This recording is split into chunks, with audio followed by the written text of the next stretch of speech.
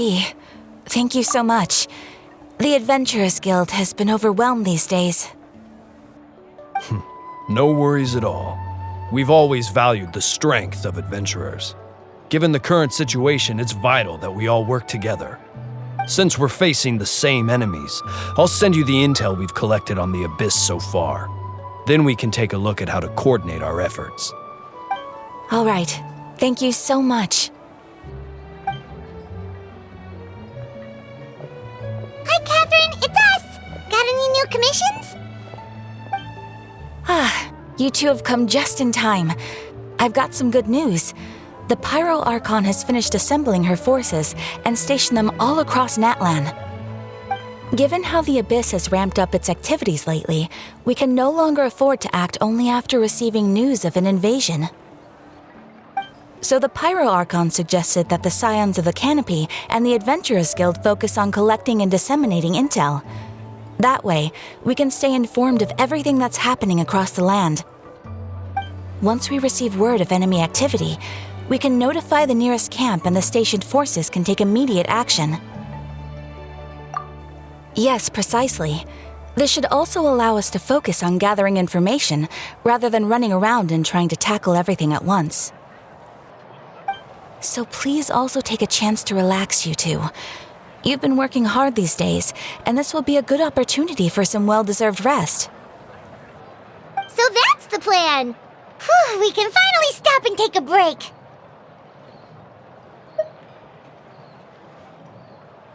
Keeping Natlan safe and sound is our priority now. The more I can wait. The movements of the Abyss are always unpredictable. There have also been times when it suddenly became more active in the past. The people here generally see it as something like an acute natural disaster. Once the disaster is over, everyone will return to their normal lives. We just all hope that day will be sooner rather than later. Oh, right. Most people have no idea just how bad the situation has gotten in the Night Kingdom.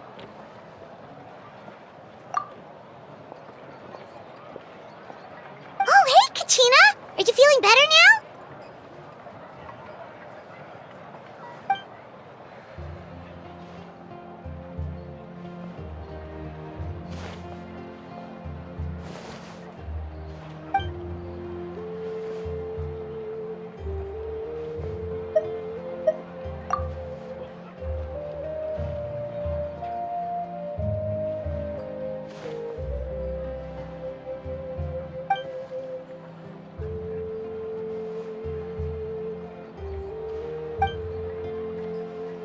Wow! So we'll finally get to meet Xilonen, the legendary forger of ancient names!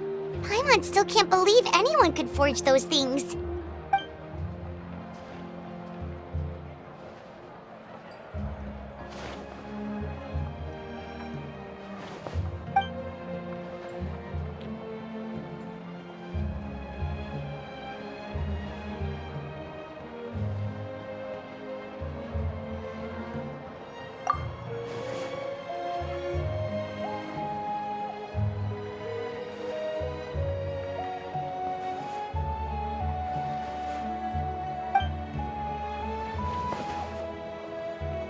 Hey, have some confidence in yourself, Kachina. After all, you're already a victor of the Night Warden Wars.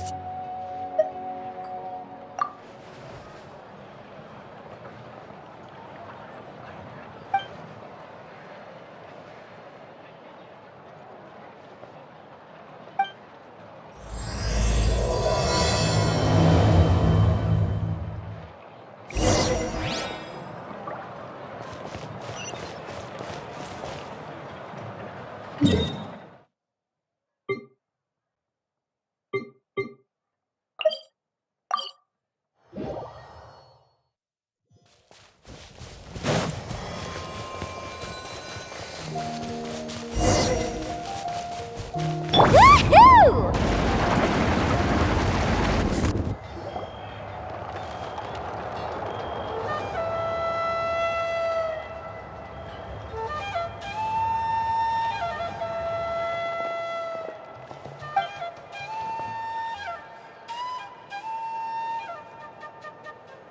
Ah, yes, so I've heard. So young, and yet you've already got quite the reputation. Wait, are you Outlanders? Yep, we're travelers who just arrived in Natlan not too long ago. No, I mean, I was aware that you're travelers. It's just no one told me that you're Outlanders. No, the only thing she said is that a new hero had pledged himself to the plan. But we'd need to forge an ancient name to ensure he'd be able to return safe and sound. And she did mention that it would be quite difficult to forge an ancient name for them, but at the time, I thought she was just commenting on my skills. But I seem to understand where the true difficulty lies now. Oh, I wouldn't go that far. I'm used to it, really. I just need a moment to process things. The Pyro Archon's requests are always difficult to fulfill, and we used to argue a lot.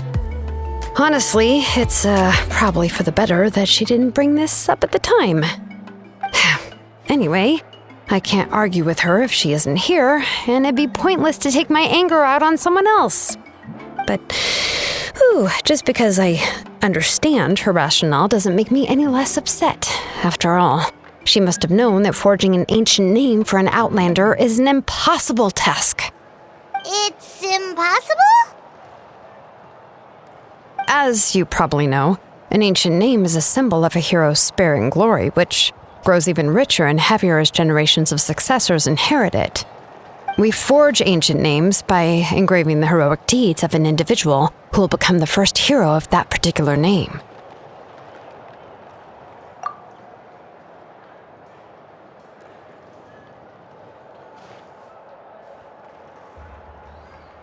But they were all performed outside of Natlan, correct? Yeah, that's right.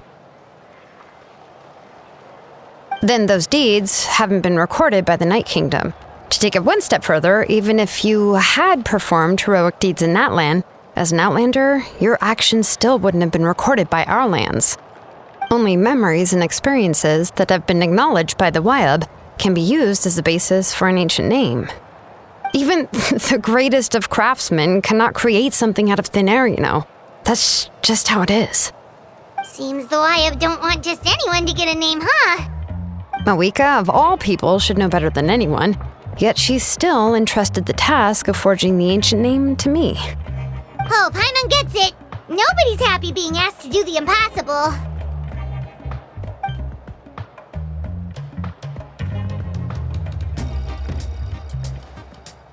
Ugh, don't remind me. Let's just focus on how we can pull this off. How to achieve the impossible. You mean you're already willing to accept the task? Well, what else can I do? What's happened is already done, and it's not like I can outright defy the order of my Archon. If she gave me this order, then she believes the ancient name is an indispensable part of her plan, and that I'll be able to find a way to make it happen. In other words, the order is an affirmation of my abilities. Whoa, not only has she accepted the task, but now she's looking for silver linings?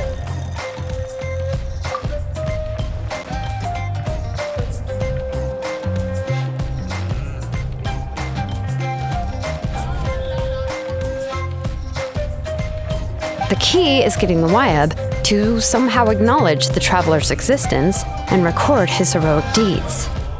We heard the voice of a Wyab when we were in the Night Kingdom before. We even had a whole conversation with her. If we can talk to her again, maybe we can figure something out together. Well, every tribe has their own Wyab. How do we know if the one you met is indeed the best one for us to talk to? Plus, considering the unprecedented nature of this situation, I have a feeling that the acknowledgement of one Wyab alone would probably not be enough. I don't know. That requires a level of knowledge that I do not possess. We need to find a consultant who's an expert on all things Night Kingdom and Wyab. The first person who comes to mind is Citlali at the Masters of the Nightwind, the one we call Granny Citlali. Oh, we've heard that name before. We used her spirit speaker's stone to find Kachina's ancient name. A person who can make something like that must be pretty impressive, Paimon's sure she'd be able to help. Still, she's older now and quite eccentric. It's hard to even book a meeting with her, given that she's constantly holed up in her room and doesn't like to be disturbed. I've heard that to get her help, you have to be extremely patient with her and know how to keep her spirit up. I hate to break it to you, but... Huh. Why is that? I mean, didn't she already help you before? And you even managed to save Kachina. Well, yeah. At the cost of her spirit speaker stone being split into two.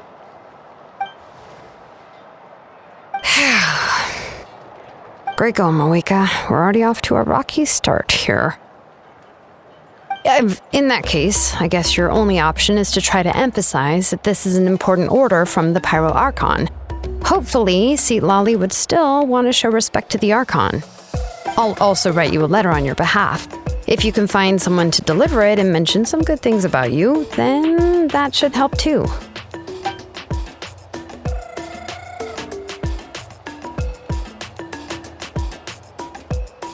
Paimon sure hopes a Hal won't interrupt when he's talking, though. All right, Kinich is a seasoned negotiator. I trust that he'll know the best things to say. Please just give me a moment to write the letter, and we can meet up near the Statue of the Seven later. Sounds good. We'll take a stroll in the meantime.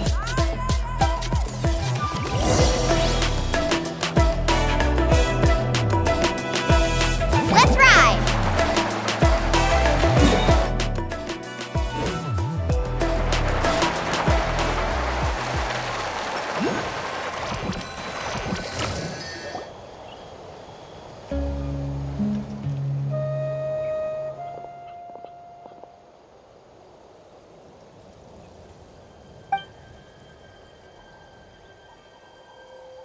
I'm sorry to put this on you, Kinich. It's just that you're probably the only person who knows how to deal with her.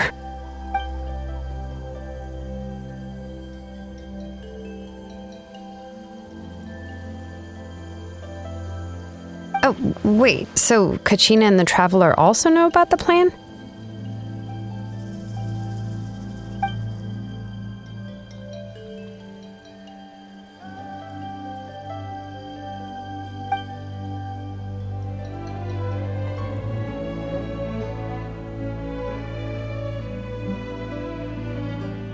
Right. She mentioned there are 6 heroes and that Xilonen is one of 4 that have already been acknowledged.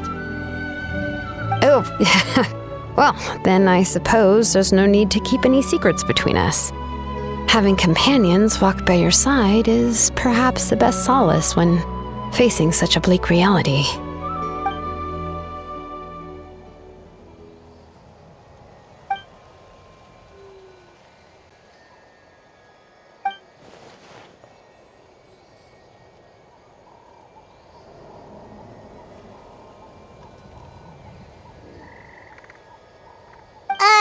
Citlali knows him too?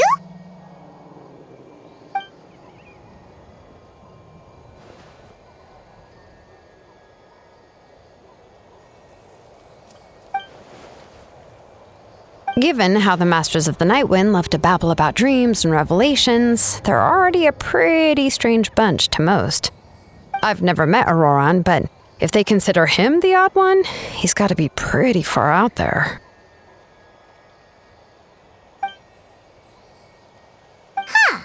Makes sense. But Paimon wonders how Citlali could be the first one to notice Ororon's disappearance if she spends the whole day in her room.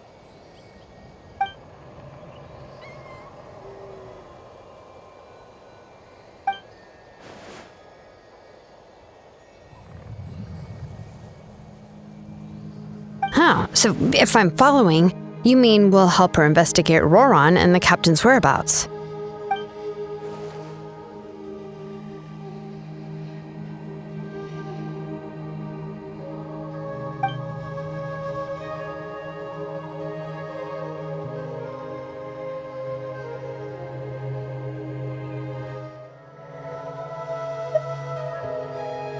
Yeah! Plus, we kinda owe her one anyway to make up for breaking the spirit speakers down. This is a pretty well thought out plan. As expected of Mollypo Kinich. Then, yeah, I'll leave my letter to you. Let's hope Citlali can meet at the stadium in 2 days.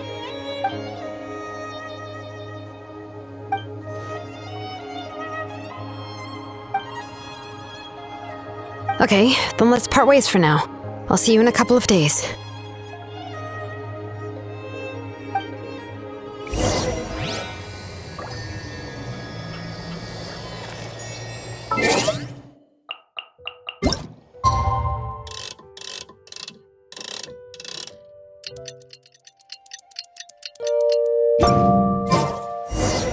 Oh, it's time to meet up with Xilonen. Let's ask her how things have been going.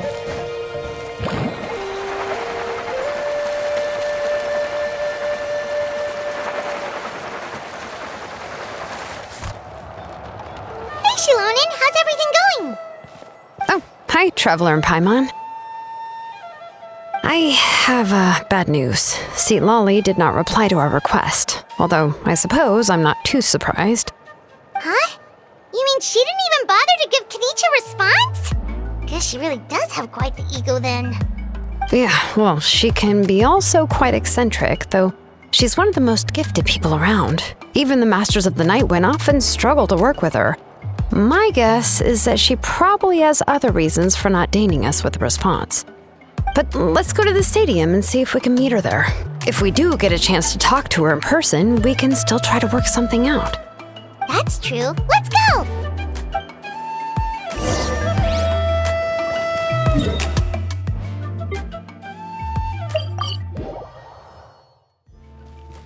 Let's ride!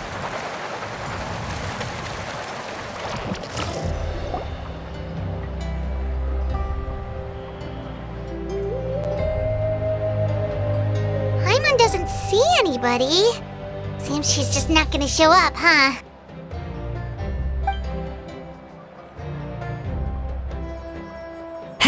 Well, we tried to be as considerate as we could, but she's under no obligation to help. That might be true, but this is still a request from the Pyro Archon, right? Shouldn't a subject always answer the call of their Archon? A subject? Well, if you ask me, I'd say we're all more like friends with the Archon. Yes, Mavuika is our leader, but that doesn't mean there's any kind of tall barrier between us and her. The only thing is that she often has very high expectations of us. Huh. So even though she's super powerful, it sounds like she's actually pretty down to earth and easy to get along with. Unlike that old hag Granny Citlali, right? Does she think she can ignore us just because she's famous? You all talk about her like she's some kind of huge deal, but she didn't even bother to reply to our letter! Seriously, if she didn't want to come, she could at least let us know. If that's what aging does to you, Paimon never wants to get old. Oh, really? So, that's how you see me? Huh? Who's there? Who's talking next to Paimon? Oh, don't mind me. I'm just a disgruntled old hag, right? Come on, relax. I'm sure my bark's worse than my bite. Huh? Citlali. Wait, you're Citlali? You're Granny Citlali? Yes, Granny Citlali. But emphasis on Citlali, not Granny. You must know this trope from light novels, surely. They use it all the time. The young man who's actually the oldest person in the room. The girl next door who turns out to be a seasoned veteran. The wise sage who looks like a little kid. Oh, wipe that look off your face! You've seriously never seen an older lady that doesn't look her age? Okay, well, don't go thinking it's a trick either. See? I'm barely wearing any makeup. Did I forget to mention, she's called Granny, but she's actually pretty young. It was an honest mistake. I guess we've just gotten used to it. I'm sorry. So, how old are you actually? What? How dare you? Don't you know it's rude to ask a lady her age? Paimon really didn't mean to offend you, it's just that your case seems really unique. Oh, Paimon just wanted to apologize, but now she's putting more and more of her foot in her mouth. Really, Paimon just got a little mad since we thought, well, you were gonna leave us out to dry. It was my idea to invite you here, Citlali. So if you're upset, you can just take it out on me. All right. I was only joking. I didn't mean to chastise anyone. There's really no need to take all this so seriously. If anything, I'm gonna feel awkward if we keep this going. I received Kinich's letter and was planning to attend this meeting. Since I had already decided to come, I figured there was no need to draft a reply that simply said, "Understood." Besides, just showing up is the most important part, no? But, of course, it's also natural for people to get held up by one thing or another as they're trying to leave the house. It certainly was a bit awkward to see that everyone else had arrived before me. At first, I was thinking of quietly sneaking over, but since you were already here waiting for me, I started to think about how I should phrase my apology, only to hear you all talking smack about me. Anyway, that's the whole story. Honestly, it's not like I owed you an explanation anyway.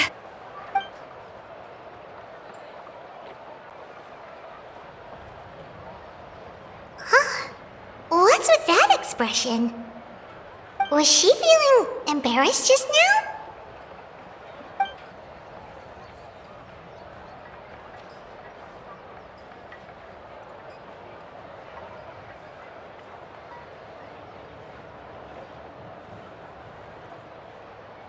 When the Masters of the Night Wind say they struggle dealing with her, I wonder if the feeling is mutual. She seems to be pretty awkward herself. Everything she does and says seems a little forced. Anyway, Xilonen, I heard that you require my help in crafting an ancient name. Correct. The situation isn't like anything we've handled before. Let me explain. I see. So Mavuika has asked you to forge an ancient name for an outlander. Well, that would be a first. And you've also heard all about Ororon. I must say, he's always been a good kid. I can't see him joining the Fatui of his own volition. He must have been coerced somehow. Yeah, that's what we came here to ask you. We'll help bring Ororon back if you help us solve the problems of forging the ancient name. What do you think? I suppose I'll just call you Traveler for now. Traveler, come here. Let me take a good look at you.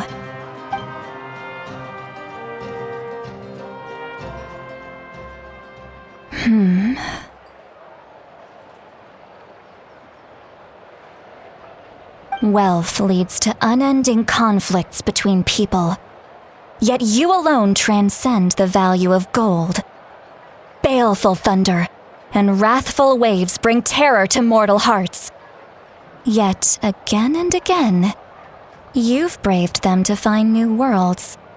O weary yet free soul, even the most verdant leaf in the forest will pray for your happiness and safe passage.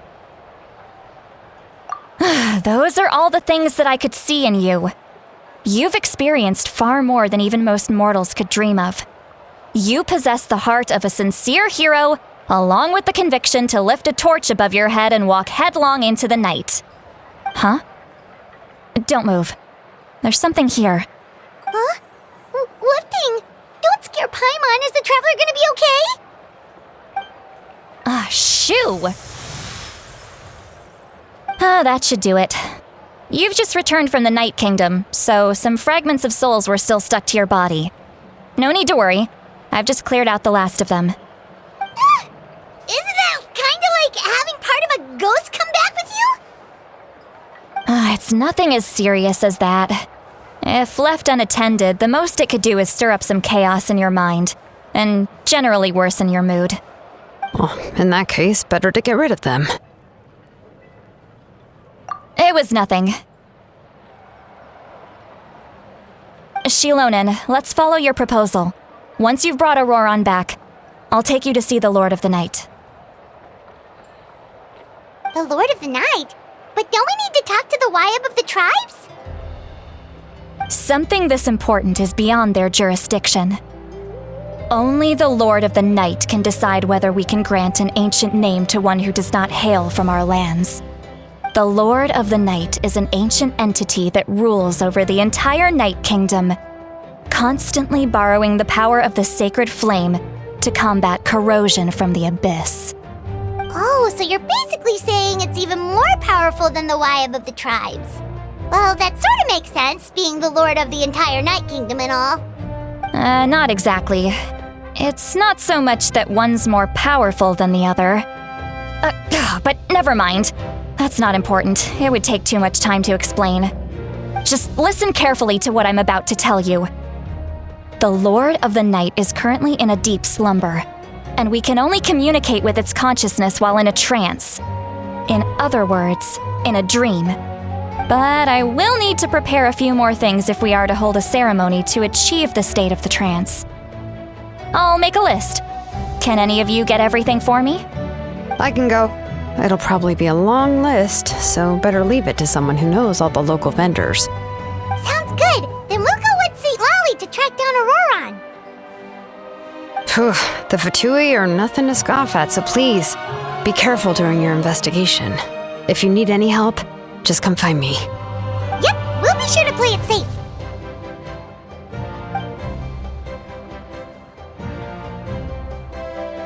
All right, now it's time for us to catch that brat and bring him back.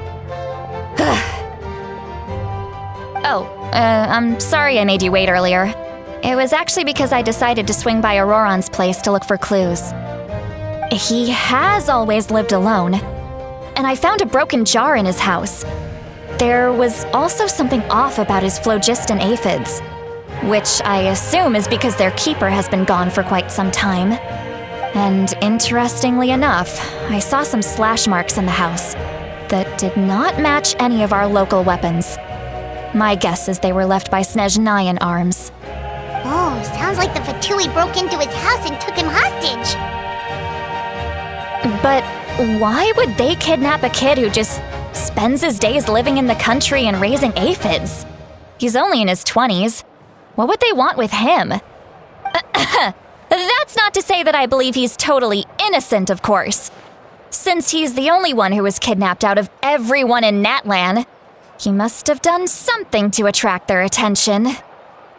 In any case, we'll get to the bottom of this once we manage to get him back here. I'm truly sorry to put you two through all this trouble with me. But please help me get him back. You can count on us! All right, then let's start by heading to where Ororon was seen last.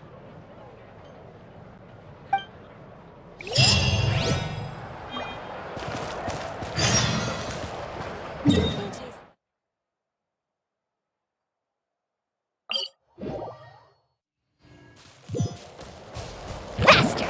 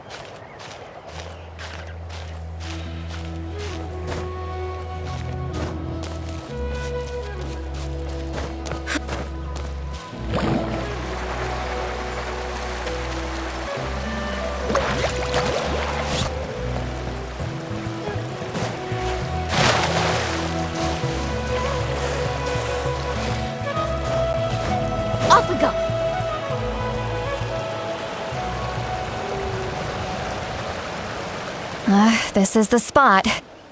An eyewitness claimed to have seen Ororon speaking to some Fatui soldiers here. I don't know how much you're willing to believe me, but Ororon really is a good kid. I see no reason why he'd suddenly get involved with the Fatui. I'm convinced that what the witnesses saw was actually the Fatui coercing him, or perhaps trying to extract information. However, I doubt anyone would believe me, given there are no signs of a fight. Didn't Kinich say that she's a big name in Natlan? Feels kinda weird to see her so frustrated and helpless like this. Ororon? Well, he was left at the side of the road as an infant, and the people of the tribe took him in. You could say that everyone had a hand in raising him. He learned a lot from us, and once he reached adulthood, he built himself a house out in the countryside. He spends most of his days growing vegetables and raising aphids, living off of what he harvests from the garden. He's always been such a good kid. He would even get his friends to deliver whole bags of fresh produce to my place.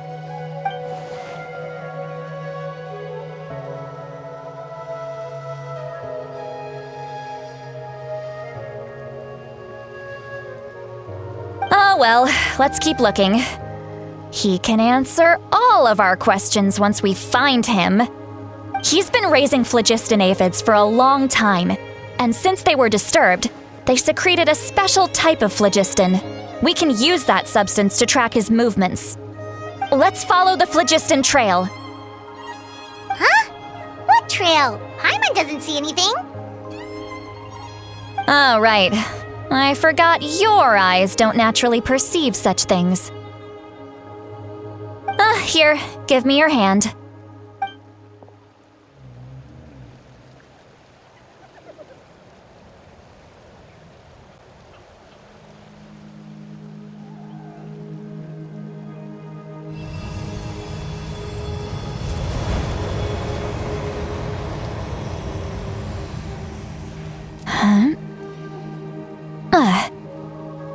How about now?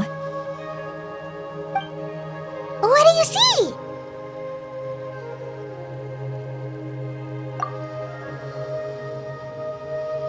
Whoa, Paimon can see it now too! That's right. I used a spell to temporarily transfer a portion of my senses to you. For a short while, you'll be able to see the phlogiston too. Wow, you can even share your senses with us? First time Paimon's heard anything like that. It requires a very rare spell that most people aren't adept at. But don't worry, it's a cinch for me. Between the two of you, it seems the Traveler's senses are a bit stronger than Paimon's. When I held your hand just now, I could sense that you've got a great affinity for phlogiston. You're extraordinarily gifted. Anyway, we'll need to use our vision now to track down Ororon. Good luck, you two. Over here, this way! Citlali might say a lot of deep and confusing stuff, but this spell of hers is really something. What was that? Oh, Paimon was just complimenting you, really.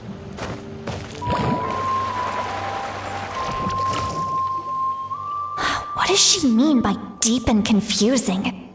As far as elderly shamans go, I'd say that I'm already pretty easy to talk to.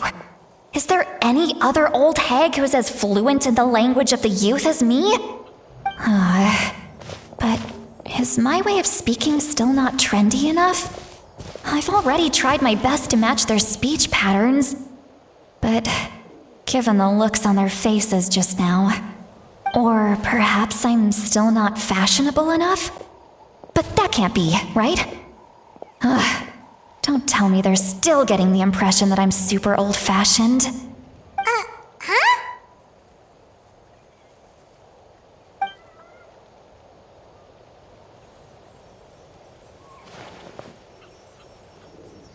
Was that Citlali's voice?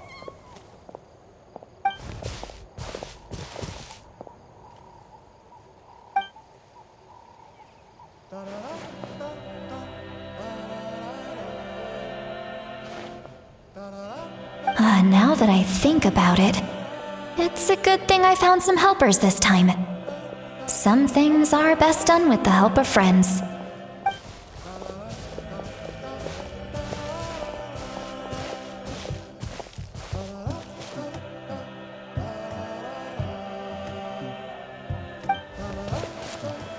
Oh?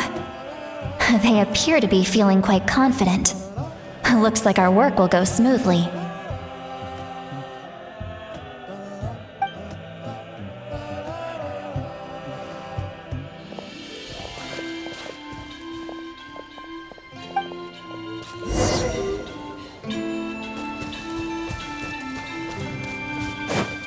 Hey, looks like there's a new camp over there! Let's go take a look. That little brat, I swear. I just hope he hasn't gotten himself into any real trouble.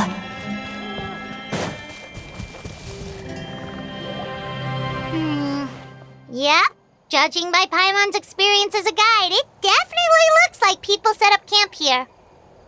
Wait. The phlogiston here is a bit odd. Let me see. Paimon sees a small shape here. Could it be some sort of symbol?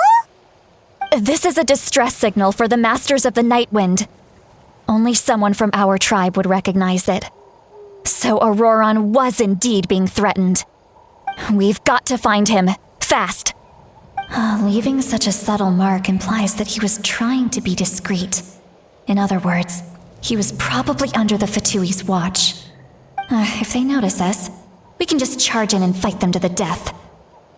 But what if my darling grandson is also there? I can't have him caught in the crossfire. No, I've got to be careful. Otherwise he'd get hit as well.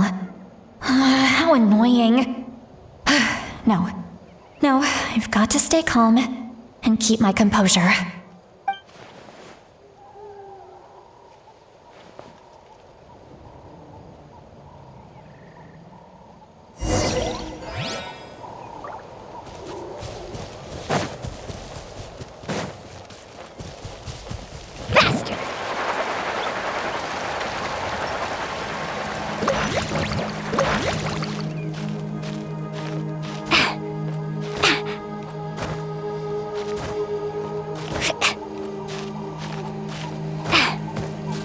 Off we go! Carving waves!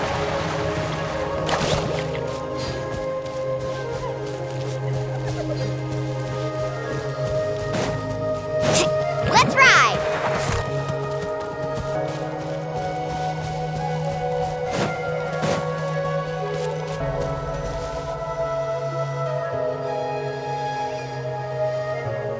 There are traces of people staying here too! Wait a second. The phlogiston around here is jumbled up. I can also smell a mix of elements in the air.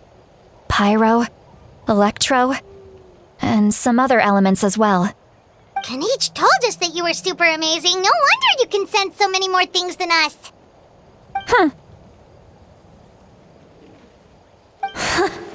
It's about time that little brat said something nice about me. There are signs of a struggle here. Judging from what's left on the scene, there must have been a fight. But after that, the factions seem to have gone their separate ways. Both the phlogiston and the elemental traces in the air support that. Do you still remember the little mark we found before?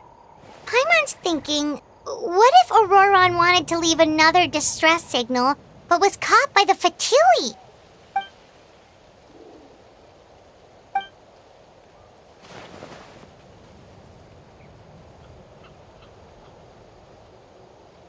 Given there are 2 signals leading from here, we should split up as well.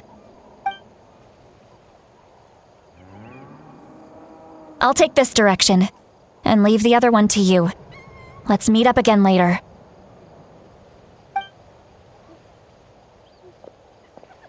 Ororon, what the heck were you doing? It's one thing to trouble me, but now I had to bring other people into this as well. Ah, you little brat. And off she goes! Traveler, did you hear all of that as well? Once Citlali left, that voice went away as well. Paimon even tried calling her name inside Paimon's head, but there was no response. So you were thinking the same thing! Paimon also thought that if we could hear what she was thinking, then she could probably also hear what we were thinking in our heads.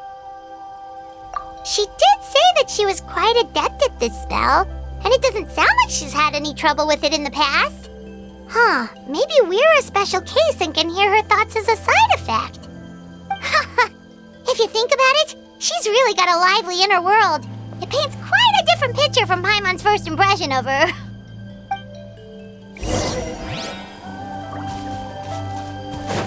Carving waves! Paimon sees some traces here. Let's follow them and see if we can find anything up ahead.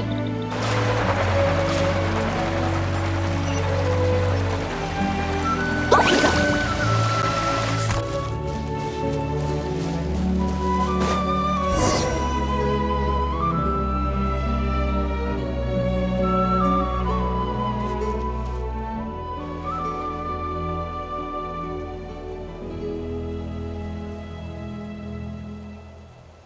Did you find something?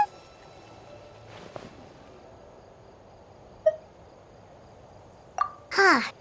So we can't tell where Ororon might have gone from here. That's weird. The phlogiston trail suddenly stops. We can't make anything of these footprints either. But he can't have just evaporated into thin air, right? We know he wasn't alone. He had all those Fatui with him.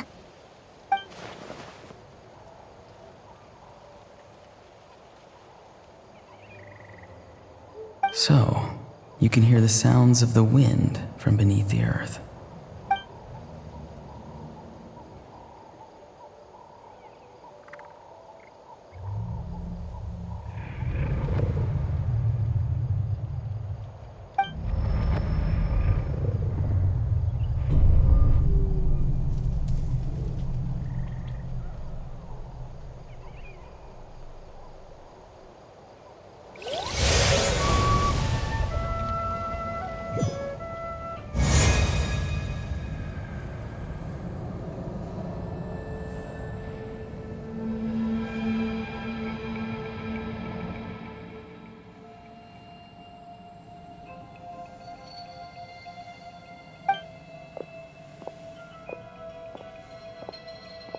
I'm very sorry, but please do not move.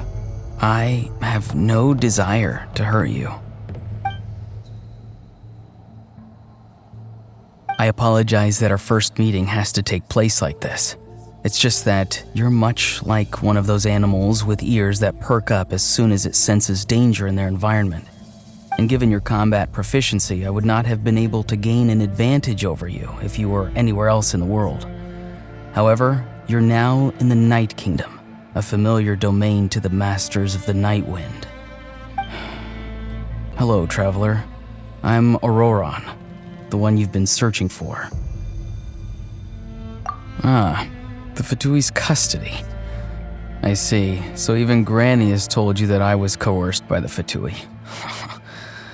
I'm afraid you've been brought here by a lie, like a false omen in the lingering smoke. My friend and I only left those traces to lure you here. Deceiving you was never our true intent, however. It was simply the fastest and most feasible way for us to set up a meeting. Greetings, traveler from afar. Be careful with this traveler. His soul is temporarily restrained by us, and it appears to have become more fragile in the process. It's taking all my concentration to hold on to him. It was I who tasked Ororon with leaving the traces to lead you here, and I who used the Master's ritual to bring your soul to the Night Kingdom. I've heard much about you from the past encounters you've had with my colleagues. Given the present situation in Natlan, I would like to sincerely request a formal meeting with you, in person. I will use the opportunity to explain my goals and motivations to you, as well as why I mistrust Mavuika, the Pyro Archon. I believe there is little reason for you to blindly follow her plan. If you would like to hear our intel, then find us to the east of the stadium. But remember, not a word of this to anyone. I would like to avoid any further conflict. You will see me again once you return to reality. No matter what I say, please, help me keep this a secret. This is all to avoid dragging Granny into this conflict.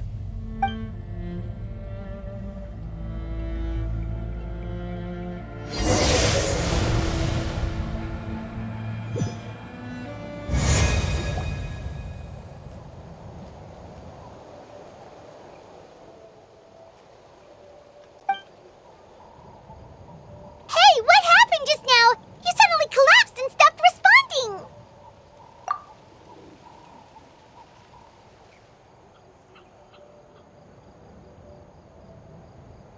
Hey, why are you sitting on the ground? Are you okay? Citlali! He froze for a moment and then just collapsed to the ground! Could it have been those leftover remnants from the Night Kingdom? Do you have any itches or pain anywhere? Don't worry.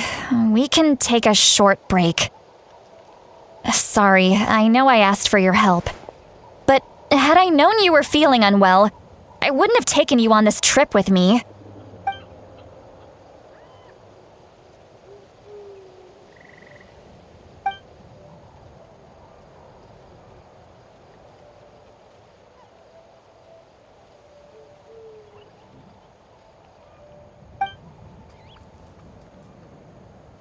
If you're feeling sick, you should just say so. Citlali should be able to, exorcise any ghosts or weird stuff that you picked up in the Night Kingdom. A seasoned traveler must know the importance of not pushing yourself beyond your limit. If you need anything from me, just say the word. In any case, let's take a bit more time to rest now.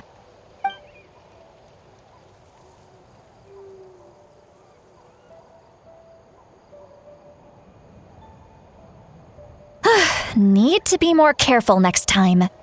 Feeling better yet, traveler? All right, let's get ready.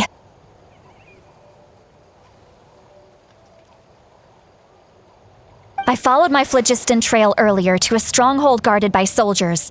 I have a feeling that Ororon is probably being held inside. Oh, so it's close by. Then let's head over right away. Well, I recruited you to be my helper, which means we're in this together. Like the wind and the clouds. We either move as one or not at all. But if you want to make it up to me, then just be sure to fight extra hard when the time comes.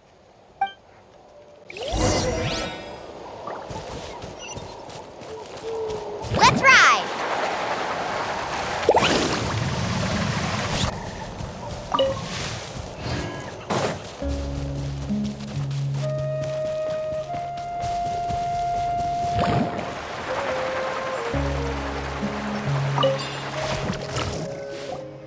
Look over there. Huh? Paimon thinks she sees someone in the middle of the camp. That's Ororon. So he really was taken by the Fatui.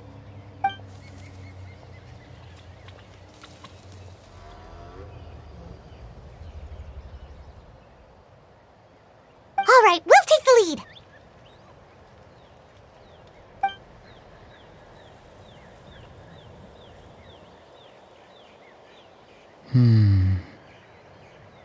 Hey, quit daydreaming. Don't you have work to do? I cannot see the sun. What? Without the sun, I cannot see the truth. You are currently blocking the light, so I must beseech you to move aside. Huh? Okay, Mr. Philosopher. That's enough mumbo-jumbo. Wow. I'm going to rip that guy's head right off.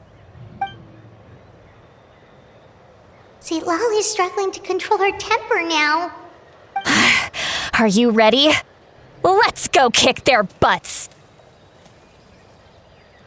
On my count. 3, 2, 1! Still trying to resist? You've got no idea who you're up against! Back into it! I will have order! This one's got your name on it! Umbrella warfare, I guess! Attack!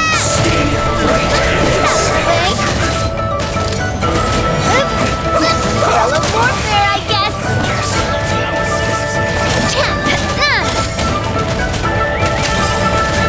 Order guide you! This one's got your name on it! Fire! Well, with rocks. Feeling lucky? You need a break. This is order! So quiet.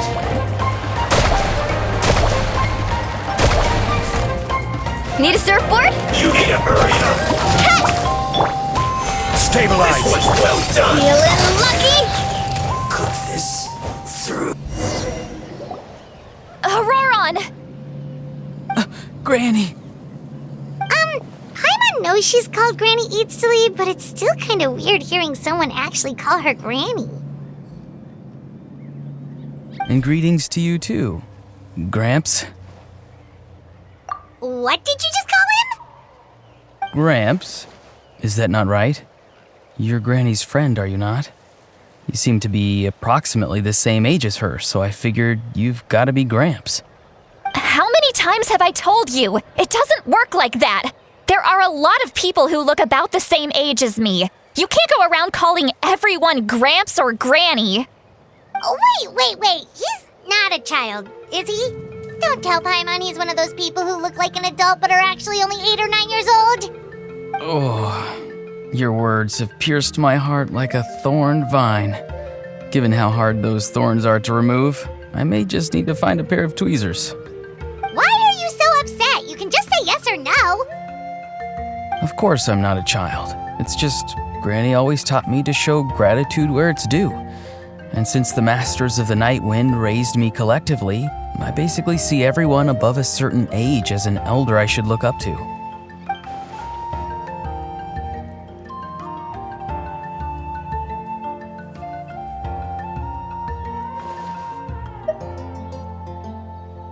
Exactly. But if you keep that up, then everyone's going to be your senior. And do you think saying all of this is gonna save you from a scolding, Ororon? Haven't I told you 100 times since you were a kid? Heed the 3 warnings. Be wary of bees prowling around, scammers looking for their next victim, and strange people who appear out of nowhere. Oh, so you do remember and you just chose to ignore them. I always knew that living on your own was going to get you into trouble sooner or later. But getting kidnapped? That really takes the cake. You won't always be able to rely on other people coming to your rescue, you know. You're just lucky we got here when we did. Or we might be launching another search and rescue operation to find out where they put your severed head. I'm sorry, Granny. I'll be more careful next time. Next time? Oh, good one. You think there'll be a next time after this? Not a chance.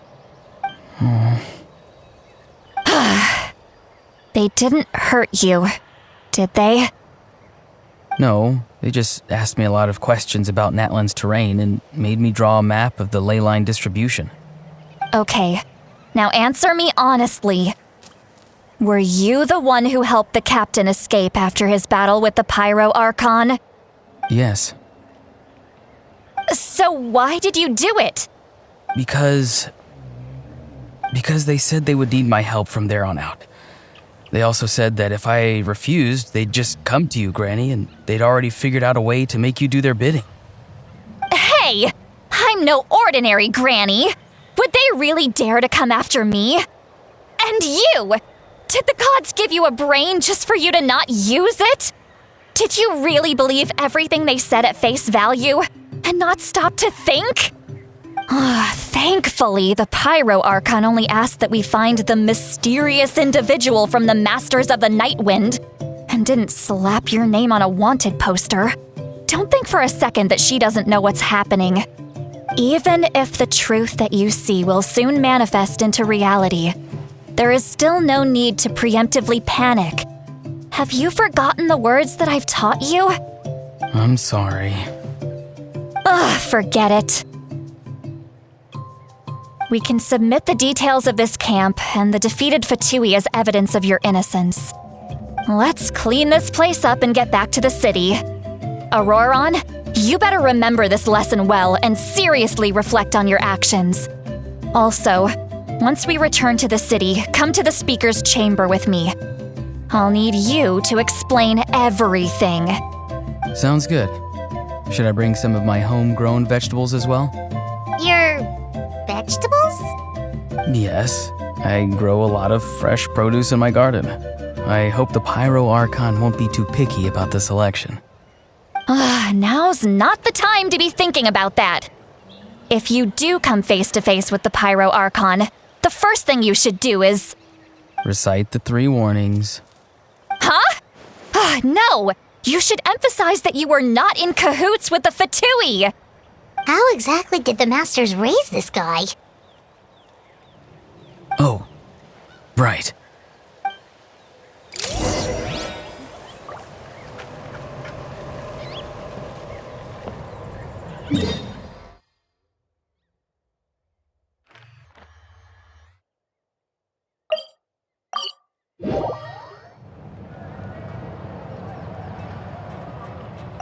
I see.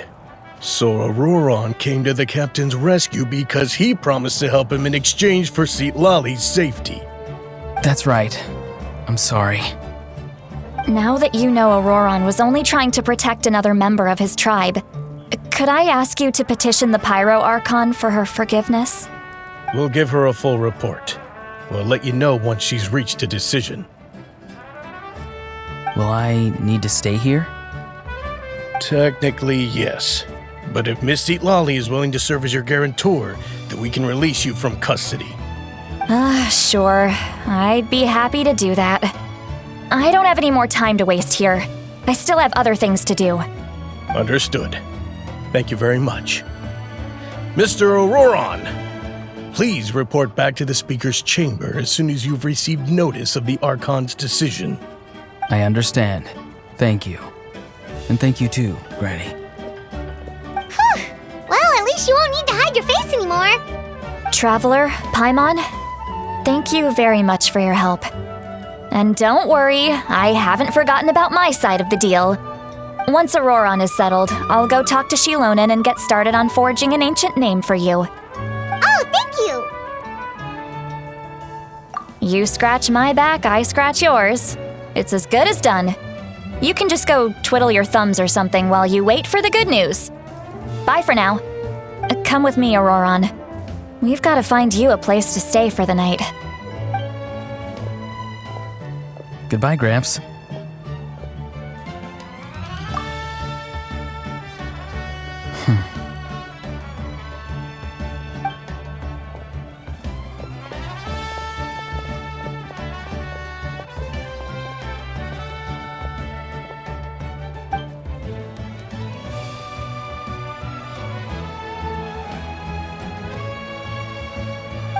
We're finally done.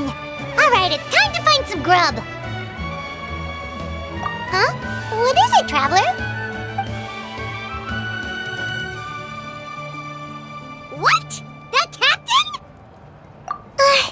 Sorry. Paimon just didn't see that coming. So you really saw him in the Night Kingdom? And he didn't attack you? Oh, that Ororon, what is he up to? He sounded earnest enough just now. Paimon would have never guessed anything was happening. All that stuff about protecting Citlali and being forced to help the Fatui when he's actually been a willing accomplice all along. Yeah, you're right. Still, Paimon appreciates you telling her about this. Paimon will support your choice no matter what, so if you want to go, we can go together. We still have another whole day before the meeting, so we'll just meet with them when the time comes.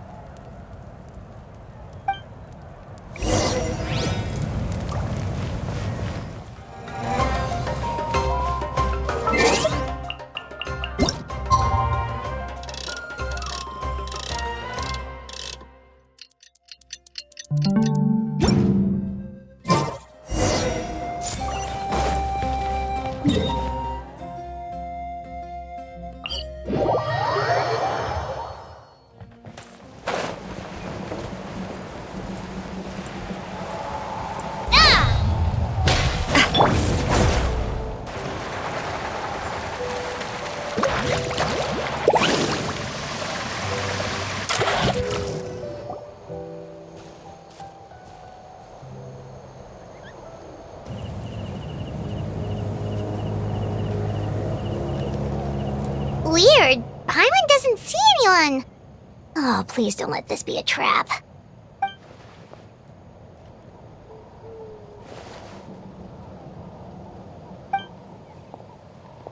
What was that? Good evening. Nice to see you again. It's you. You shouldn't pop up from behind people like that. What are you, a ghost? I'm terribly sorry. It's just a force of habit. And what's with you apologizing all the time? You sound so polite and honest, but you're actually doing shady stuff behind people's backs. You're right. Granny tells me that too. Huh. Come to think of it, you remind me of her. Sometimes you two sound really similar, you know. Oh, so you're gonna call Paimon Granny too now? Well, I could.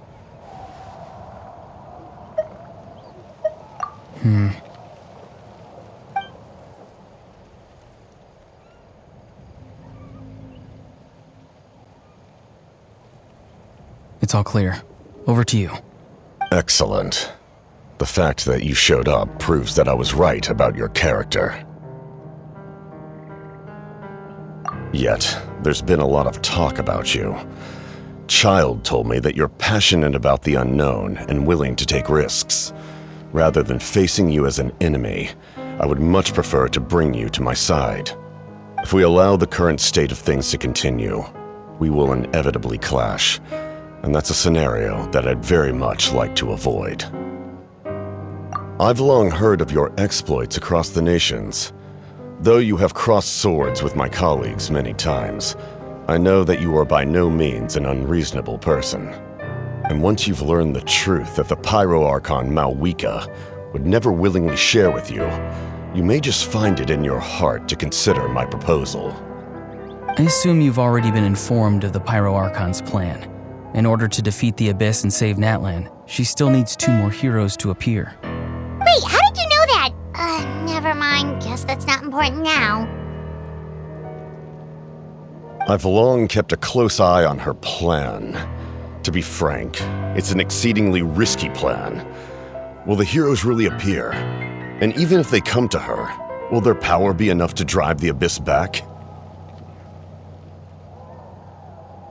If any part of the plan goes awry, all of Natlan, even all of Teyvat, will pay for her mistakes.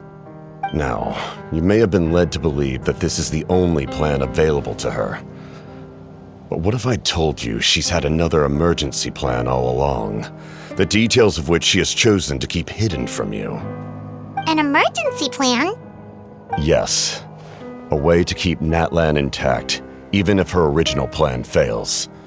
But given the painful cost of its execution, she has chosen to keep it as a mere backup plan.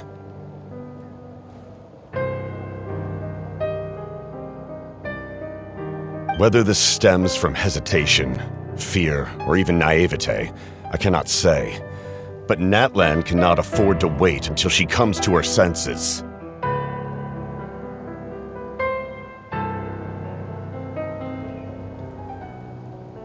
My fear is that given the enormity of the decision, she will be reluctant to confront the dire reality we face until it is too late. There will be no time left to execute the backup plan, and all of Natlan will be lost to the Abyss. We have to make the decision for her, here and now.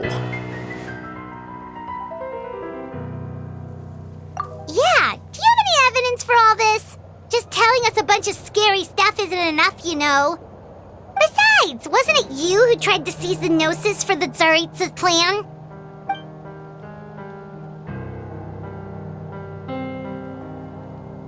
I knew you'd be clever enough to see. That's right.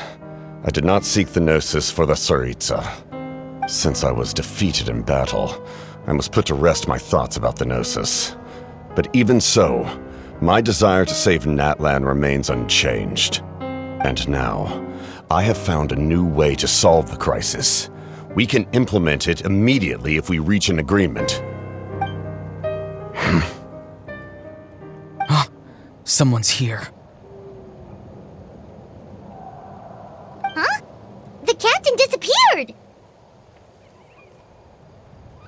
Something is rapidly approaching. Oh no. Something? Bad news, chump! It's your granny! Citlali? When did you get here? I knew something was amiss after we were separated. Hidden ceremonial tools, an unconscious traveler. I must say, I'm very curious about what you're up to. How dare you go behind our backs like this, Ororon? Colluding with the Fatui? Really? Oh, here we go again. Cat got your tongue, huh? You really think you can avoid a scolding just by staying quiet? I'm not trying to avoid anything. Oh, and now you're talking back. Well, go on then. Explain yourself. What the heck are you up to? I'm sorry, Granny. I feel so guilty. You! That's it! Where are my tools? I swear if I don't teach you a lesson right here and now, I'll... Wait, Citlali! Please, calm down. We, still learned a lot of info, didn't we? Like the fact that the captain isn't trying to seize the Gnosis anymore. So, maybe just save the scolding for later, okay? Listen well, Ororon. You're only getting out of this now because of the Traveler's plea. This isn't over. You hear me? You're right, Traveler. Let's go. We can discuss this more back in the city. You two keep an eye on Ororon for me, okay?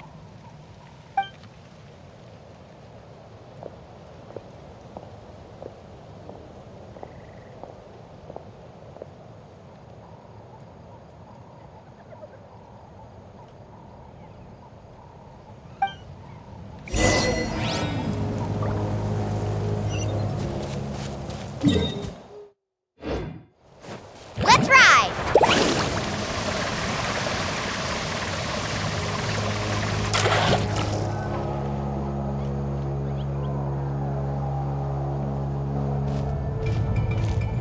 In all my years, I've never had a child cause me so much grief.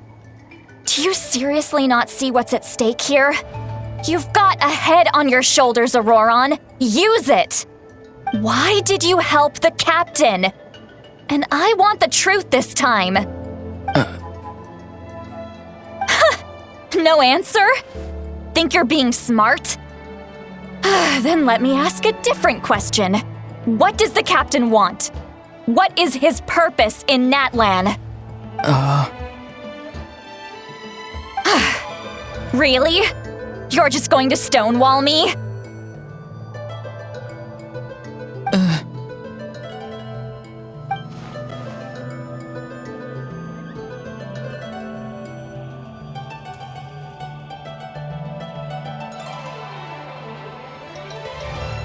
Just use your brain for a second. What do you possibly stand to gain by helping the captain? Only endless trouble awaits you and everyone in the tribe. You've always been a good kid. Why would you throw that all away now? If you're worried about something, just talk to me. Granny would much rather we had a conversation instead of constantly clashing like this. Why is he staring at us all of a sudden? I'm sorry that you have to hear all this. You're very kind. Most people would have fled by now. Not everyone can handle Granny's scolding. Oh? You dare gossip between yourselves instead of listening to me? You... Sorry, Granny. Sorry, Granny. Sorry, Granny. You know what? Fine. I'm perfectly aware that everything I say goes in one ear and out the other. You're all grown up now, so why would you listen to an old hag like me? You say all the right things, but then you go and completely ignore me. Well, if that's how you're going to treat me, you can stop sending Aoife over to my place to deliver your stupid vegetables! I don't need anything from you! Who's Aoife? A delivery person? That's irrelevant. The point is, he hangs out with this kid, so he must be no good. You kids get to a certain age and suddenly act like you know it all. There's nothing I can say to get through to you. Ororon, if you're still thinking about that so-called duty, then please, just forget about it. The ley lines did not fall to this state because of you. And we've long closed the book on that incident. Seems they've started talking about some kind of tribal history. I'm starting to get lost. That's not it, Granny.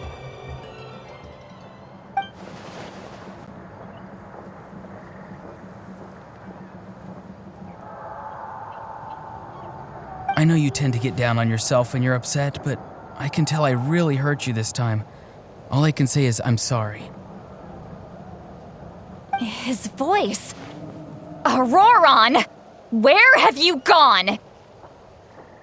It sounds like he's somewhere super far away, but isn't he right here in front of us?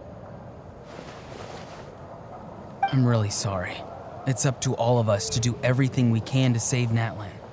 So I've got to go. Get back here this instant! Ororon! What is this? Powder from plant spores? Is that the trick he used? What just happened?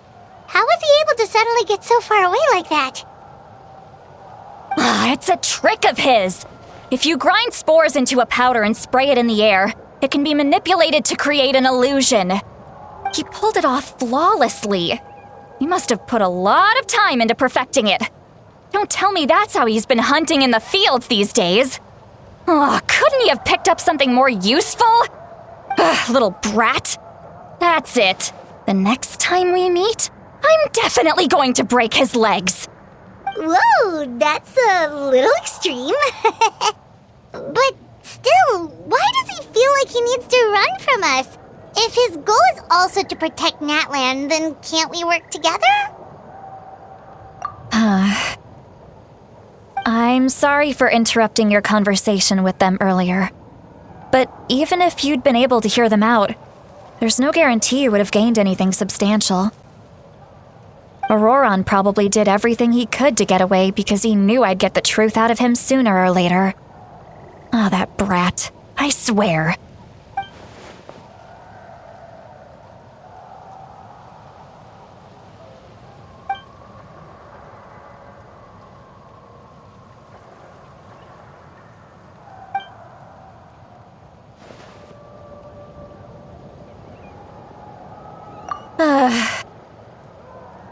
We've got quite a long walk back to the city. Let's take our time. It'll give me a moment to figure out how to explain all this.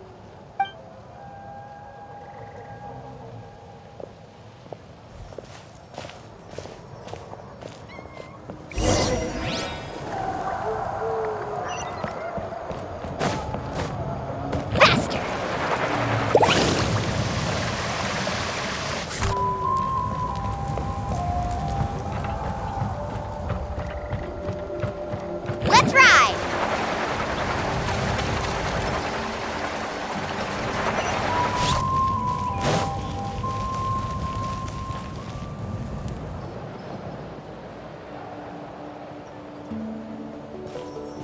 Do you two have some time? Feeling hungry? How about we get something to eat? Oh, right. It's been a while since we last ate. Now that we can relax, Paimon just realized how hungry she is. Then let's go. We can find somewhere to sit down and talk. Food and drinks are on me. How did this become Paimonville? Citlali looks quite down on herself. All right. It's on Paimon this time. What's one meal to the best guide in Teyvat? So you can just sit back and enjoy, Citlali. Paimon will take care of it. Hey, come on now. You won't even let me take you out for some food and drinks? I just wanted to treat you to a meal. Are you sure? We can save you some Mora. Mora is the least of my concerns. Besides, we're definitely due a meal after all the time we've spent together. Let me get this one. I might be an old hag, but I like to think I'm not completely useless. Sure, that's fine with us, but Paimon doesn't want you to be sad, Citlali. Don't worry. I'm sure a juicy grilled steak will work wonders.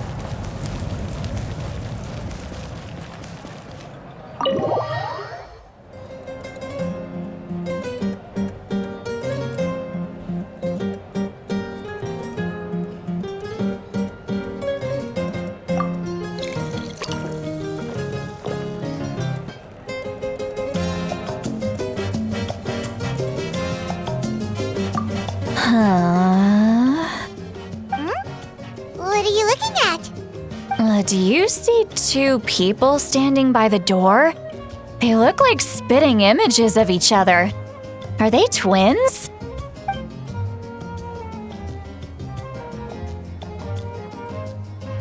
But Paimon only sees one person there. Huh?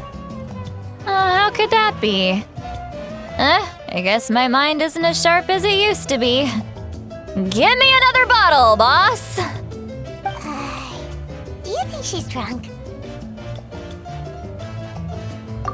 There you go, miss. Oh my, it's not every day you get to see Granny Itzley here with some friends. Not to mention ones who've made a huge name for themselves recently. Oh, so you've heard of us? Of course I have. Aren't you the ones who saved Kachina and brought her back? No wonder you hit it off with Granny Citlali. She wouldn't spend time with just anybody, you know. I don't even remember the last time I saw her with a new friend. Wait, so you call her Granny too?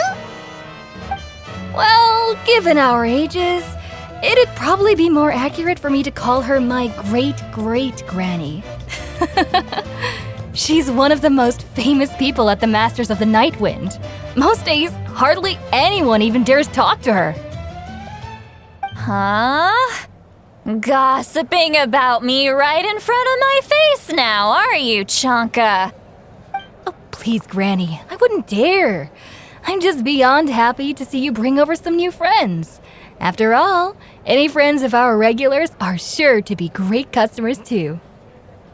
All right, that's enough. Go on now. I'm sure the other customers would like to talk to you as well. There's no need to keep staring at me. I promise I'll keep my alcohol down until I leave. Well then, you have my thanks.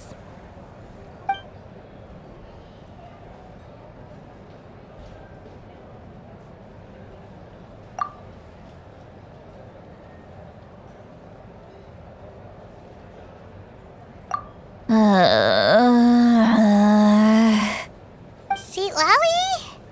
Citlali? Who's that? You You got some gall calling me by my first name. Let me guess. You want to test your skills against Granny Eatsley, don't ya? Are you still with us, Citlali? You're kinda talking to no one. You chumps come around here, picking fights with me? Well, you know what happens next. You lose, and then run off home to tell everyone about how I'm this big scary bully. It's always the same story. You brats start it, I finish it, and then I end up with the reputation of being some kind of terrible monster among the shamans. I mean, come on. Monster? Me? Really? What did I do to deserve that? Granny Citlali, you're not a monster at all. Exactly! And while we're at it, I'm not some lazy slacker either. Between meditation, advising the chief, and speaking with the Wyab, I actually have a pretty packed schedule, you know. Oh yeah. And I have to mentor all the new kids. Hey, new kid. Yeah, you. Don't play dumb. Didn't I teach you how to find phlogiston? You see? I know my stuff. I'm a good teacher. You tell him. That's more like it. About dang time someone showed me a little respect. Yeah, Granny's a hard worker, all right. You can always rely on old Granny.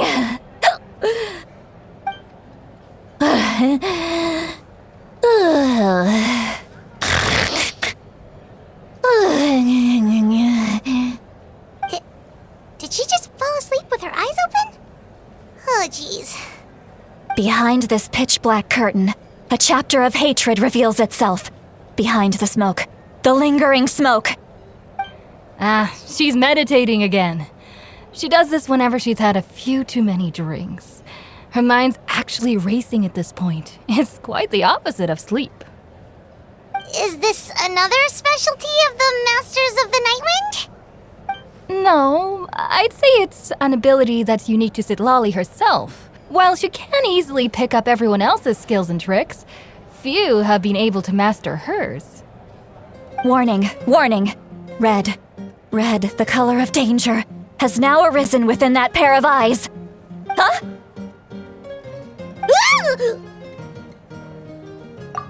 Traveler?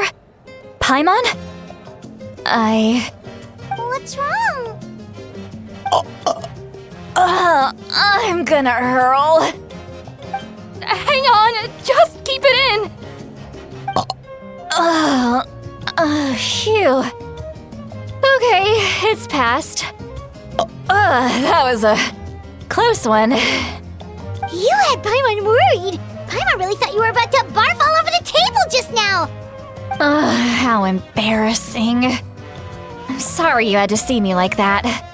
That's never happened before, I swear. I've never thrown up, not once. Are you feeling okay? Want to take a quick walk and get some fresh air?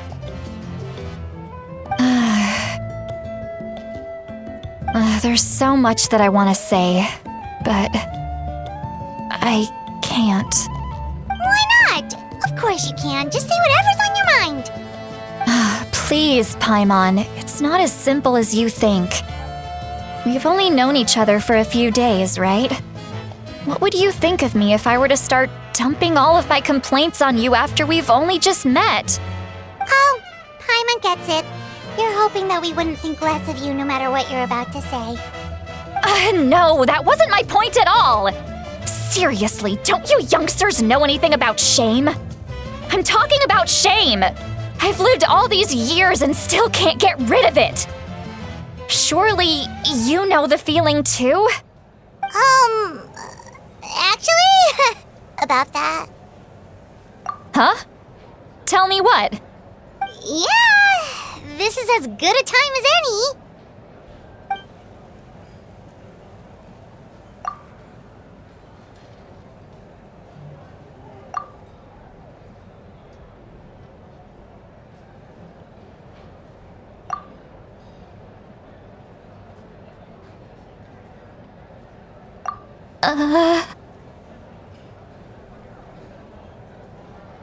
So, you heard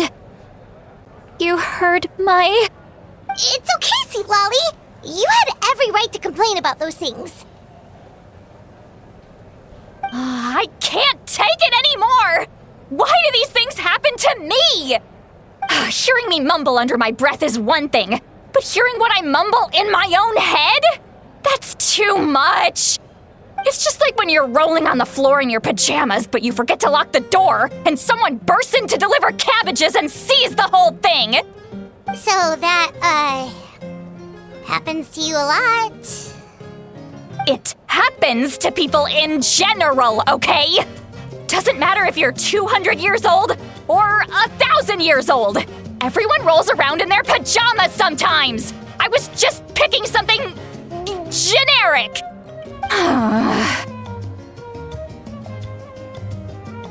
Take a walk with me. I have things to share with you. Looks like she's completely given up. Like those criminals who just confess everything and accept their fate.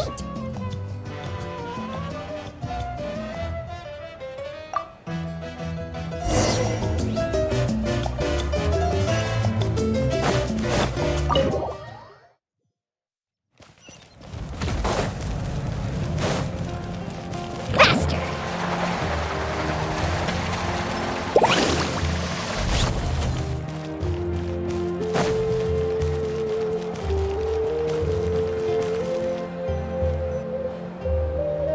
Well, great view, right?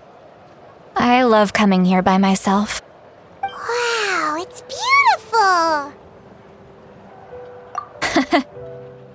You're making me want to cry.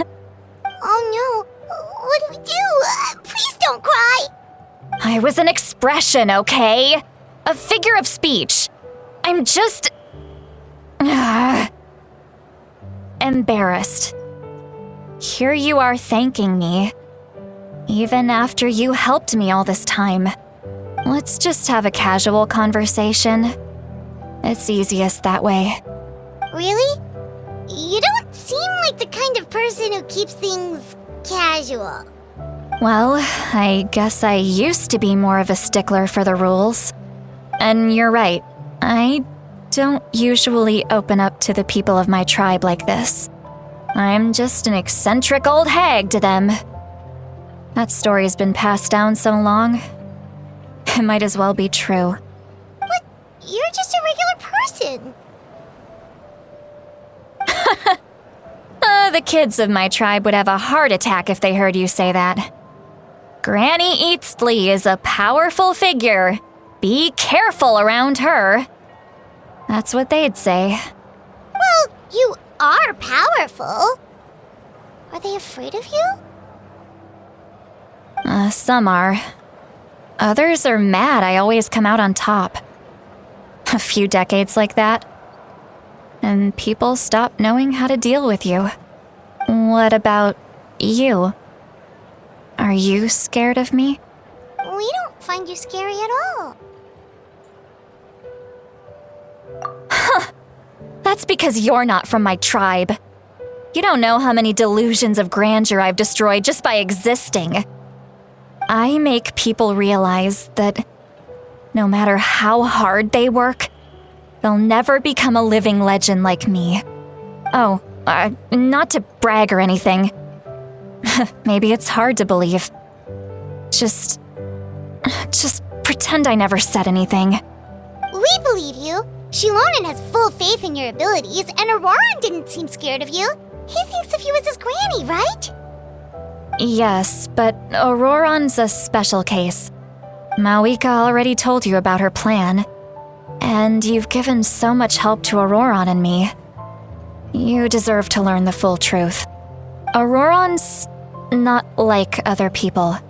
As I mentioned, He was abandoned as a child. The reason being, his soul is incomplete. The Masters of the Nightwind view this as a bad omen, capable of bringing about illness and misfortune. No one knows who his parents were. He was just left on a rock in the wilderness. It's a miracle he wasn't devoured by some wild beast. The Masters of the Nightwind believe they can see human souls, and in Ororon's incomplete soul, they saw a possibility for Natlan. A possibility to turn Ororon into a vessel for lost souls. The ceremony would allow lost souls to gather within him. Ororon would then be sent to the Night Kingdom to return the souls to their rightful place, strengthening the ley lines and completing the ceremony. Wait, that doesn't sound right. Now you see the problem. When damage occurs to the Night Kingdom, the souls held within disperse and remain adrift, unable to find a way back to the ley lines. This loss of souls damages the Night Kingdom even further. The ceremony can send back countless souls at once, which would benefit the Night Kingdom and the souls themselves. Of course, the vessel, Ororon, would be sacrificed in the process. I wasn't surprised the chief at the time came up with the plan. The ley lines were already in a terrible state. A suitable candidate for the ceremony appears, and now you have the chance to make things better. Of course you're going to take it. When the chief asked for my opinion, I didn't give my approval, but I didn't object either. So they went ahead with the ceremony. It failed, and Ororon escaped with his life. Pathetic, isn't it? By not objecting, I basically gave them the go-ahead. Maybe they didn't have my explicit approval, but it's not like I did the right thing. If the ceremony was successful, Ororon would probably be dead. Of course, in my tribe, death is rarely something to fear. But what kind of message would we be sending by sentencing a newborn to death? By using a human life as a tool? It's not right. So, when I learned the ceremony had failed, I was ashamed by my inaction, and absolutely relieved by the result. The plan was never a secret. Or, I guess I should say, there was no point to keeping it a secret. A simple investigation from Ororon would reveal everything. Everyone thought he would be happy he survived, and he never really said anything to the contrary. But just as I was about to put all of it behind me, he asks this question. Would Natlan have been saved if the ceremony succeeded? Wait, but it's not his fault. He knows that, but he still feels guilty. Ororon has a strong ability to perceive souls, more than any of us. He understands just how dire the situation with ley lines has become. Maybe he chose to work with the Fatui because he still thinks he owes a debt to Natlan. I can only imagine what they told him. Traveler, didn't the captain say he found a way to solve the crisis? Maybe that's what brought Ororon into this. Anyway, we can't just let things go on like this. We have to convince him to come back! You don't look so good, Citlali. Maybe you should head back and get some sleep. Probably drank too much. It's okay. The fresh air is doing me good. Okay. Forget that. I need to go home. I hit it a little too hard.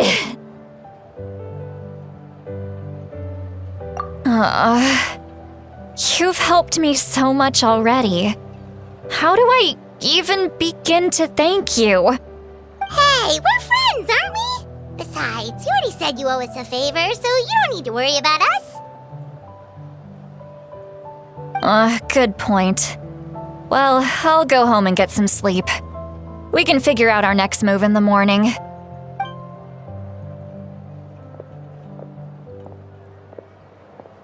Friends. I like the sound of that. Ororon's probably back with the captain, don't you think? You mean about the backup plan? Do you really believe what the captain told us? Yeah, you're right. We should just go to her directly. But she's probably asleep. We can find her first thing in the morning. For now, let's...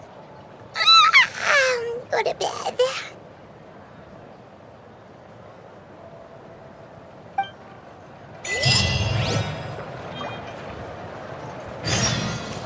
Need a surfboard? Off we go.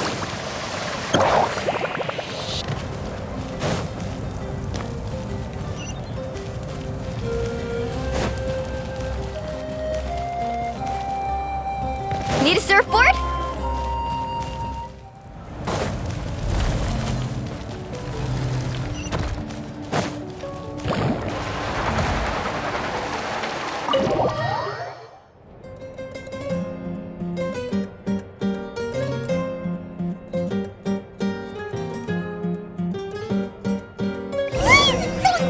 Outside.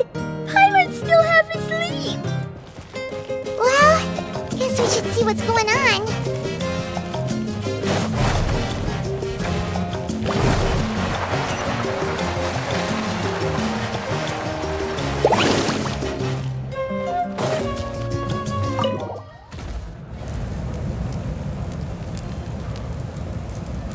You're already here. I was just about to come get you. Wow, you're up early. That's impressive, especially after all the drinking last night. Let's not bring up last night. I'm embarrassed about the whole thing. Anyway, I was also woken up by the commotion. Looks like all the warriors from the stadium are on the move. I heard many areas have been attacked by the Abyss, including the Masters of the Nightwind. I need to head back right away. The Abyss attacked again? Are you sure you can handle it on your own? Do you need our help? I'll be fine. We also have the support of the warriors stationed at the various outposts. Given the quick response, things shouldn't get too serious. The stadium could always use more manpower, so you should join the forces here. I'm done making excuses for him. He's not a child anymore. He needs to take responsibility for his actions. I was the one who vouched for him, so I need to report back to the Speaker's chamber. I'll accept however they choose to handle the situation. But I should be able to convince them to let me go back to my tribe first to deal with the attack. As for the ancient name, once we handle this crisis, I'll talk to Xilonen right away. Don't worry, I never forget a promise to a friend. Thank you. All right, I need to start heading back. She left in a hurry. The situation must be really serious. Looks like a lot of people are heading to the stadium. Let's see what's going on.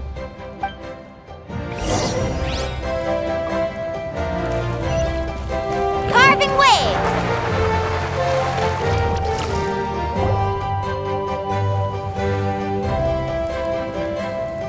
Traveler, over here! Perfect. Our star Outlander has appeared. Oh, you're all here! But, what's with the whole Star Outlander thing? Just my way of saying how awesome you are. We've got a real emergency on our hands, so this is the perfect time for you to show off your skills. Alright, but can we get a quick rundown of the situation first? The Abyss suddenly attacked the Collective of Plenty, the Masters of the Nightwind, the Children of Echoes, and a number of our camps and outposts in the wild. Yes, and the attacks are increasing in frequency. The tribes have plenty of defenses, so they're safe for now, but I can't say the same for the adventurers and merchants stuck in the wild. Chasca and I have been searching for survivors and treating the wounded. We just got back, but we need to head out again soon. I plan on heading back to the Collective of Plenty, just in case my tribe needs me. What about you, Mualani? Where are you gonna go? I'll go help the Children of Echoes. They're the closest, so I can start fighting right away.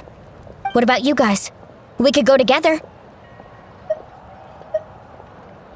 Yeah, that does sound important. No worries. Just leave the Children of Echoes to us. Who knows?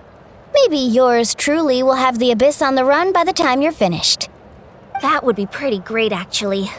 I hope my tribe gets through okay. It'll be fine. Your tribe doesn't do all that bodybuilding for nothing. Let's part ways here for now. And most importantly, be careful, everyone. Oh, and some of us need to avoid getting contaminated by dangerous-looking substances. That will make my job a lot easier. Koichi, do we really have to do this now? It's alright. She's just looking out for everyone. Alright, let's hurry up and talk to the Pyro Archon so we can help the others.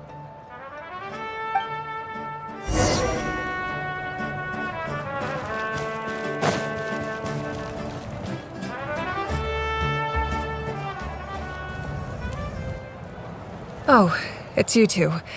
As you can see, things are not looking good right now. People across Natlan are in danger.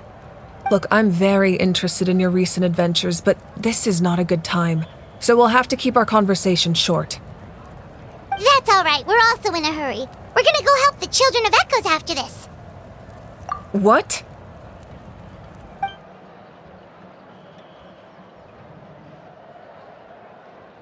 So he thinks my plan is too risky. He thinks I'm being stubborn. I shouldn't underestimate the Fatui's ability to gather intelligence. The Gnosis does have that function, but there's more to the story. I will answer you honestly, but you must help me keep this a secret. I can use the power of the Gnosis to save Natlan, but it comes at a heavy price. The Gnosis would drain all the souls and memories from the Night Kingdom and weave them into a giant net, which would surround the ley lines and protect them against abyssal corrosion. Wait, you can use souls to weave a net? But does that mean... Yes.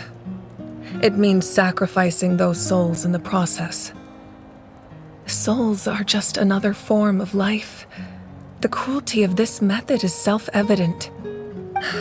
The Night Kingdom not only houses the souls of the dead, but also our memories and legends. Using the Gnosis means converting all three into material for the net, erasing our history and culture. Even then, the net can still become corroded. If we cannot find a way to repair the damaged ley lines before that happens, then all those sacrifices are for nothing. Given the enormity of the price, it's a solution I refuse to consider right now. I want us to win, but I also care about how we win, and what that means for us in the end. Now it's true, both plans come at a risk, but after weighing our options, this is our best bet.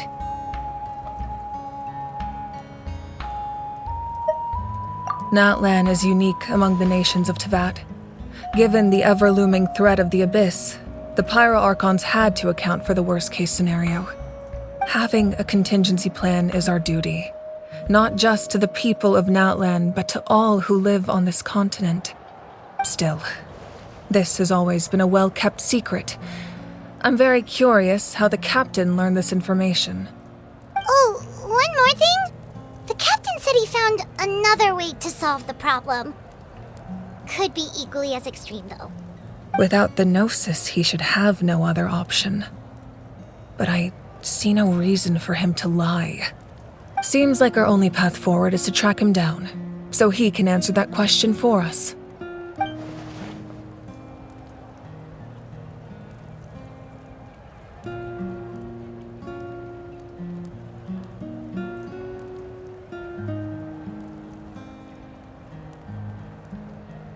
Judging by your expression, you must have doubted me, even if just for a second. Not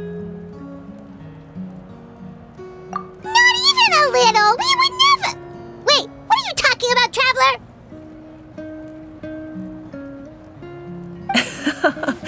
Just as expected. I appreciate your sincerity. Maybe it was out of caution, anxiety, or simple curiosity, but know this. No matter what, our goal remains the same.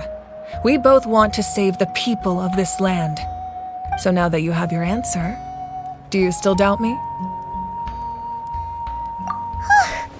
You scared, Paimon. You've really got a lot of guts, Traveler. That's a good thing. Oh, and feel free to call me Mavuika. It's what all my friends call me, and I like it that way. As for the captain, the intelligence officers we assigned to the Fatui should be back soon. We'll get our answer then. That's great! Sounds like we just have to wait a little longer. Not just yet.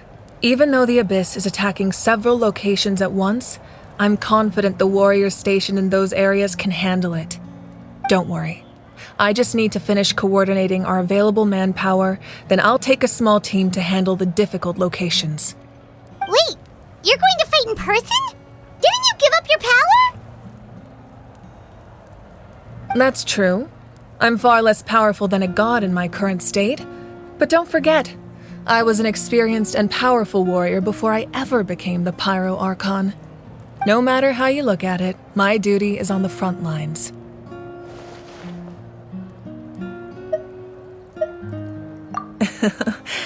I just think there's strength in numbers. If the people feel emboldened, that's just a bonus. Anyway, even if we respond to these threats in time, it's not a permanent solution in the long run. I've considered moving my people to other nations, but given their close connection to the Night Kingdom, a forced evacuation would have devastating consequences. I've told the chiefs of each tribe to strengthen their defenses and advise people against leaving their settlements. Now, I just need to find the right time to disclose the true nature of the crisis to the people of Natlan. Paimon's a little worried about how people will react. Yes, but that won't be the only response. In any case, that's for me to worry about. I'll let you know when we have more information on the captain. All right, we should head out. Maybe we can join up with Mualani. She can't be too far ahead. No need to worry about me.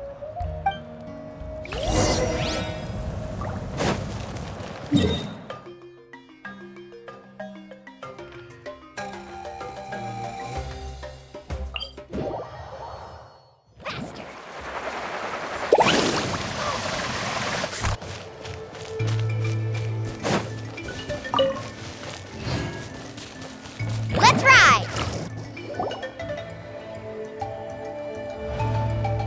Quick, over here! To safety!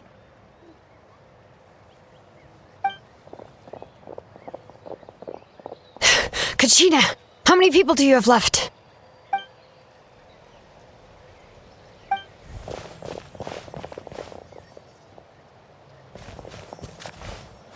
What's the situation?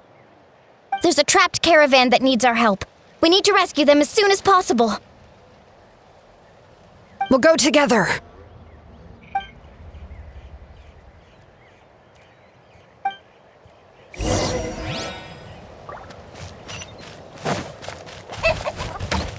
Faster!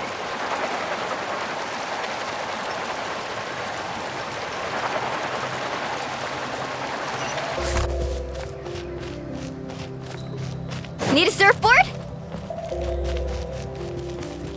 Let's ride!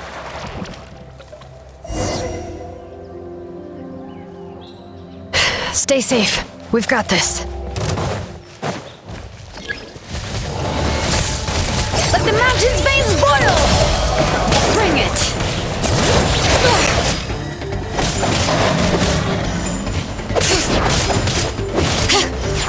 Right here!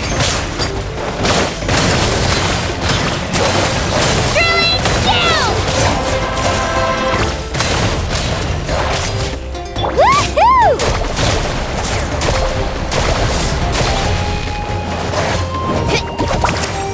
Catch an epic wave! Whoosh! Amazing!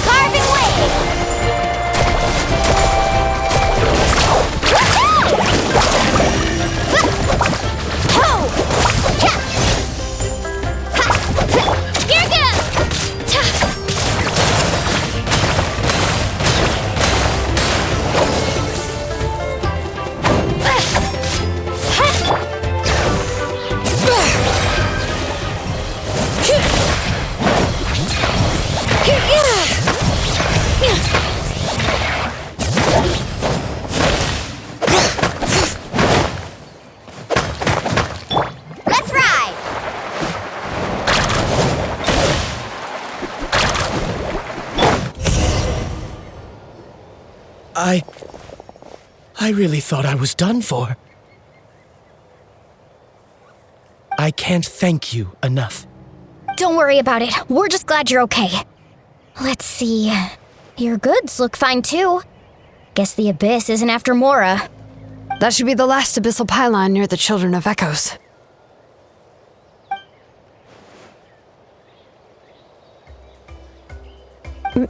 By the way, where's Citlali? I thought she would come with you. The Masters of the Night Wind also got attacked, so she went back to help her tribe. She said we can deal with the ancient name later. That makes sense. The attacks are more urgent. Alright, this isn't a good place to talk. Let's head back to the tribe.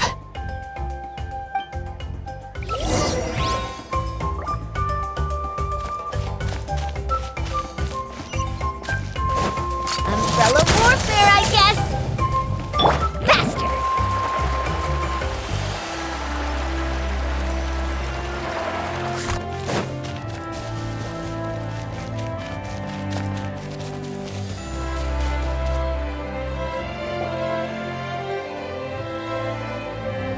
Looks like a few people were hurt after all. Oh, I should have got here sooner. The Abyss threw a lot at us at once. I rushed out as soon as I heard the alarm, and there were already so many monsters. Before long, Kachina brought over a whole group of warriors, and just like that, we destroyed several pylons as a team.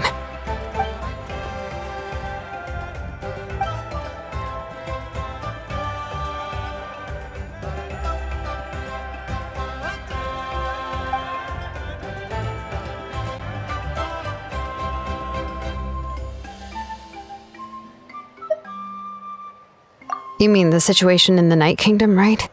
Yeah, I feel the same way. We've managed to keep it a secret all this time, but more and more people are realizing something's wrong. It's impossible not to feel anxious when things are getting worse by the second, and all we can do is wait. That just means we need to buy the Pyro Archon more time. Keep pushing, everyone. Every battle is worth something. You really are an eternal optimist, Mualani. You always find a way to cheer people up. Why, thank you. I guess it's one of my better qualities.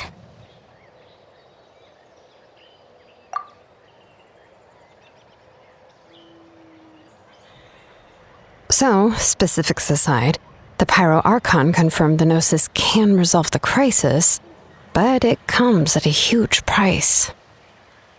And somehow the captain finds out about it, goes to fight the Pyro Archon, and calls her out for having a solution but refusing to use it. Honestly, if he has the same information as us, I can't really blame him.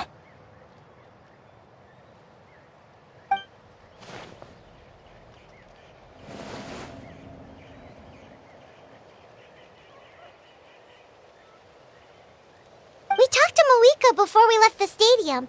According to her, the cost of the captain's plan is too high. And, well, it makes sense.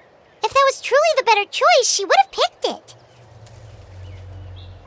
Yeah, I trust the Pyro Archon. When I was upset about Kachina's disappearance, she was really sincere and patient with me. Plus, she burned down all those precious mementos for Kachina. She's already proven how much she values even a single person's life. When it comes to Natlan's survival, there's no way she would hold back. I agree. Maybe the captain weighed the costs and came to his own conclusion, but I'm sure we have different priorities. Life is important, but so are history and memory. As the Archon, she can't tell us everything, but it seemed like she wasn't holding anything back this time. The next question is, if the captain found a new way to save Natlan, how come the Pyro Archon has never heard of it?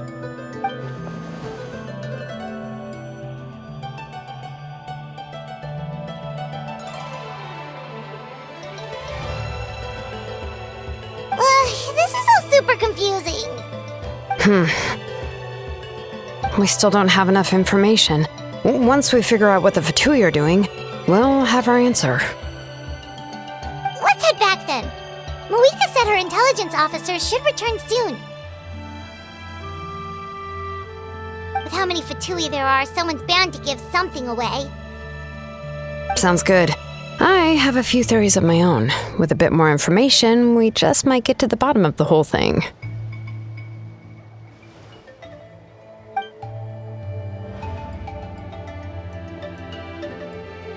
I was just about to ask. Count me in.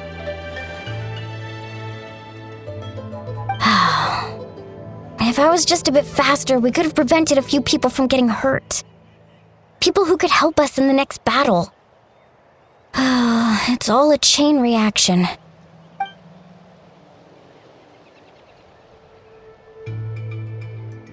Register?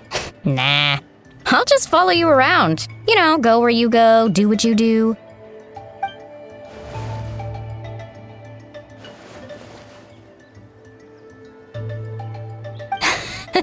You got it. I just don't want to make the trip back. It's so far. All right. See you all later. Let's get together and celebrate once this is over. Oh, you betcha!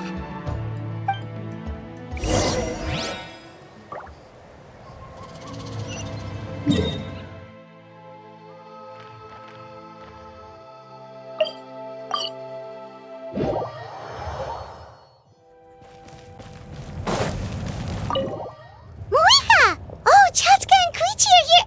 Wait, are you okay, Koichi? I'm fine.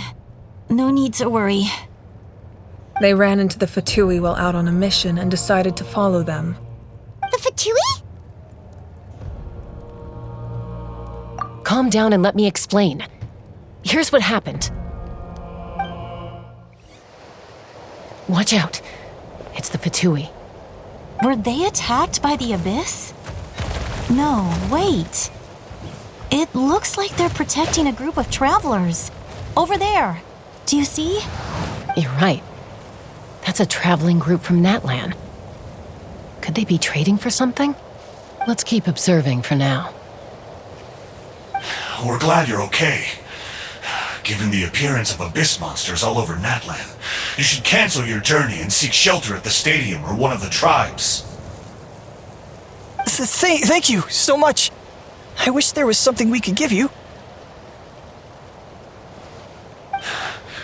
We don't expect anything in return. We were out on a mission and saw you being attacked. It was our decision to help. If you truly wish to repay the favor, you can keep this a secret. If anyone asks, just say you were saved by warriors from Natlan. Oh, okay. We can do that.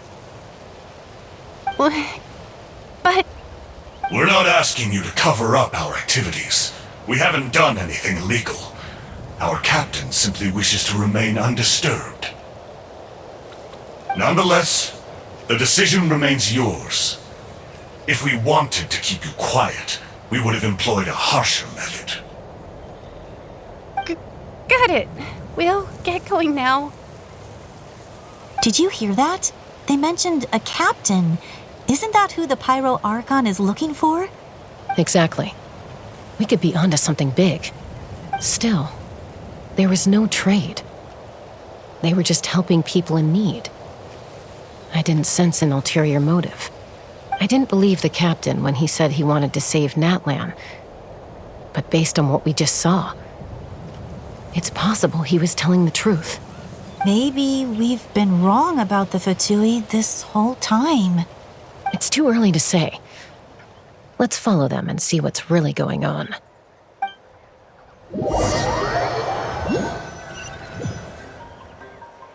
So this is where they were headed. Looks tricky. It's heavily guarded on all sides.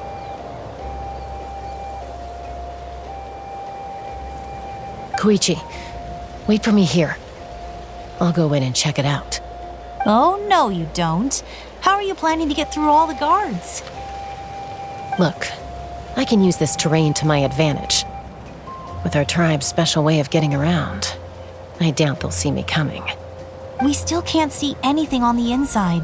What if you can't find cover? You won't have anyone to watch your back if you go in alone. The more heavily guarded the location, the more valuable the secrets. Even if the captain isn't here, we can still figure out what the Fatui are planning. That intel is worth the risk. Fine. You're not gonna listen to me anyway, so let me come with you. That's even more risky. You've been running around saving people for days. You're already at your limit. I'm confident I can protect myself. I'm not sure you can say the same. At least right now. I can. You really believe that? Fine, don't believe me. But you can't honestly tell me infiltrating a heavily guarded Fatui hideout all on your own sounds more reasonable. You know, growing up, even if I insisted on doing something, it never gave you any trouble. I'm not sure you can say the same. All right. If we start arguing, this will never end.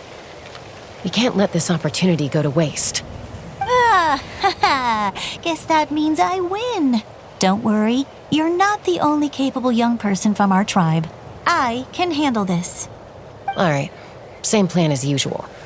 We split up, communicate with hand signals, make sure our blind spots are covered, and support each other once we strike. Got your ropes? Yeah, let's go.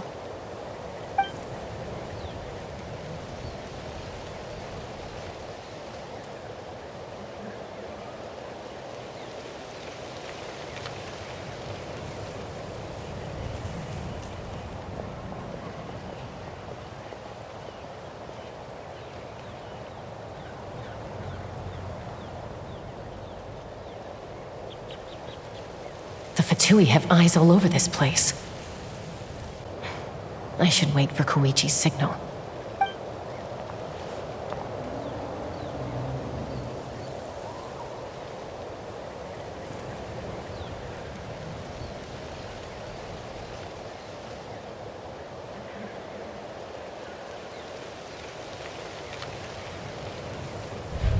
Now.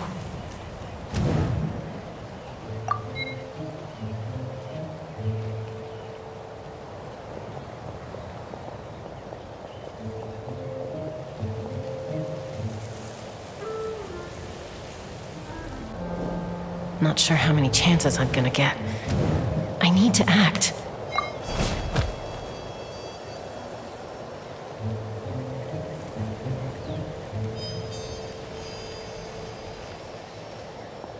Good. I made it without getting caught. I should get to that platform over there. But it's guarded by the Fatui. Koichi should have line of sight. I'll wait for her signal.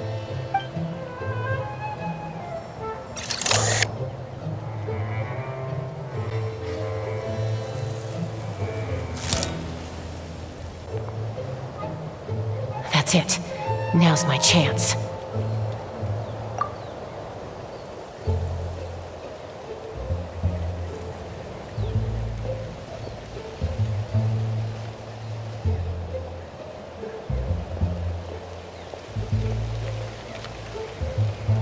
It's no use staying in one place. I should keep moving.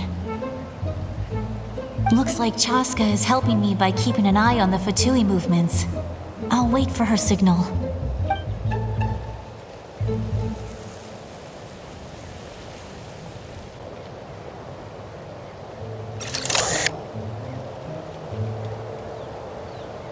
Time to move.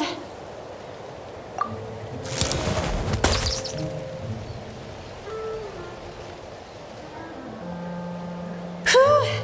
That was close. Almost got caught. Probably can't make it over in one go. I'll wait for my next chance. Now's my chance.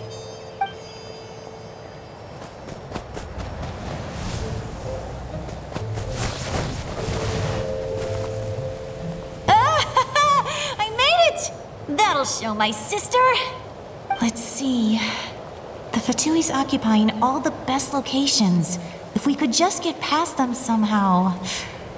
Wait! I've got it!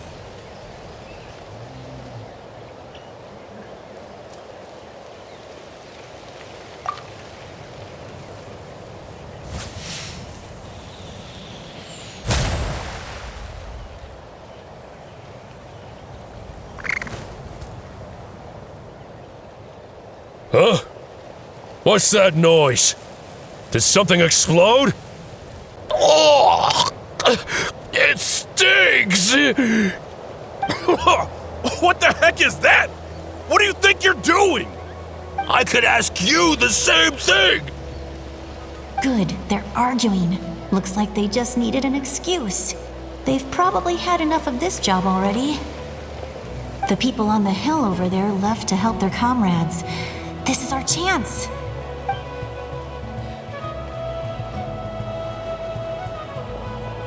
Come get me, Chasca. I hope she gets this hand signal. That's Koichi's signal. Smart idea. Alright, time to move. Give me your hand, quick. Coming!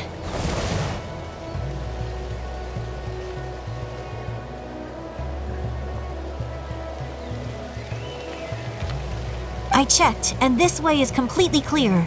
It should lead us to the deepest part of this place.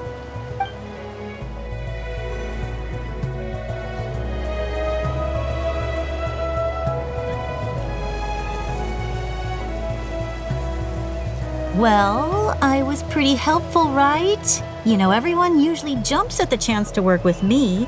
Not my own sister, though. No, she avoids me like her life depends on it. I was wrong, Koichi. You've done well. Wait, you're just gonna admit it?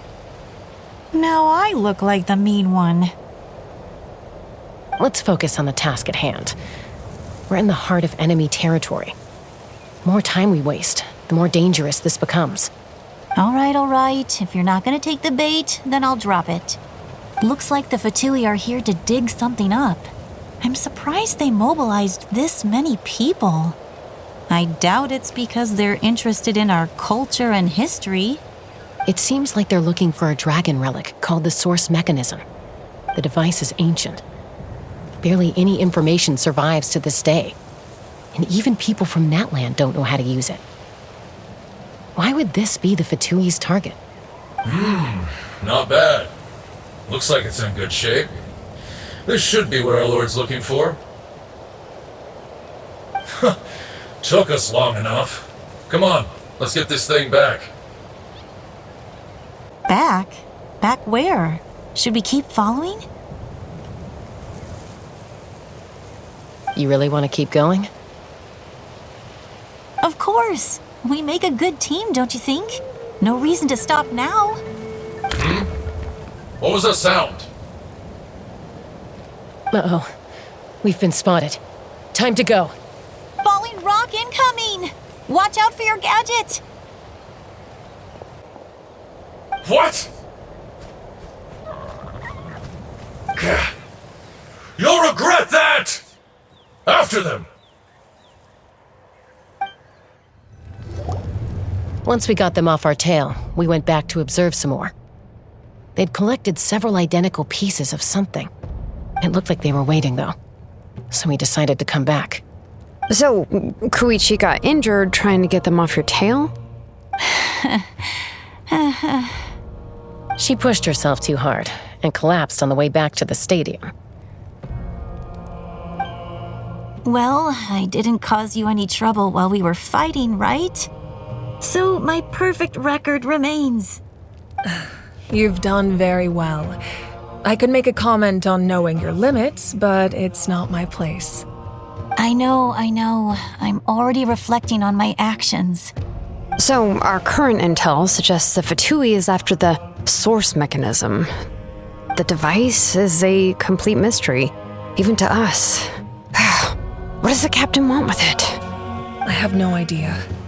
But it's safe to assume the device could serve a similar purpose to the Gnosis. Xilonen, I need you to gather every scholar in Natlan familiar with the secret source. I'll get right on it. Thank you both for your hard work.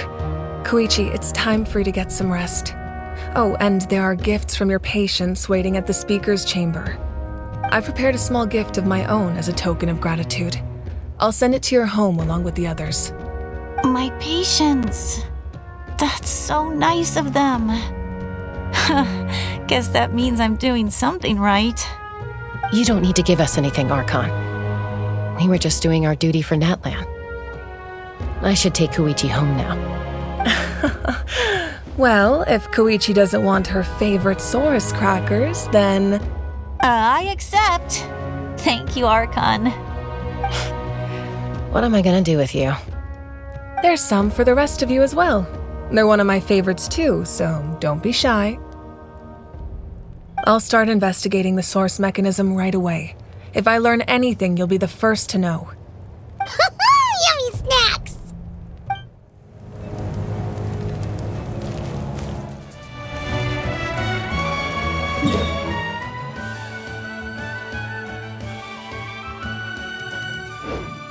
Let's ride!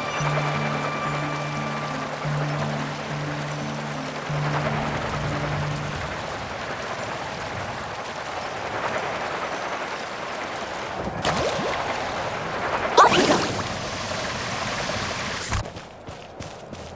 Need a surfboard?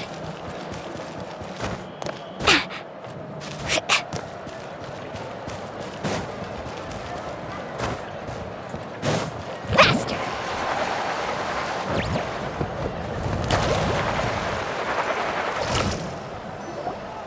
What's next for you two? I'm taking Koichi home. With our parents there to keep an eye on her, I can make sure she actually rests. Hey, it's not like I'm some kind of prisoner. I'll be fine in a day or two. There's no need to go all the way home. That's what you always say. Everything's no big deal until you collapse. What if the Abyss attacks again? You're saying if I let you rest in a hotel, you're not going to rush out the minute you hear the alarm?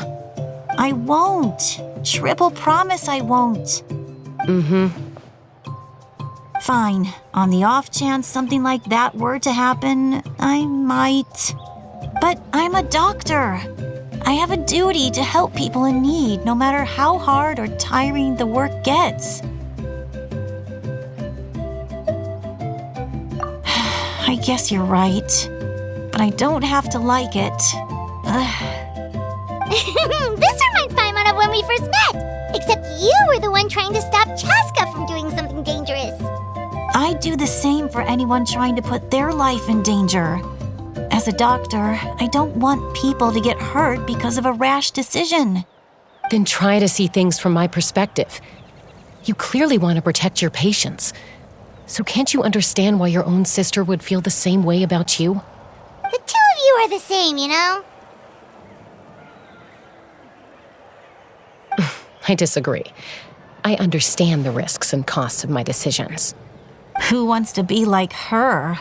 Overconfident, always making excuses when things go wrong. That's just not true. You think I don't have proof? Okay, don't get into another fight. Just pretend Paimon never said anything. Don't worry, Paimon. You didn't do anything wrong. Arguing is just how we communicate. Neither of us really takes it to heart. Plus, I guess we are similar in some ways. Maybe I rush into things without thinking, but I learned that from her. We're family. I can't help it if my older sister is a bad influence. Okay, you don't have to put it that way. So, you're all good now? Neither of us are really the type to back down, so we'll always have our differences. But still, we get along in our own way. Plus, I know you'll wake up one day and realize I was right all along. I just need to wait. Be my guest. Come on, let's get you home. See you later, Traveler and Paimon. I'll be back once everything's settled at home. There's no rush. At least grab a nice meal with your family. Bye, you two. Take care of yourselves out there.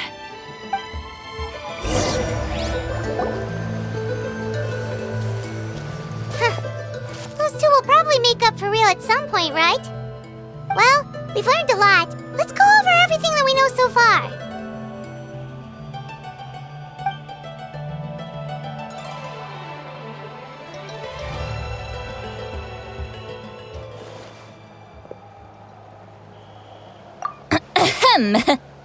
Sorry for popping up out of nowhere. Again.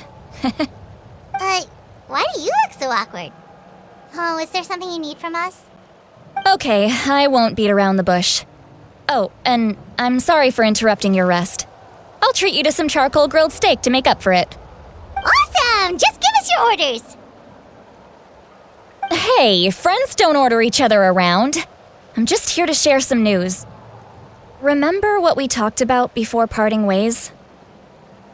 Oh yeah, you mentioned how Ororon has always wanted to save Natlan, and something about his soul being fragmented. Paimon and the Traveler discussed it after you left, and we think Ororon is probably back with the captain. What do you think? I agree with your hypothesis. And just now, I confirmed it myself. Ororon came back. He helped the Masters of the Nightwind defend our camp. What? He came back? I told him to give up whatever he's doing, but he refused. He said they're just one step away from success, so there's no way he can back out now. Apparently, he came back to fulfill his duty to our tribe. When he left, he said it was because he still has a duty to Natlan as a whole. I'm surprised you let him go at all. I had to prioritize my tribe. Besides, the situation was intense. I couldn't focus on outside and inside threats at the same time.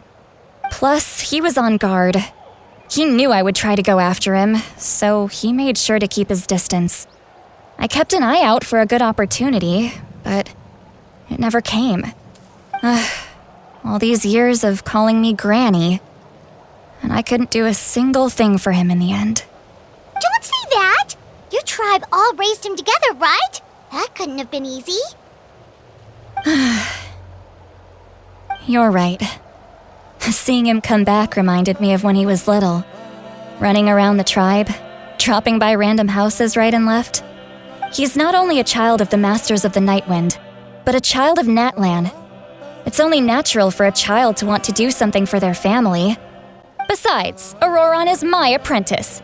He might have a few tricks up his sleeve, but I guarantee I know every single one. Wait, what are you saying? Look. Remember how I said Ororon's soul is fragmented? This is the talisman I created to keep it stable. And this gem is what makes the talisman work. It just so happens that Ororon is due for a gem replacement. Since I can't get close to him, I put the new gem in a supply bag and asked Aoife to bring it to him. You guys know Aoife, right? No? Well, he's a pretty famous vet around these parts. He's always bringing me all sorts of things, and he happens to be very good friends with Ororon. Aoife doesn't know what's going on, so he agreed, no questions asked. Ororon would find the gem as soon as he opened the bag. He knows how important it is, so I knew he would make the switch. He probably suspected that I tampered with it. But here's the catch. The trick is on the bag. The moment he touched it, a portion of his memories were copied onto the old gem, which he no longer needed. That's amazing.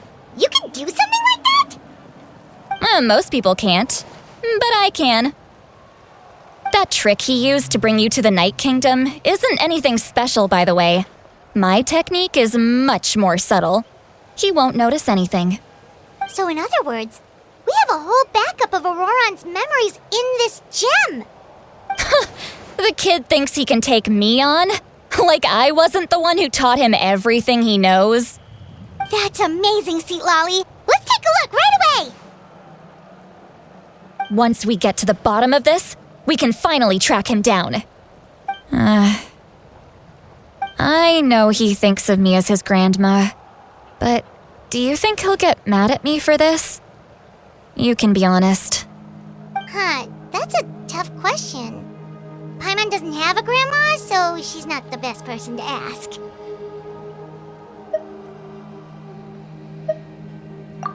To be honest, I've always doubted my ability to look after him. I didn't stop the ceremony all those years ago, and now I'm useless again. But if I stop here, It will haunt me until I'm 500 years old. Every night I'll wake up in a fit of anger. I don't scare that easy. Still, if I back away from this and something happens to Ororon, I would never forgive myself. I need to look at his memory. Even if he resents me, refuses to see me, or runs away for good, I don't care, and I won't blame him. A family does whatever it takes to protect their own. You sure you'll be okay? We can come with you if you want. Did you just say you'll come with me? Is that okay? We have a pretty good reason to see it too, don't we? Because, right, we need leads on the Fatui. You really mean it? Fine, you can come. Just promise me you'll see this through. No backing out. Got it? Don't worry, we're professional adventurers. Then I place my trust in your professionalism. All right, time to sneak into someone else's memory and engage in some, unwanted spying. You heard it here first. I wouldn't be doing this if I had any other choice. Are you ready?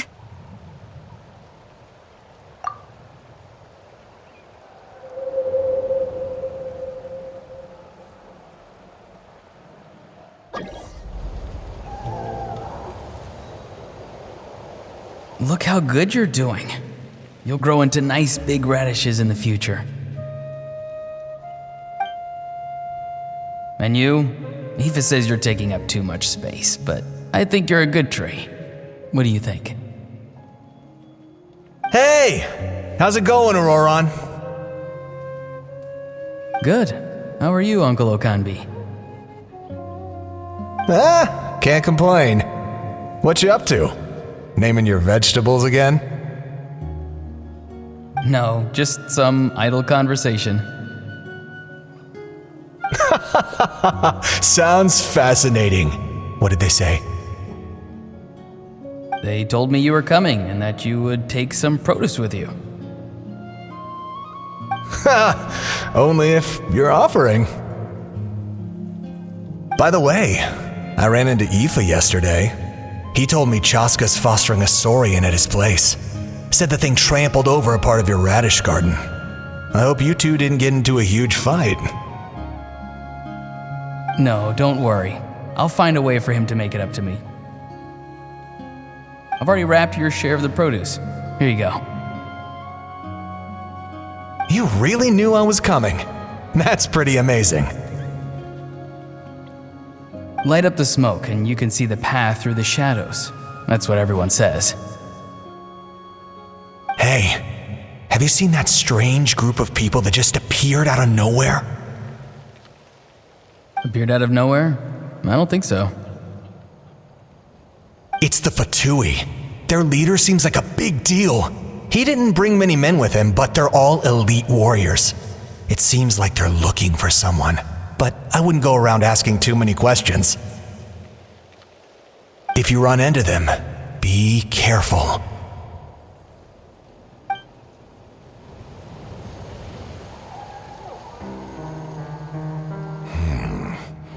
You're from the Masters of the Night Wind, are you not? Why do you live here alone? I enjoy living by myself out in the wild. I guess you're from the Fatui, the one everyone's calling a big deal. Not an inaccurate description. I'm looking for someone who may be known to you. Citlali is her name. Granny?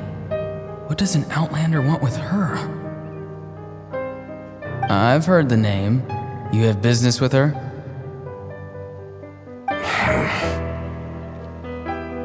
There's no point to further questioning if you insist on hiding things from me. I shall seek answers elsewhere. Oh, he could tell I was lying and now he's leaving? gave up just like that? Hey! At least tell me why you're looking for Citlali. It's none of your concern. I have my own means of tracking her down. Why are the Fatui looking for her? What does she have to do with them? I can't just let them go like this. I have to figure out what they're planning.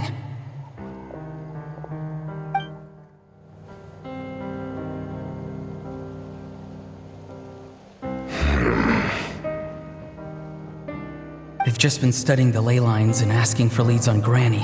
I can definitely rule out some sort of invasion. The situation has seen no true improvement. The Pyro Archon did not fulfill her promise. My lord! Ignore him. He is no threat. He knows I'm following him, but he doesn't seem to care. He's strong, I can tell. But there's something unusual about him and also familiar in some way. I can't describe it.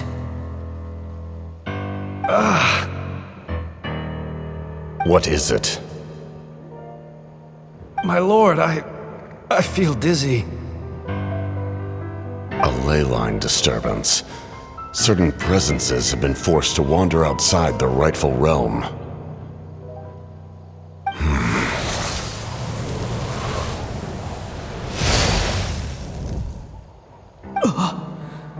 That was a spell from the Masters of the Nightwind. How did he know that? Is he sending those escaped souls back into the ley lines? How did he do that so easily? Soulfaring is supposed to be extremely difficult. This could be related to why he's searching for Granny. I feel much better. Thank you, my lord. Think nothing of it. Stay vigilant and continue to gather information. The Abyss could attack at any moment. If you notice any irregularities, assume drill formation and be prepared to fight. However, there's no reason to over-engage. Information is our first priority. Yes, sir. Why are the Fatui fighting against the Abyss? Do they really mean us no harm?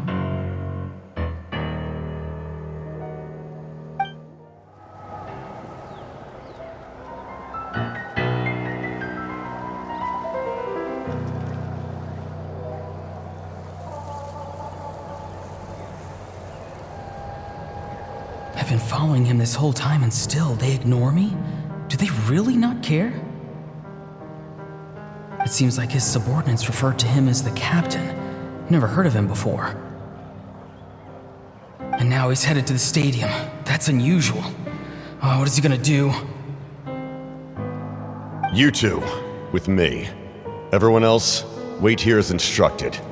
Send word to the other teams to retreat immediately if this fails. Yes, sir! He's going inside? But the Pyro Archon is in there. What does he want with her? Forgive me, my lord. Allow me to check one more time. Do you truly wish to do this? The time for idle observation is over. It now falls on me to act. This nation is out of time. Yes, sir.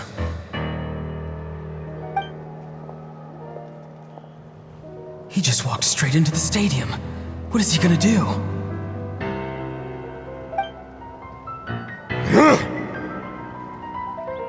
They're both incredibly strong. How long will they have to fight until someone comes out on top?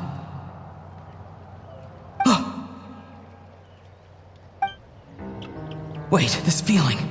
Just like the other day near the ley lines, it's faint, like a soul's trying to escape. Where is it coming from? Is that why he's looking for Granny? If he dies here, then all clues will be lost. I can't let that happen.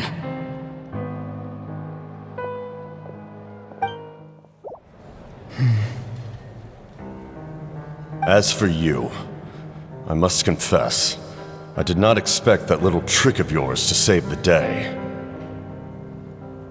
No matter how dense the fog, as long as the sun remains, we cannot turn day into night. She could have dispelled it. She simply chose not to. You don't have much time, and you're injured on top of that. What do you plan to do next? I'm beginning to see just how useful you may turn out to be. You heard something from here, didn't you?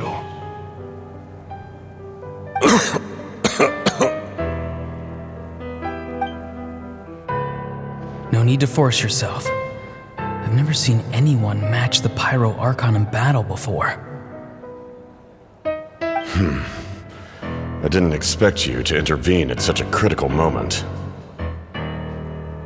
You know I've been following you. Why didn't you stop me?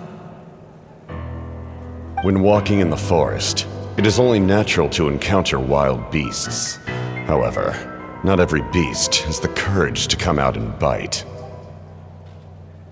And yet, one of those very beasts saved your life.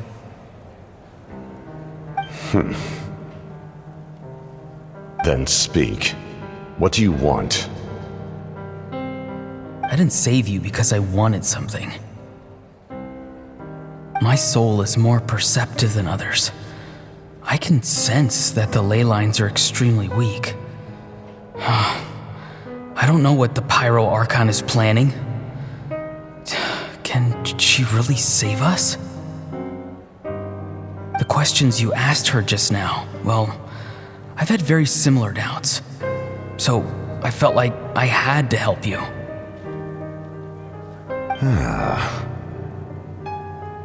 So, you can tell the truth. That was quite a reckless decision to make.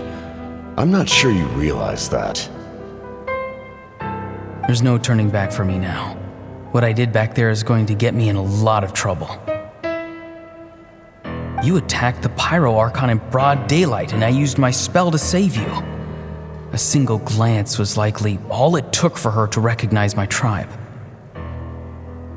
So, we're in the same boat. You seem to care little for my thoughts on the matter. It's too late for that. Start from the beginning. Why are you looking for Citlali? Do you know her? Explain your relation to her first. I know you two are acquainted. It was obvious the moment I mentioned her name. Citlali is my elder and my teacher. She taught me everything I know. It's my duty to protect her. If you truly wish to protect her, you should have let me perish at the Pyro Archon's hand. Yet, you chose otherwise. Do I really need to tell you what that means?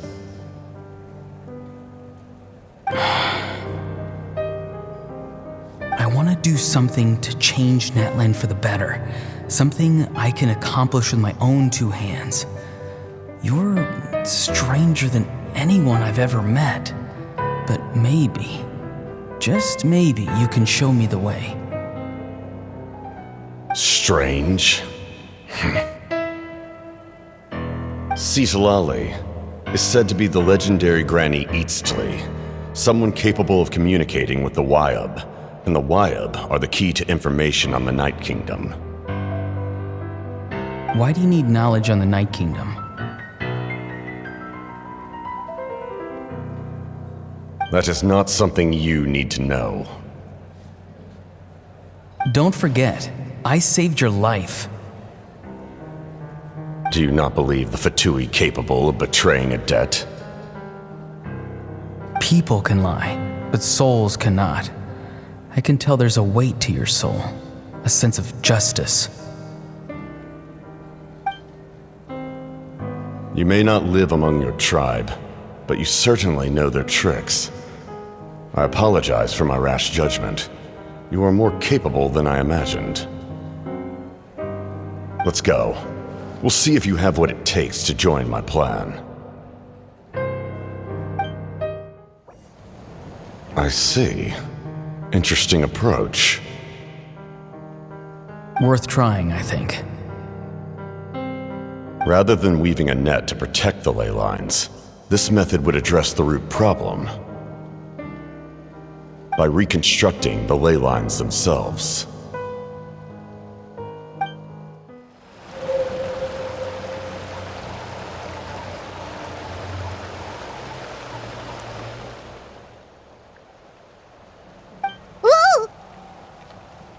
Traveler, Paimon. Are you two alright? Paimon's fine, just, a little dizzy.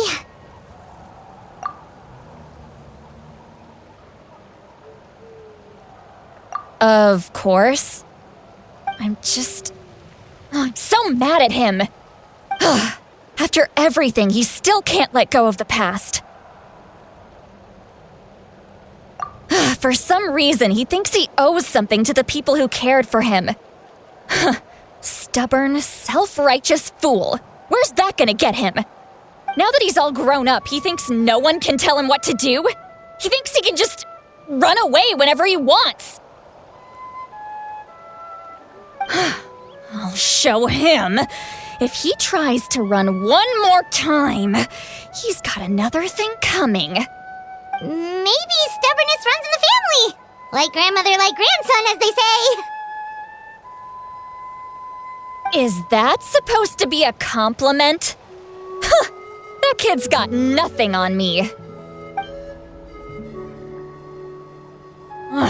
Anyway, back to what we just saw. I don't even know what to make of it. Yeah, the captain seriously wants to reconstruct the ley lines? What does that even mean? Something like the loom of fate, maybe? But how does that help with the abyss? The loom of fate? It's kind of hard to explain. Basically, it's a device from Conrio that has unbelievable power. Anyway, if he really wants to manipulate the ley lines, everyone in Natlan will be affected. Oh, this is big. Which means the captain has been honest from the very beginning. Ororon's memory proves that. Why is he so obsessed with saving Natlan? Oh, we've got to tell Mavuika about this right away. Yes, she needs to know about this. Now.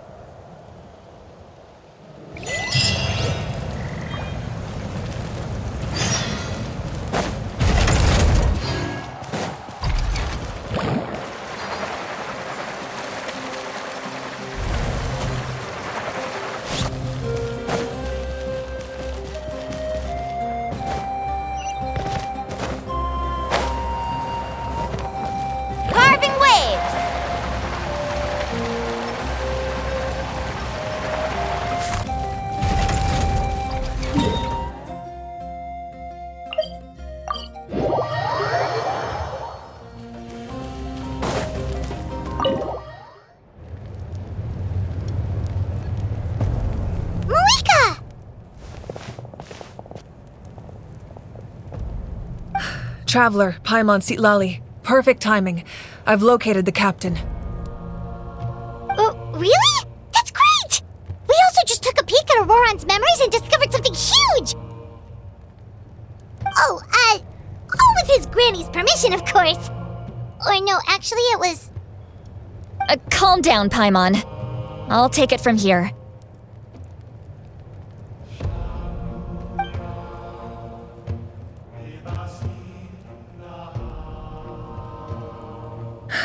So the captain was searching for the source mechanism to reconstruct the ley lines. If his plan is already in motion, that means he knows exactly how to accomplish his goal. We have to stop him. Is reconstructing the ley lines a bad thing? Yes. It's not a simple fix. It would mean sacrificing nearly everything contained within the current ley lines, very similar to the price of using a gnosis. If If he activates the mechanism, it's all over. We need to mobilize our forces as soon as possible.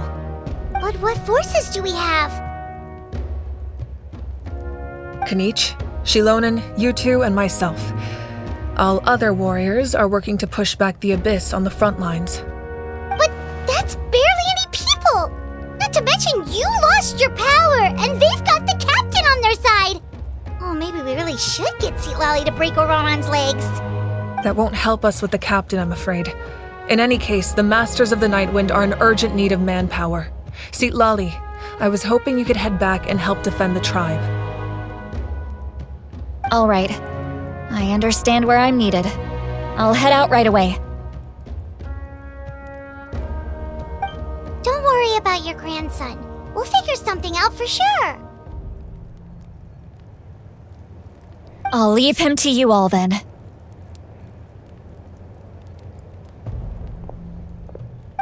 All right, back to the matter at hand. I don't believe defeating the captain needs to be our ultimate goal. Let me grab Xilonen and Kinich, then I'll tell you my idea.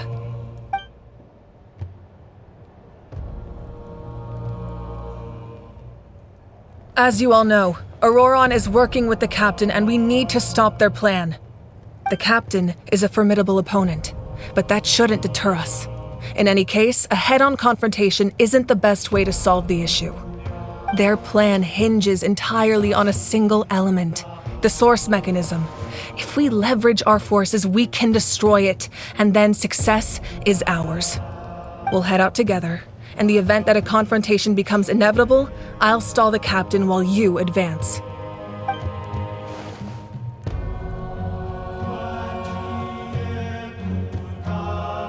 I agree with Kinich. The two of us can handle it. Listen to my plan first. Kinich, I want you and Ahau to launch an assault from the front and break through the Fatui defenses. The captain won't be on the front lines. As a seasoned warrior, he'll be stationed in close proximity to the device to ensure its protection.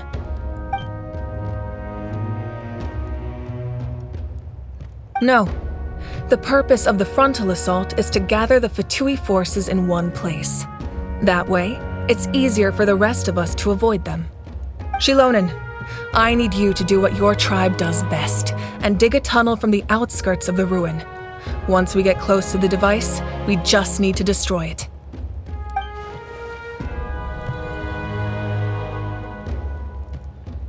Exactly. The Traveler and I will join her as well. No one can create a distraction better than you, Kinich, not even myself.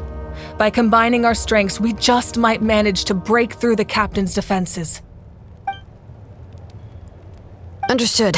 Then we should head out now. Just promise us you won't do anything reckless. You cannot face the captain straight on unless you have no other choice. You mean everything to us. Losing you would be the worst possible outcome. Thank you, everyone. You have my word. I'll proceed with caution.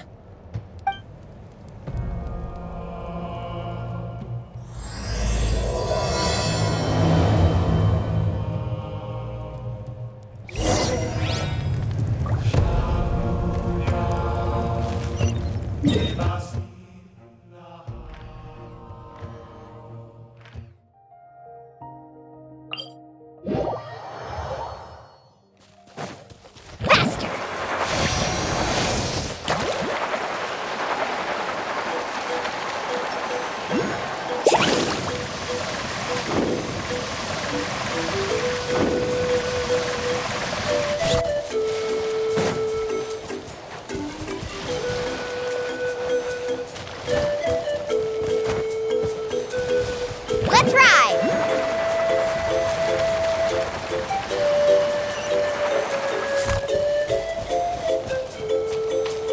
Need a surfboard? Carving waves!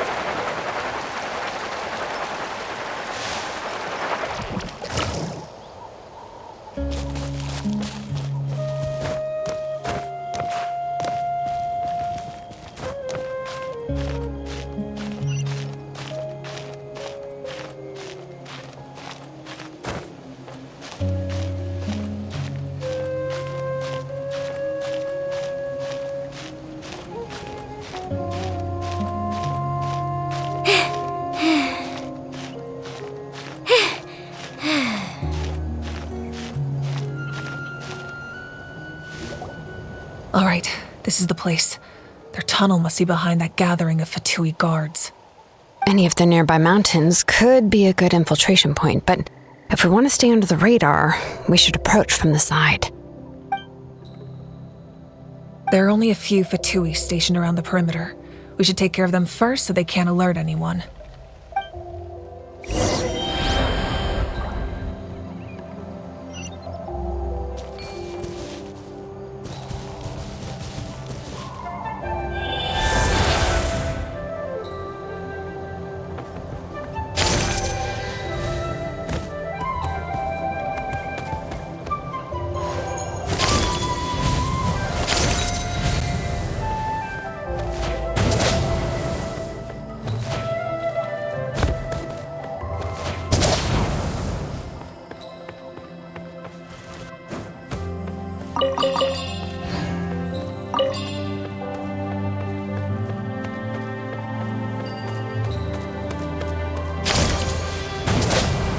You'll get frostbite. Closely descent. Off we go. Don't be a killjoy! We've only just begun! I will have order! This one's got your name on it. Fire! Well, with rocks. You can't This run! one's got your... All right, that's done. Let's head to the foot of the mountain. What do you think, Xilonen? Is this a good spot? Yeah, looks good. We'll take it from here.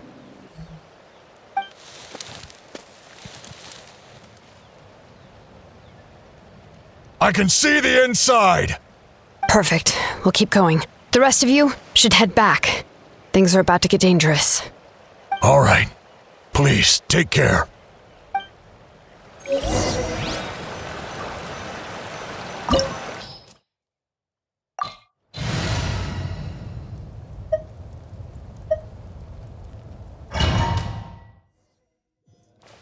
The Fatui wouldn't concentrate all their forces in one place. There's sure to be guards on the inside, so stay sharp. Oh, nice job, Smash those rocks, Mavuika. Looks super cool. Ah, that was some expert level rock clearing, even by my tribe standards.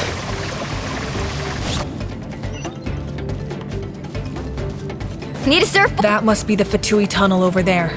We should steer clear and approach from the side. Let's ride.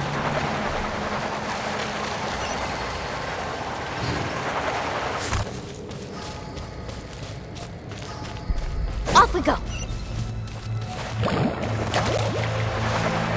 Dues. Well met. Let's shred, Sharky. Don't be a killjoy! This is order! Umbrella warfare, I guess. Attack! Miscalculate. That's the way. Hey there! Flash freeze. Feeling lucky?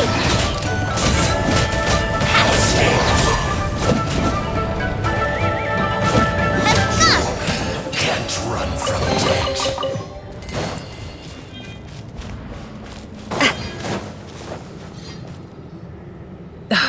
This spell is from the Masters of the Nightwind. It's Ororon's doing. They're probably trying to buy time.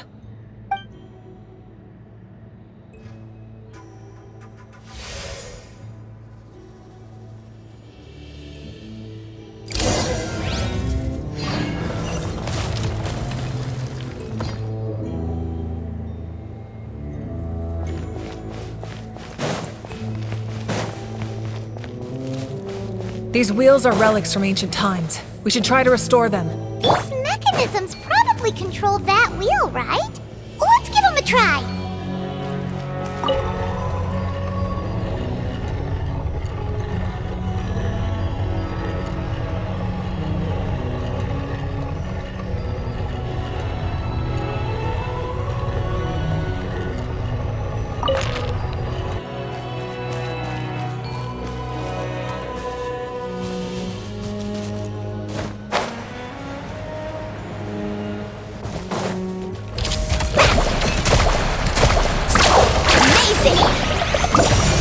I will have order!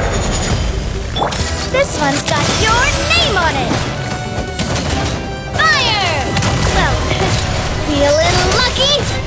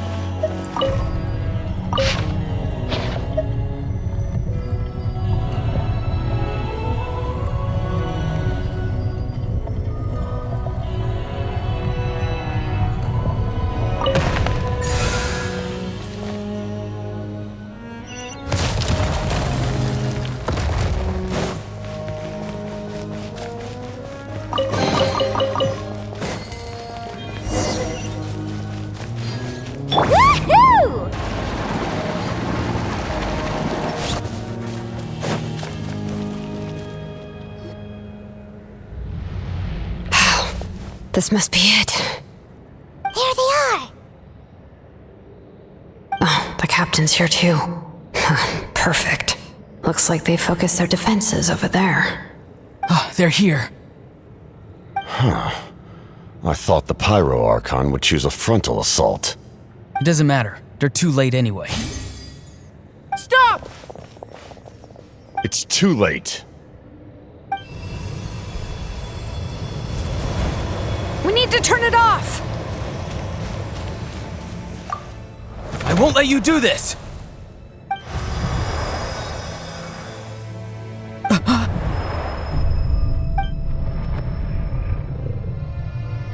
The sound of lament? What was that sound? It was like a piercing cry! Now's our chance to turn off the device.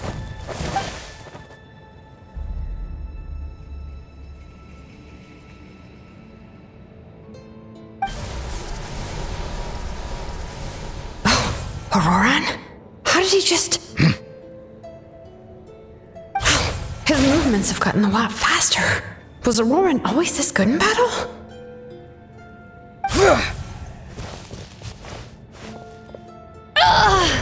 This ends now!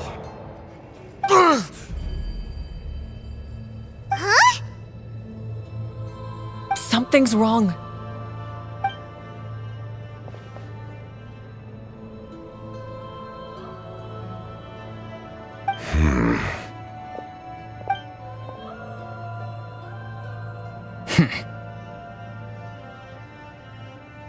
You are not Ororon. Who are you? What? Commander. You.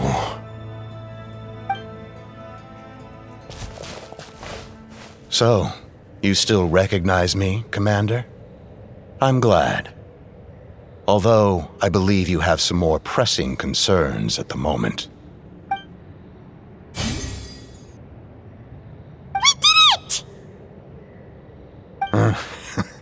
You see? You indulge your sense of honor for just a moment, and now you've lost your chance. Even now, you're still the same as ever. His voice is completely different. Is someone inhabiting Ororon's body? Stop worrying about other people's survival, about their losses and sacrifices. You just need to win. That must be why I've returned. For this moment. Please finish what you set out to do, Commander. I didn't expect to see you here, but I have to disagree. Abandoning one's comrades is not the way of a warrior. Why do you care about a doomed man? I know you can see it. He's already close to death. After all, his soul has been incomplete from the start.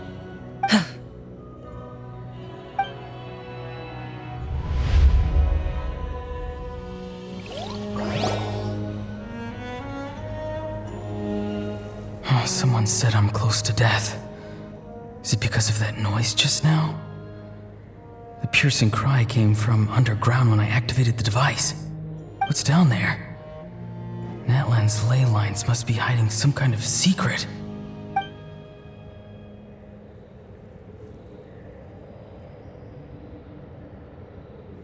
Am I dying? Oh no, it's too soon. Ah, Ororon, it's you. What'll it be today? Oh, why the long face? Don't tell me you still haven't let that go. I knew it was a bad idea to tell you. I heard everyone wanted me to be the savior. Savior? Ha! Sounds nice, doesn't it? But, does such a person truly exist? Even if they do, why would you have to become that person, Ororon, is that you? Oh, here, have a seat. Let Granny cut you some fruit. We just got a fresh batch. Can I get you anything else? Some grilled meatloaf, maybe? Ask for anything you want. We've got plenty of ingredients. What about those spiced rub mushrooms you made me last time, Granny Kuimi? Ah, you liked those, did you? An outlander taught me that recipe, actually. A merchant, to be exact. Never thought about going into business yourself, my boy? You could travel all over. Our Ororon? A merchant? He's far too honest for that line of work. Well, at least an honest merchant like him wouldn't prey on old-timers like us.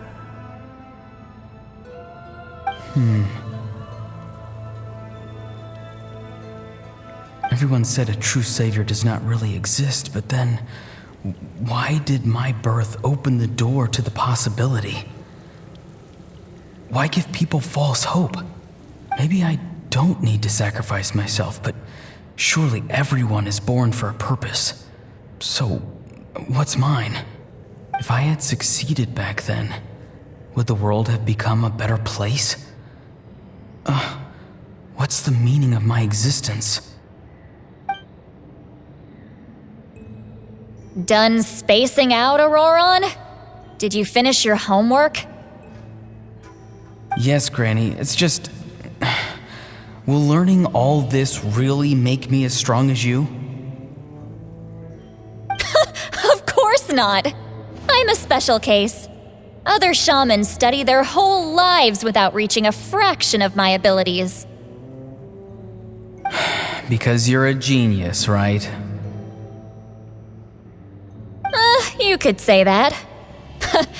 Or maybe I've just been alive longer than the rest of them, and picked up a few tricks that they didn't want to touch. It's rude to bring up a woman's age. Never do that again, no matter the circumstances. I wasn't the one who brought it up. Anyway, class is canceled tomorrow. Go have fun. What about my homework then? Do what you want. What use is it being as strong as me anyway? You've seen how the tribe treats me. They're all afraid. I try to go about my business, and they practically tremble in fear. Not the most fun way to go about living one's life, I'd say. Take it from me. The happiest people are the ones who do their own thing. So do what you want, Ororon. No matter what anyone else has to say. Granny didn't say it outright, but I think she was trying to comfort me. Don't force yourself. Don't beat yourself up over the past. That's what she always says. But I never forced myself. I never even got the chance to try before it was all over. Hey, you zoning out over here again? There's such a thing as overwatering the radishes, you know. I was just looking at the aphids. Something interesting about them today? I noticed some on the ground. Maybe it got too cold yesterday and they couldn't handle it. Bummer. Guess that means less honey this year. Aoife, do you think being a vet is fun? Fun? I'm not sure about that. Do you think planting vegetables is fun? Fun enough, I guess. I don't have anything else to do. Exactly. Most people live like that. No special purpose or calling. That's just how the world works. Oh, jeez. That troublemaker's at it again. Ororon, my man, come inside and give me a hand, would you? Why should I? I thought being a vet was no fun. Well, I guess there is a fun part. Trying to outsmart these rascals. Come on, give me a hand. Maybe Aoife was just too nice to tell me the truth. That attempting something above your capabilities will kill you.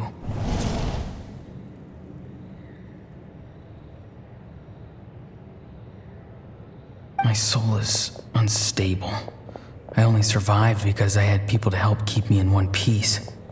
A part of me has always been missing. That's why the other spirit said I was close to death, but... Why struggle? It's a miracle you were even born. Just close your eyes and wait for death. It was you, the thing that came out of nowhere. Thing? I'm a warrior, far stronger than a weakling like you. I'm not weak. There's just a limit to what I can do. And that's exactly why your fantasy is so ridiculous. You really think a useless thing like you can save the world? Useless? Savior? Ha! Sounds nice, doesn't it? But, does such a person truly exist? Even if they do, why would you have to become that person? Exactly. Most people live like that. No special purpose or calling. That's just how the world works. Take it from me. The happiest people are the ones who do their own thing. So do what you want, Ororon. No matter what anyone else has to say. But I don't want things to end here. Ororon? It's all right. We'll take things from here. Every time they marched into battle, I had to stay behind. Don't worry. With the Archon on our side, the Abyss doesn't stand a chance. All the best warriors are fighting on the front lines. I want to do my part too. Both of us are bound to disappear. But your end will come sooner than mine, because you've been broken from the start. Once your soul shatters into pieces and dissipates into the wind, I will take temporary control over this body. I will serve my commander until the end. No, this isn't right. My life can't end like this. I still haven't done anything important with my life. My end will not come first, and I'm not giving up. I can't die here. No! I won't die here!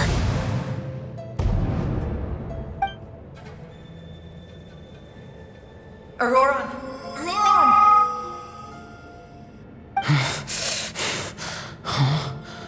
That voice. Control your mind. Feel the ground beneath your feet. This is not your end.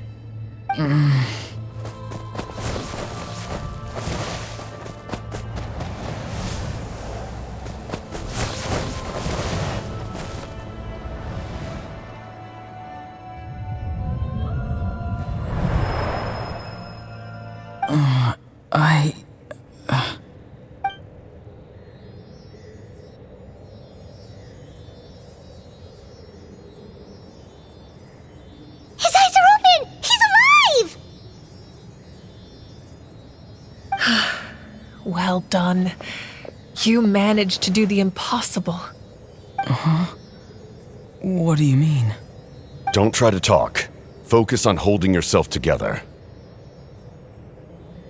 I can't believe the captain did that. Maybe he thinks of Ororon as a comrade. He was helping to rein him in all this time.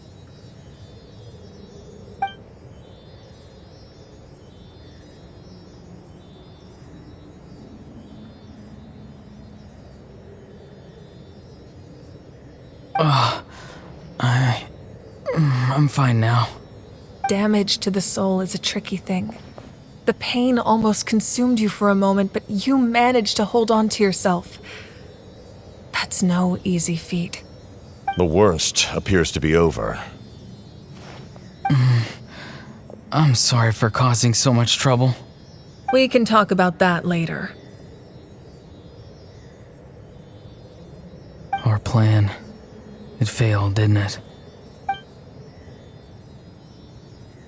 I'm sorry. We were so close. You saved my life, and now the debt is repaid. Ororon, I never thought you actually wanted to sacrifice yourself in that ceremony. But you never gave up. Have you come to a conclusion on what it is that you truly want? I just want an answer. A reason why I exist and why everyone always did so much for me.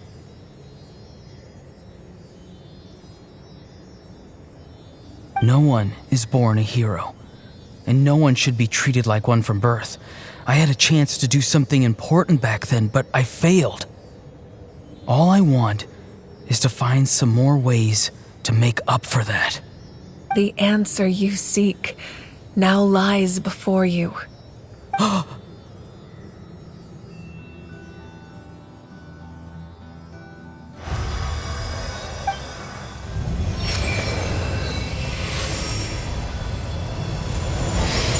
You are the inheritor of my name. The hero from the Masters of the Nightwind, who shall fight for this generation. Fascinating. You're not the person that the others thought you were. And yet, you're also not the kind of person that you thought you were. It can take a lifetime to truly discover who we really are. Like you, I never thought I had what it took to be a hero. I was too cunning, too self-absorbed. But in the end, I sacrificed my life for this nation. Now, remember your name. Even if others will see a different meaning, it still symbolizes your nobility and yearning. My ancient name. BD. It means devotion. You will give your all, not for the sake of a heroic death, but to do justice by the answer you found for your life. For that answer, you will offer all of your strength and be born anew. Through your devotion, you will prove your worth. Having foretold his own death, the omniscient man holds a feast in celebration. Let us raise our cups in honor of his heroism and send him off with this final tribute. For at last, his wish is now fulfilled. It's nice to see you again, Sanhaj. With your recognition, we now have the 5th hero of this era.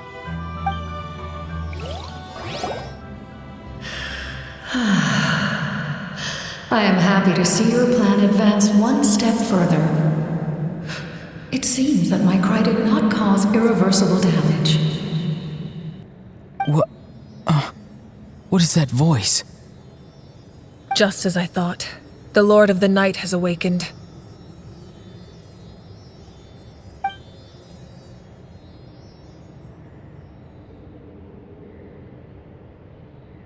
The Lord of the Night?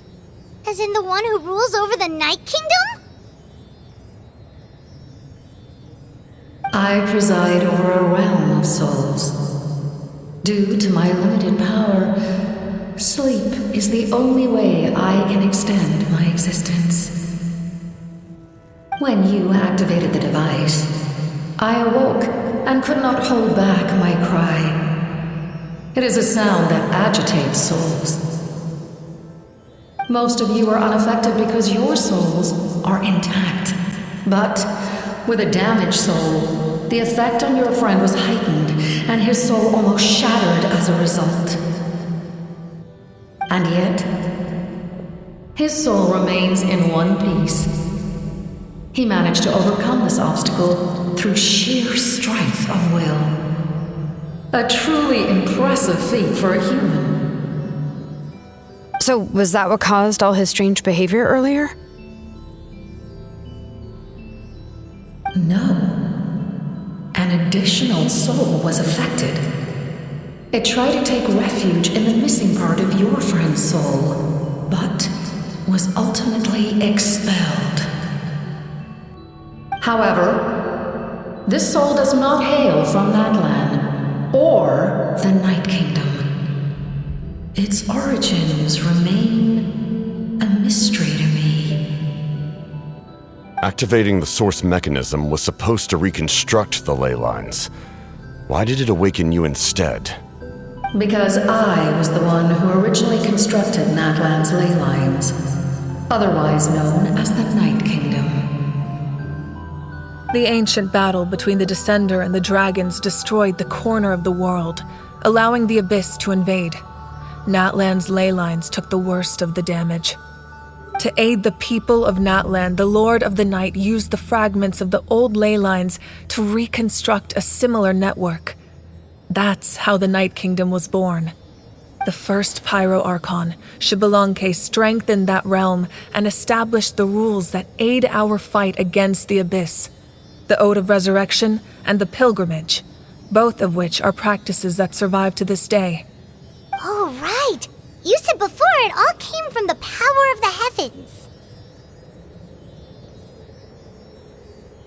The ancient dragons tried to use this device to strengthen the ley lines by imbuing them with power. Back then, this method was rather ineffective. They lacked the skills to navigate the intricate structure of the ley lines. And now, the structure of the ley lines has also completely changed.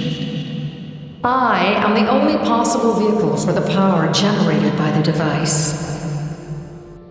It was an incredibly crude and painful method, but I managed to absorb some of that power. Now, I can speak to you like this and provide you with aid, such as rebuilding the ley lines once more, at the cost of my own existence. But why would you make that kind of sacrifice?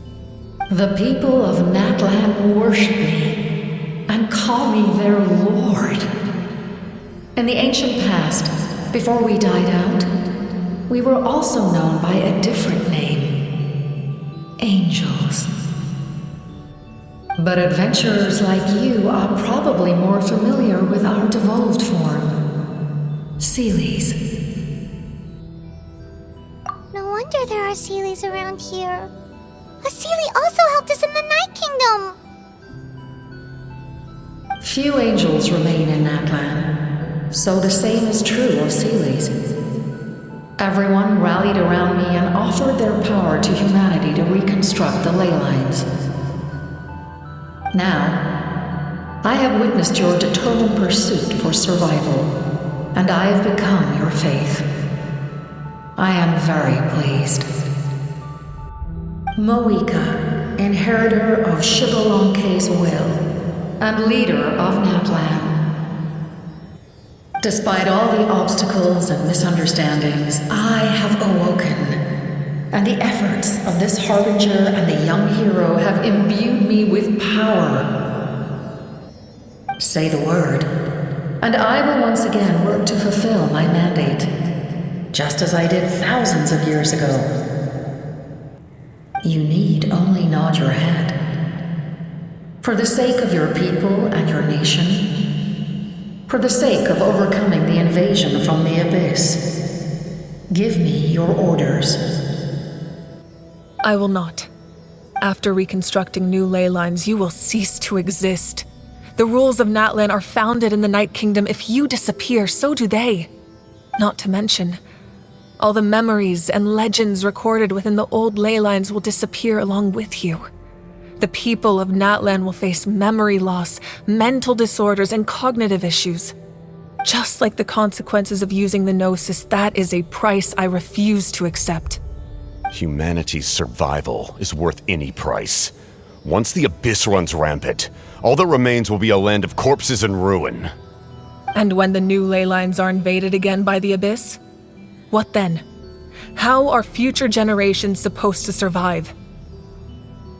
A land without the Lord of the Night, without the protection of the rules, is doomed from the start. You presume too much. If you cannot ensure survival in the present, you have no right to think about the future. What will it take for you to realize that? How many hundreds or thousands will have to die? The situation hasn't gotten that dire yet, has it? Why? Because I am a survivor of Conria. I've witnessed the devastation and terror of the Abyss with my own eyes. Conria? That's right. My family, my comrades, my homeland, were all lost to the Abyss. It is an unforgettable pain. One that no amount of time could ever dull. Not even 500 years. You've experienced something similar, Mavuika. You should know exactly what I mean. You're right. The pain, the regret, the catastrophe. They all haunt my dreams to this day. If I could go back, I would reject all false hope. I would do whatever it took to ensure their survival. You have that chance before you now. Why do you refuse to take it? Because we don't have the right to make that decision. We love this world because it contains everything we hold dear. Everything that has happened here has moved us, shaped us, and turned us into who we are today. Giving up our memories and history would mean rewriting everything. The people of this world would then become fundamentally different beings, their physical bodies the only connection to their former selves. Even so, given enough time, a new civilization would inevitably flourish. If you believe in humanity, you should trust in their ability to create a new future. Or history could repeat itself. The Abyss could invade once more, and it would all be for nothing.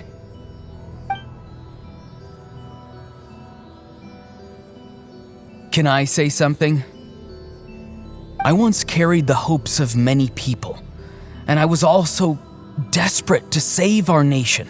In the captain's plan, I saw a chance to ensure our survival. But as I was on the brink of death, my wish for life and purpose was rekindled. I've been very fortunate to be well cared for by all the people in my life. I refuse to forget that. My feelings were so strong, they overrode my compulsion to sacrifice myself for their safety. No matter what path lies before us, we still have a destination. If we lose our way now, we will lose the meaning of our existence. That's right. Natlan's heroes gave their lives so we could have this chance against the Abyss. Their sacrifices are our blessings. Not only are their deeds and spirits exceptionally meaningful, they may also well be our path to victory. I don't want to give up just yet. Yeah, we're just one hero short. The power from the device will allow me to remain awake for some time. I stand at the ready should you change your mind. Even if you fail, you need only send someone my way. My offer still stands. Humanity is truly remarkable. Even the gods in the heavens hold you to be special. Even now, you stand before me, dazzling like the sun. You must have a profound connection to this land since you're so determined to save it. But what are you really trying to protect? The land or its people?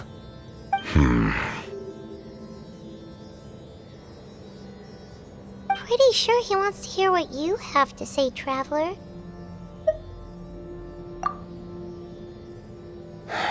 Fine.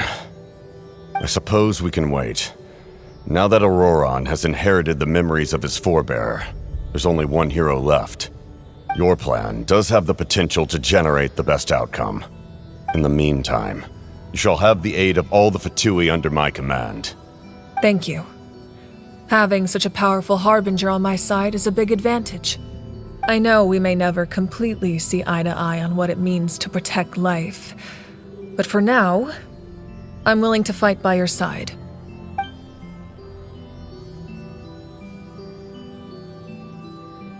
All right, we should let everyone else know about the plan. They're probably still at each other's throats outside.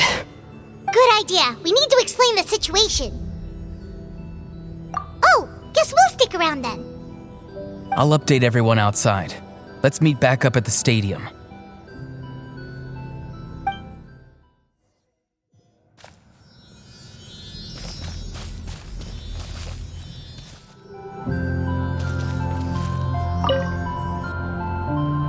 You come to me with many questions, and you should be rewarded for your bravery.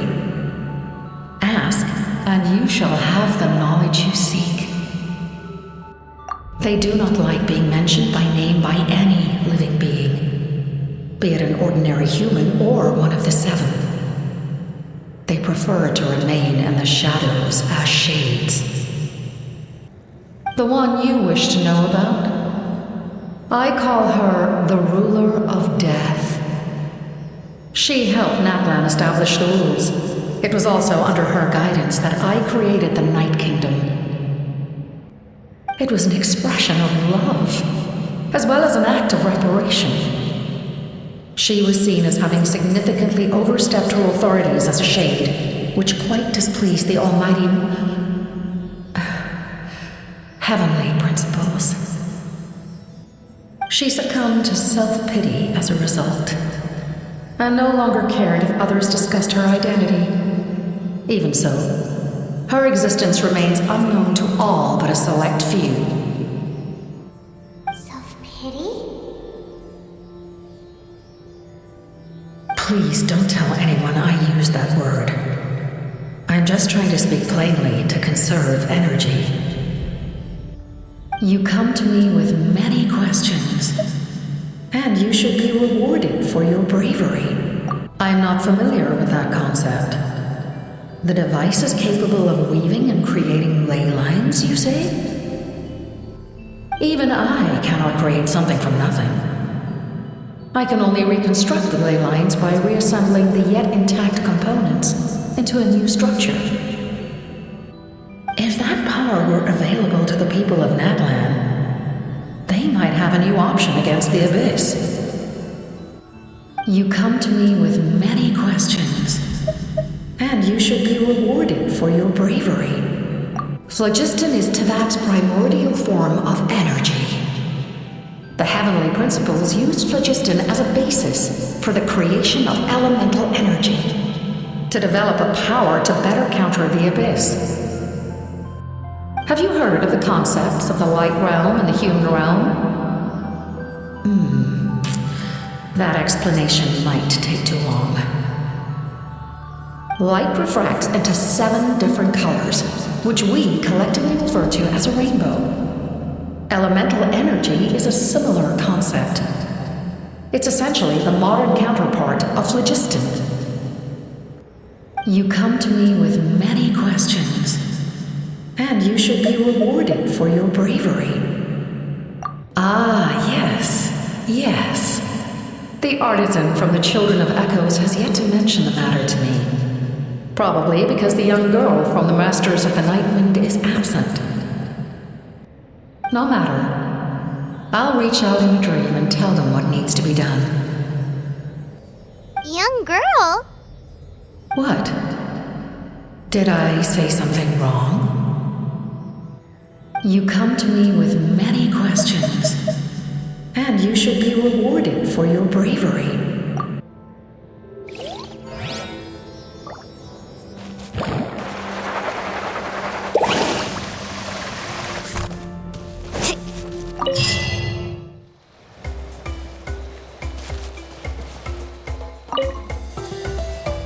The captain says a group of us need to stay behind to guard the source mechanism. It's extremely important. We'll stay here. Of course, you're free to come and go as you please.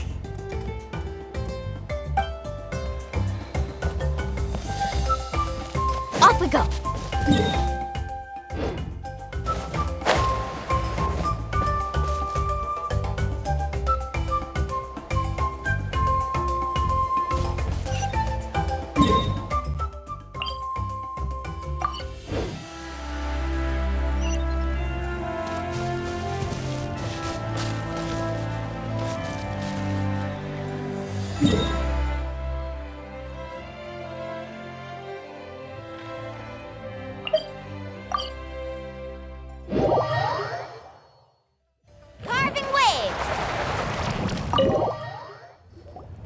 In that case, allow me to formally welcome the Fatui to our cause. We now face a common enemy. It's time to put our differences behind us and look to the future. As for Ororon, his actions may have been out of line, but I don't intend to punish him right now. I'd rather give him a chance to prove himself. A magnanimous decision. We're back! Whoa, seeing the two of you chatting like this, Paimon almost feels like she's dreaming. This may be an unexpected outcome, but a favorable one nonetheless. Now that we're all here, I have some questions of my own. Tell me, how did you discover the source mechanism? We weren't getting any closer to obtaining the Gnosis, so I had my men scour Natlan for a different option. Ororon helped as well. We tracked down 3 scholars, Aberawa, Bosomtwe, and Kushtal, and combined the results of their research to locate this ancient device. I've never heard those names before. Seems like my own investigation failed to locate some critical personnel. I'm just not sure how I missed them. Strange. Perhaps they simply live in seclusion. In any case, their results speak for themselves. That's true. Now we have another option at our disposal. Compared to using the Gnosis, our current plan will buy us some time. And if all else fails, we still have this plan as a last resort, even though executing it will come at a heavy cost.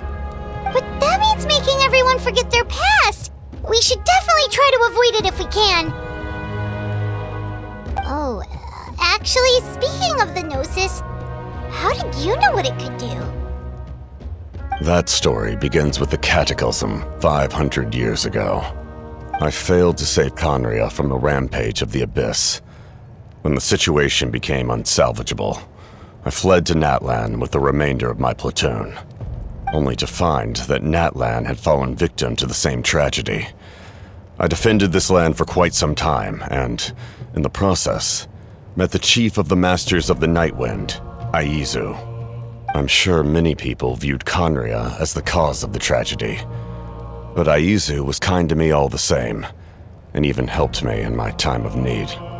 From that moment, I made it my mission to aid Natlan. In battle, a warrior fights to win. Even though my homeland was lost, I was already committed to this fight. Together, Aizu and I fought many battles and overcame countless hardships. However, he was unable to escape his fate, and, in his final moments, told me the secret of the Gnosis. So it was him. He recommended using the Gnosis on several occasions even before the tragedy, but I turned him down each time. You knew him, and you fought for Natlan all those years ago. Why don't I recognize you? It must be the mask. Even without the mask, my past appearance is long gone. Even with the curse of immortality, the flesh still rots. Wait, do you know someone named Dainsleif? That problem doesn't seem quite so extreme for him. You've met him already? Yeah, a bunch of times. Sounds like you know him too. During the age of Conria, all I knew was his name. The last time I saw him in person, he was traveling with the princess. He carries a degree of pain and hatred that far surpasses my own. Yes, you're the brother of the princess. Given the role I held in Conria, I would prefer not to harm you. Although, this is likely a self-imposed burden. If the princess saw me now, I doubt she would even recognize me. As for your question, I don't know how Dane managed to slow the deterioration of his body. My appearance is much changed, and that's not the only thing. Even my physical strength is a shadow of what it once was. I would have never known. During our battle, it felt like I was fighting against the pinnacle of human strength. And I still lost. I deserve no praise for that outcome. Still, it's a shame we never faced off 500 years ago. You could have seen what I was truly capable of. I agree. Had we fought then, I'd also have been more motivated to go all out. So, all that commotion back at the stadium, and you're saying neither of you were using your full strength? I'd say we're evenly matched. If we face off again, victory will come down to who wants it more. I imagine you held back since there were spectators around that could have gotten hurt. But capitalizing on that situation would have only led to a hollow victory. It would have been no different than taking hostages. My goal was the Gnosis, and I failed to obtain it. That means I lost, plain and simple. Her Majesty the Tsaritsa allows every harbinger the freedom to pursue the meaning of their existence. When the time comes, that freedom can take precedence over her orders. That's why our methods can be so radically different, despite sharing the same goal and the same sovereign. I needed the Gnosis because I came here to save Natlan. That was my primary motive. Once Natlan is saved, if the Gnosis still remained in my possession, I could bring it back to Snezhnaya. My decision regarding the Gnosis will not change. So let's focus on the Abyss for now. Right! What happens when all 6 heroes are together? We will unleash a great power that can be used to thwart the Abyss. But only once. It's a power that Xbalanque gained from Renova. Renova is a god whose existence predates any Archon. You can think of her like an emissary of the heavenly principles. She controls the power of death. Wait, is that why you have the Ode of Resurrection? Yes. Renova also orchestrated Natlan's rules. As for the Divine Throne, like I said before, when a human ascends to the Divine Throne, their inner flame will awaken. The size of the flame depends on the person's potential. The same principle applies to the ruler of Death's power, with one notable distinction. The amount of power inherited will not change depending on your ability to tolerate it. In other words, it's a kind of power that not everyone can withstand. But if you survive the trial, you will gain unprecedented strength and the ability to harness powers more formidable than any Archon. That still sounds really risky. We cannot walk this path without accepting risk. Mualani charged into the Night Kingdom despite the abyssal contamination. Ororon fought back from the brink of death. In the face of their bravery, I must respond in kind. That is my duty. Spoken like a true leader. All right, that's enough for one day. You should head back and get some rest. I'm sure you're exhausted. The Abyss will likely sense the change in Ororon. It's possible the frequency of the attacks will increase. There are many challenges to come, so we need to be prepared. When you put it that way, Paimon feels even more exhausted. All right, let's head back.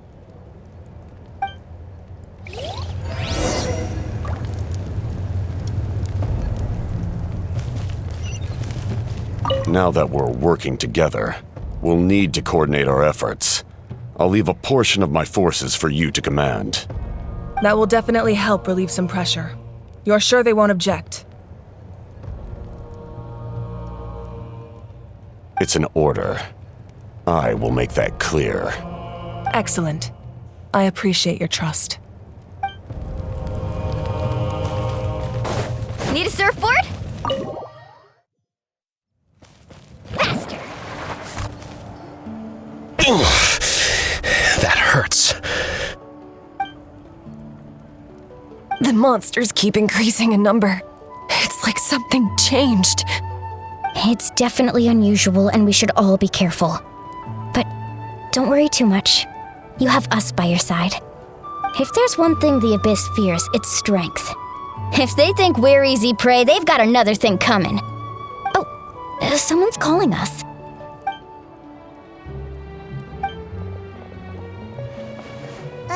Something wrong, Traveler?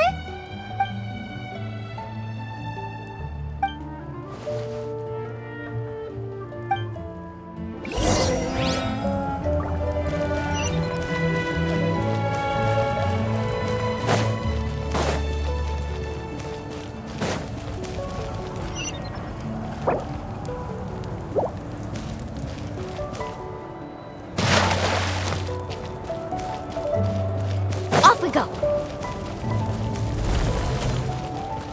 Need a surfboard?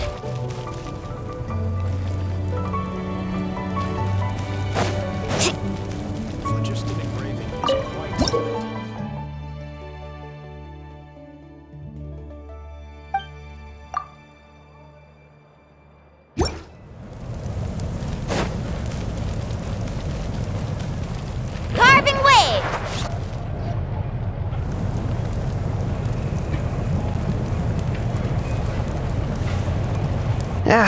Nope. We can't give any of these to our soldiers. They were not tempered correctly at the forge. Well-made weapons and shields are vital for the survival of our people. I know we're under a lot of pressure, but we can't compromise on quality. Listen, I'm not blaming you. I know this isn't your usual standard of work. Why don't you all just take a break and I'll take care of the pieces.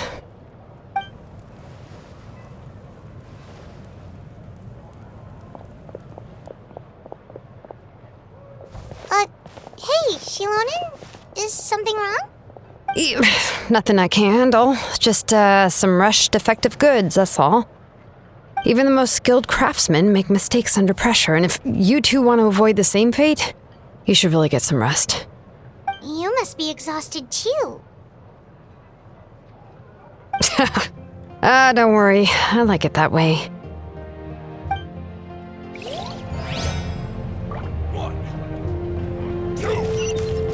Wait, how many pieces is this again? Need a surfboard?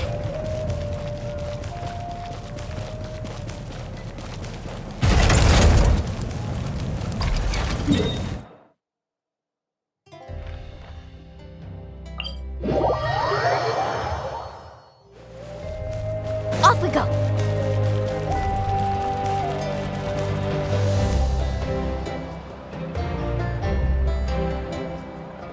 Kinich, you made it back in one piece. Oh, these must be friends of yours. Well, I'll head out then. See you later.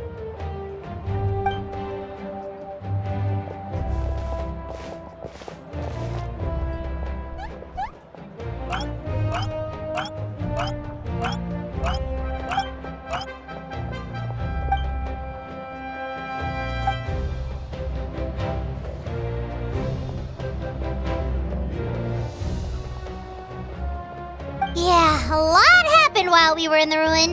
We'll tell you about it some other time.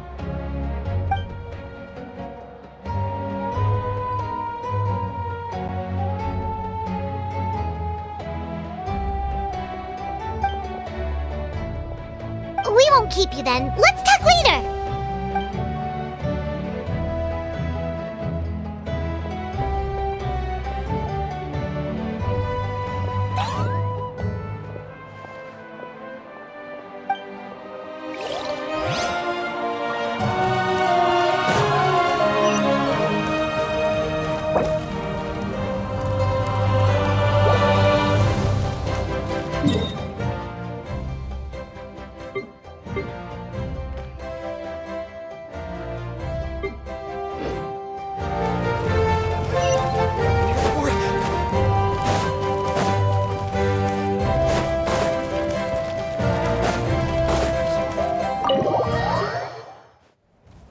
Ororon. Granny? What's wrong, Granny? It looks like you have something to say. You know exactly what you did. You need some sense knocked into you, that's what I think. Now, where do I even begin? I'm sorry. Now that you have nowhere to run, that's when you apologize? You couldn't wait to run off last time, and the time before that. Pretty sure I apologized those times too. What exactly were you thinking? Being a wanted criminal is one thing, but then you also tried to pull off that whole thing in the ancient ruin. I'm not the one who needs an apology. Apologize to yourself for risking your life. Okay. I'm sorry. I don't have anything to say for myself, Granny. Yell at me all you want. I know I messed up. You better be sincere. This is an incredibly serious matter. I'm being sincere, I promise. I've seriously reflected on my actions. I know what I did was risky, and I know I made some bad choices. But I don't regret it. I just had to do something. Not because I thought I was special, but because I wanted to help Natlan as much as I can. Of course, in the end, I just ended up causing more trouble, so you're right. My apology doesn't mean much, but I don't know what else I can say. You even had Aoife bring me that gem. A simple thank you isn't enough, but still. Thank you, Granny. You're welcome. Just make sure to thank Aoife sometime. I will. Anyway, don't feel too grateful. I tampered with the bag to copy a portion of your memories. Oh, I didn't notice. Of course you didn't. You forget how many years I have on you. Like you could uncover one of my tricks. Anyway, I have something else to tell you. The Pyro Archon has discussed your case with the others. Many of your actions violated the rules of Natlan, and you should understand you'll have to take responsibility for that. I understand. But your efforts weren't entirely meaningless in the end. In addition to giving us another failsafe, you saved yourself with sheer force of will and managed to become a hero. Huh. Not too shabby, grandson. Did the Traveler and Paimon tell you to say that? What? No! I said that because I mean it! I can't believe you're complimenting me at a time like this. You normally let your fist do the talking. You're not off the hook just yet.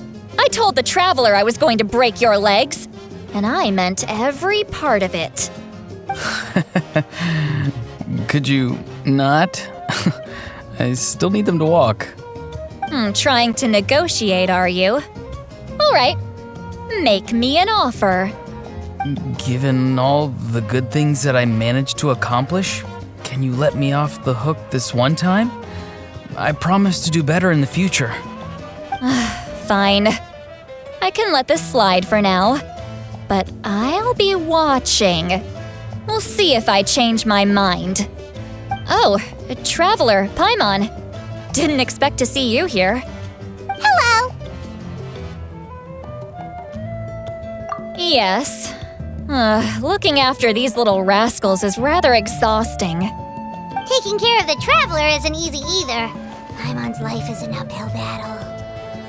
Traveler, Paimon, I want to thank you for your help back at the ruin. I won't. Let's get together sometime. If Ororon really wants to thank you, he can treat us all to a tasty meal. Sounds great! We'll be there! It's worth a shot.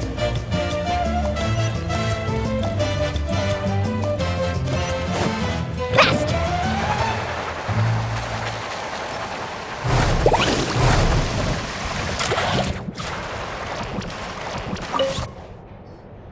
If you're done for the day, we should get some rest. Paimon has a feeling we'll need it for tomorrow.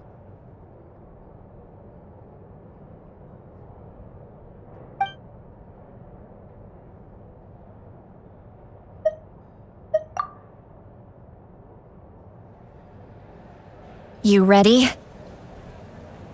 Yep. Let's go meet the Lord of the Night.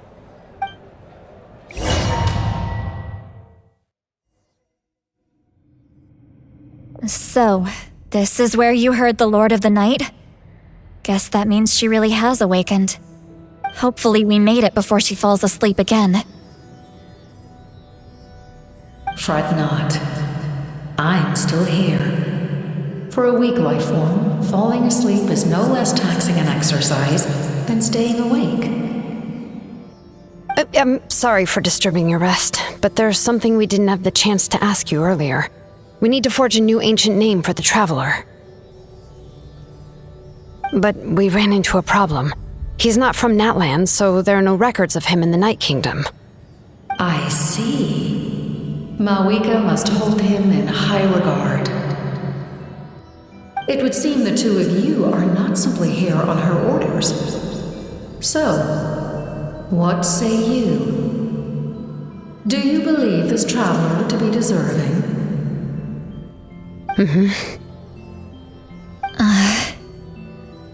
Speak your mind. There are no others here.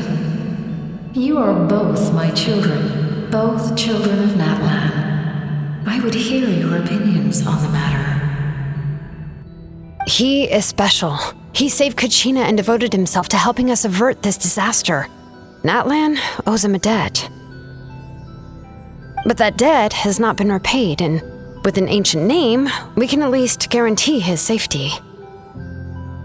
Even though that guarantee will come at the cost of your own life? Yes. So, it's true. Forging an ancient name consumes the life of the craftsman. Forging an ancient name is an act of creation. It involves taking disparate concepts throughout the Night Kingdom and condensing them into a heroic epic. But it takes time for the new concept to be integrated into that realm. If the ancient name is like a seed, then the life of the craftsman is the outer shell, serving as its protection. Once that process is complete, the seed will sprout, and having served its purpose, the outer shell will gradually disappear. Forging an ancient name is no easy task, and creating one for an outlander makes it even more challenging. Still, if you're here, that means your mind is set. Yes, because I believe forging this name will be well worth it. We don't know how long we'll be able to hold back the abyss or what the final price of averting this disaster will be. If giving up my life means that all the people of Natlan can have a future, then the sacrifice is practically negligible. Even when I'm staring death in the face, I don't think I'll regret this decision. I bear the name Baraka. This is a part of my duty. I understand. The chance may be exceedingly slim, but you still want to seize it because this could be the final step to victory. And you, Citlali, the anxiety you feel, it's because you saw something, yes? Something you were not meant to see. So, you know about that too. What is she talking about? I've had concerns for a long time. Mavuika's plan needs too much time, and too many things can go wrong.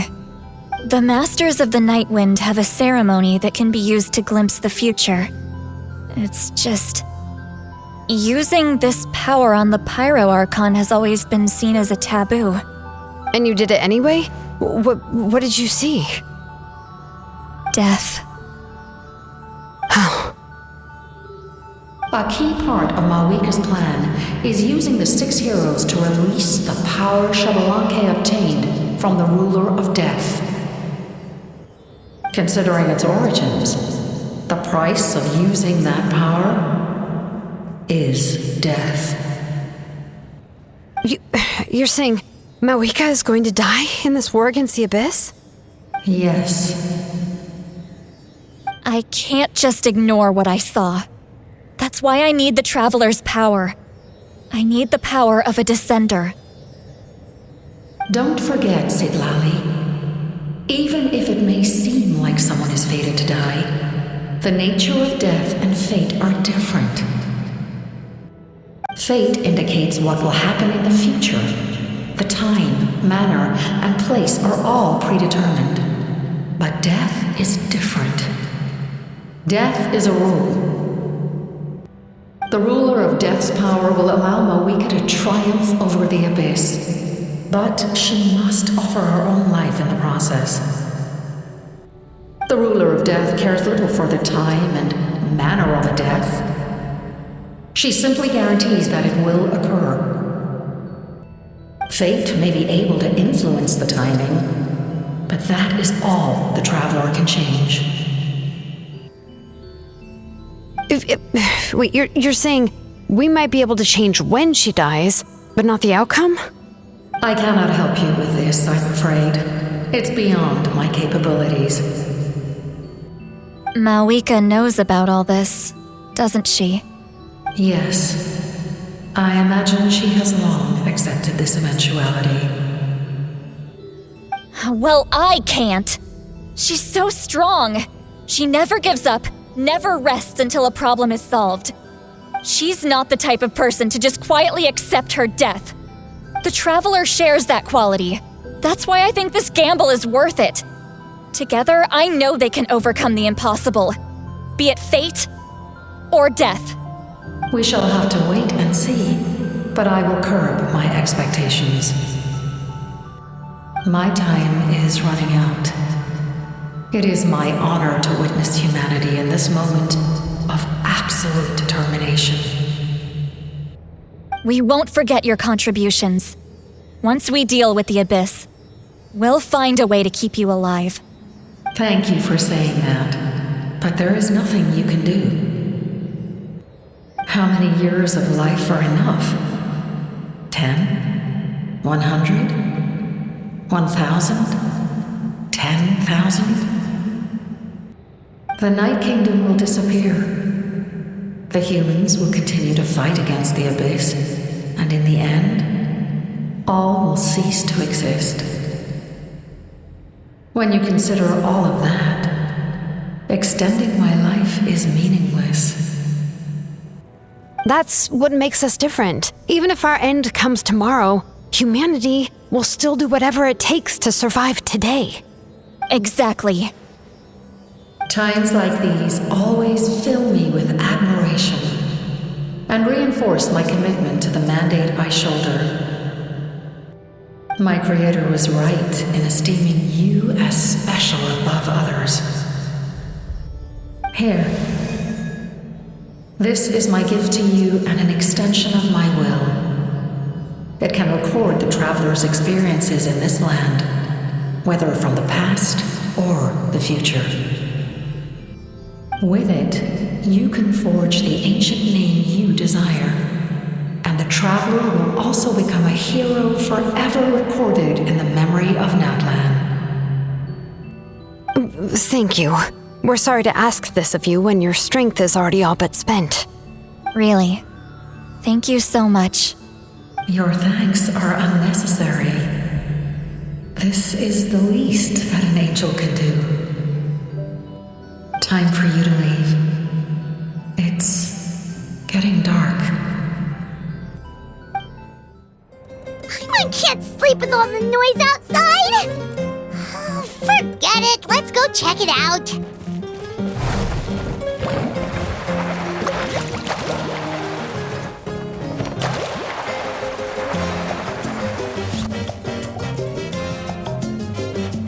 Xilonen, Citlali, is there a reason you're up so early?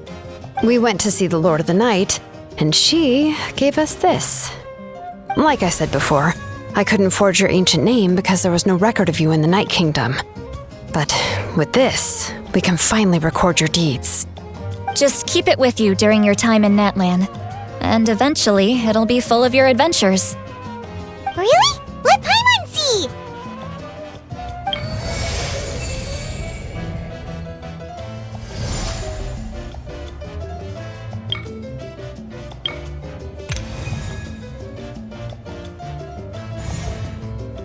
Whoa, it's the two of us!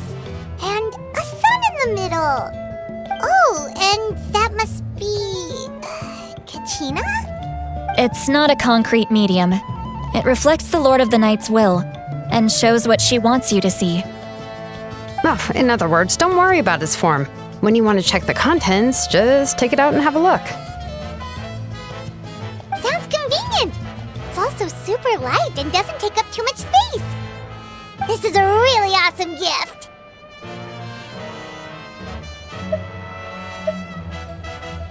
Oh yeah, we'd feel bad accepting something like that.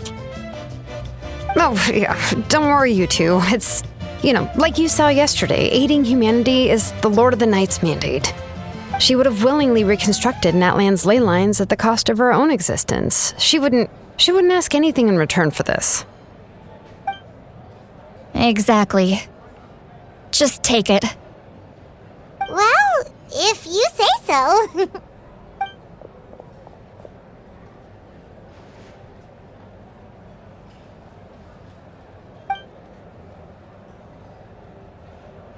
So soon? We just fought them off. We can figure that out later. Let's go!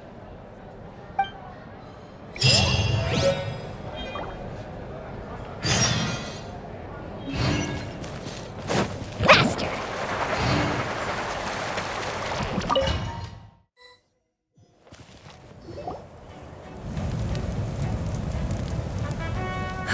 I see. I'll send reinforcements to those 2 locations. This other one is too dangerous. I'll handle it myself. The remaining locations are remote with no inhabitants. Let's bring our warriors back and make sure they're careful on the retreat. Understood. I'll spread the word.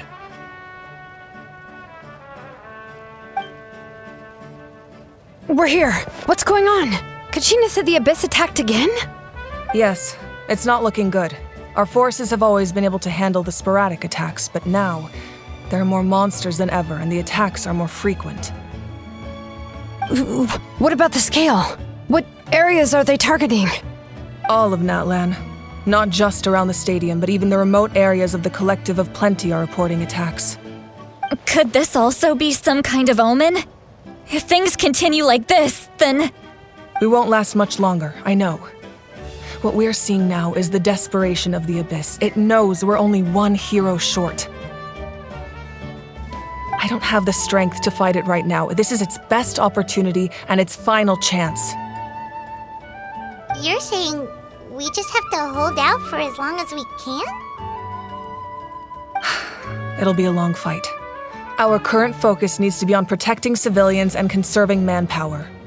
There are caravans and adventurers trapped in the wild. Many of our warriors have already left to rescue them, but they'll need reinforcements.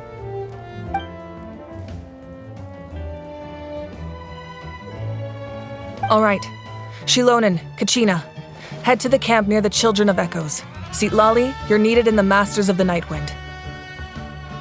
As an important figure in the plan, Ororon will stay here. Your tribe is too far from the stadium. Understood. I'll leave right away. I prepared a hot air balloon to take you where you're needed. Messengers from the Scions of the Canopy are traveling all around Natlan. Update them once you've completed your mission, and they'll compile the information into a battle report. As I receive intel from the various regions, I'll plan your next move. All right, no time to lose. Let's go!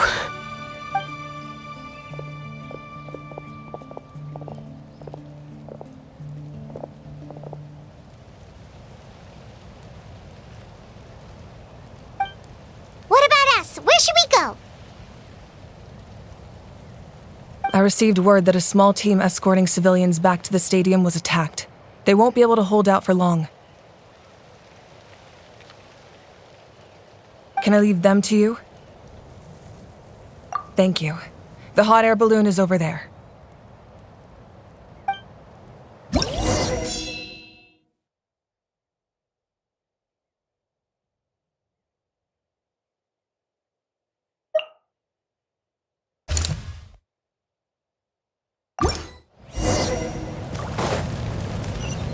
Need a surfboard? Carving waves!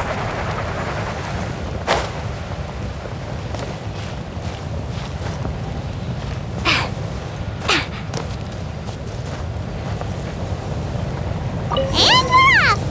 Hey, this thing is pretty convenient. It's not only fast, but also saves us a lot of energy.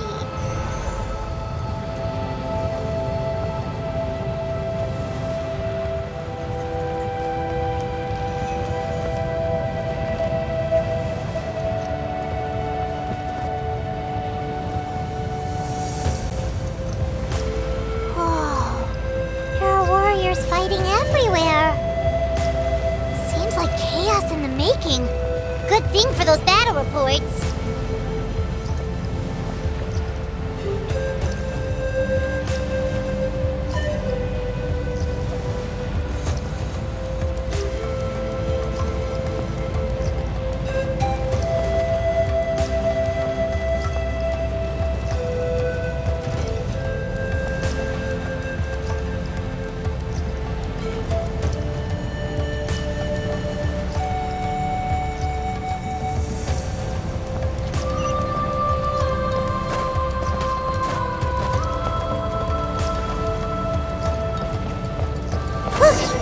be trapped! Let's go help! Reinforcements! Thank goodness!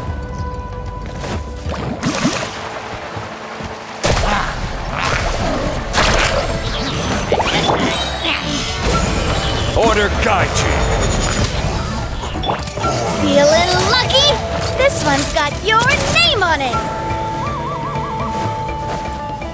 Fire! Well, withdraw. Feeling lucky?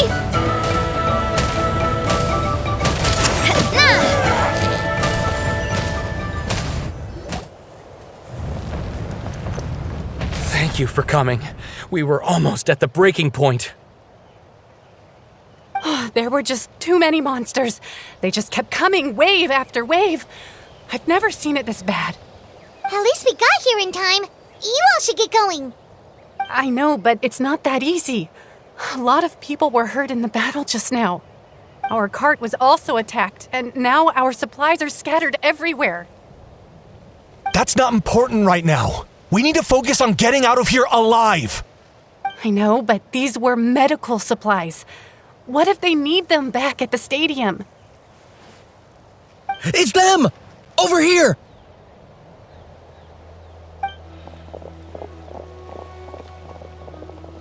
We came to help, but looks like you don't need it. Nice job making it through. Now we can head straight to the next location. What other areas need help? Here, take a look at the latest battle report. Messengers from the Scions of the Canopy are traveling all around Natlan to pass along the latest intel. If you see a messenger from the Scions of the Canopy, feel free to ask them about the latest battle situation. Thanks! Now where should we go next? Seems like you can hold your own in a fight, so let's split up. Choose where you want to go and we'll take the rest. Still looks like they could use some help here, though. These supplies are really important. What should we do? It's all right. Don't delay your rescue efforts on our account. But if we stay here too long, the monsters might come back. What do you think, Traveler? Should we stay and help? Paimon will do whatever you decide.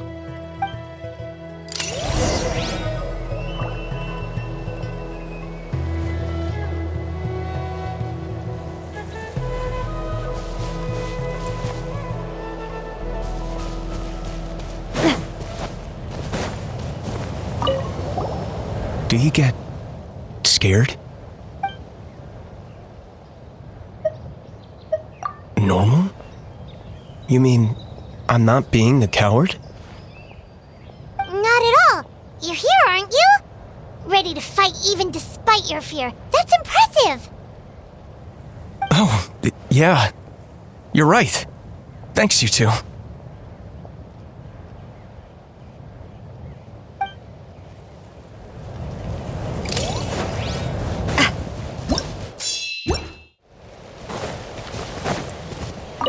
Traveler, can I ask you a favor?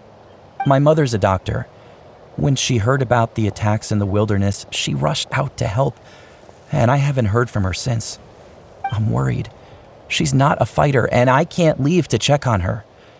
I want her to stay out of this. So if you see her, can you please tell her to take shelter? Of course, we've got this. Thank you. Oh, that makes it easier to focus on the current battle.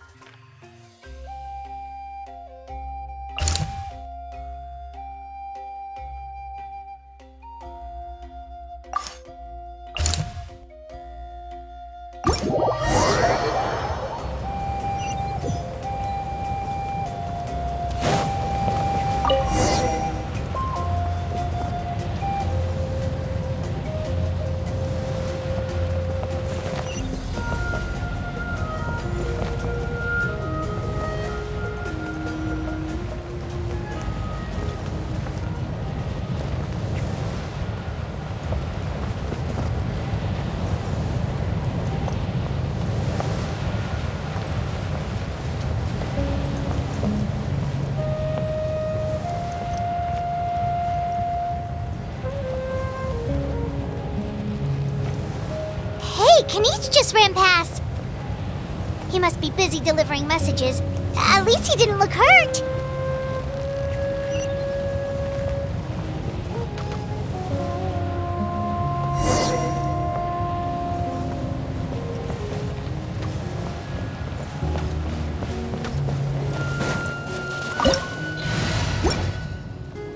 This is it!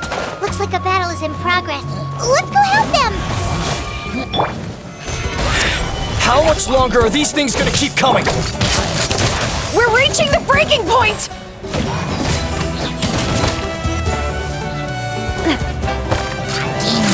Hey there!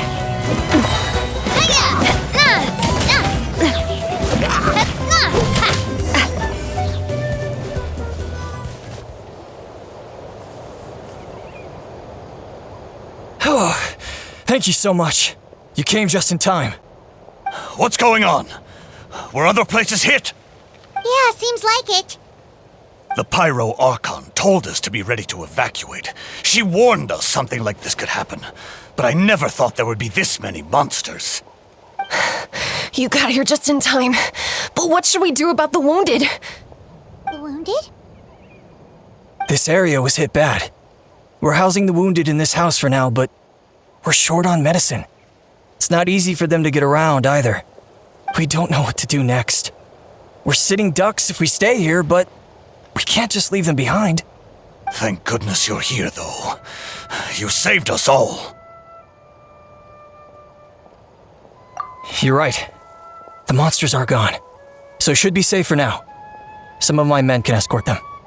That will take time, though. And some of the wounded can't walk. They might have to stay here. Don't worry. Once we escort the first group, I'll call for reinforcements. That way, everyone can evacuate. Let's help them out here for now. Then we can head to the next area.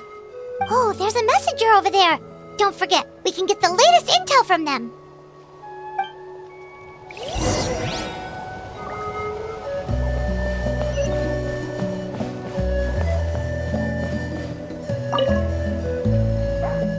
No, I don't want to go. I want to stay with you. Mommy can't go with you, my dear. She's hurt. Still, it's going to be okay.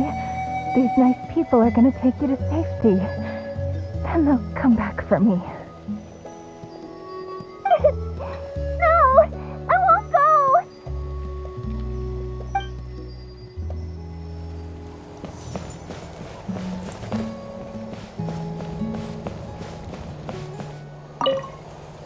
What's the situation at the tribal camp? Safe for now. Although most people are out delivering intel. If the Abyss launches a large-scale attack in the meantime... Then it will fall to us to protect the tribe. What? You scared? Not a chance.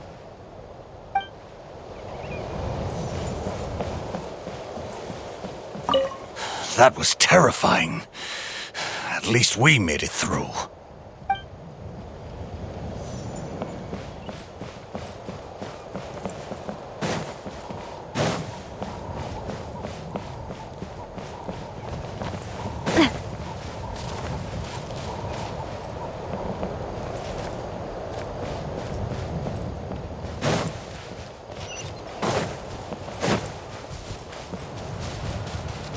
Quick! Over here! Follow me! Look! Someone's surrounded!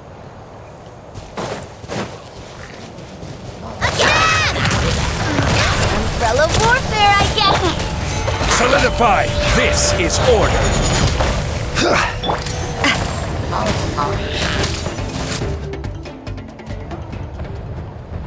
Thank you.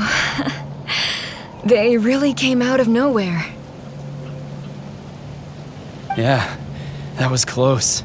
Thank you for coming all this way to help us, Doctor. Just doing my part. Doctor? Wait, do you know Teyvat? He's my son. Why? Did something happen to him? No, he's fine. He's just worried about you. He asked us to tell you to seek shelter. Ah, I see.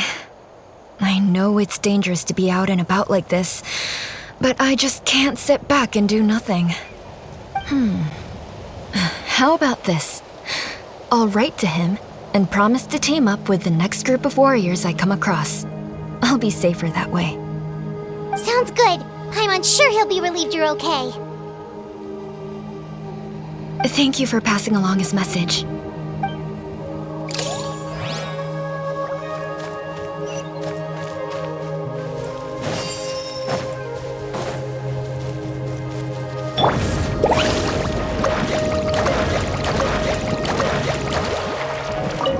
Thanks for your help. I've updated the intel on this area.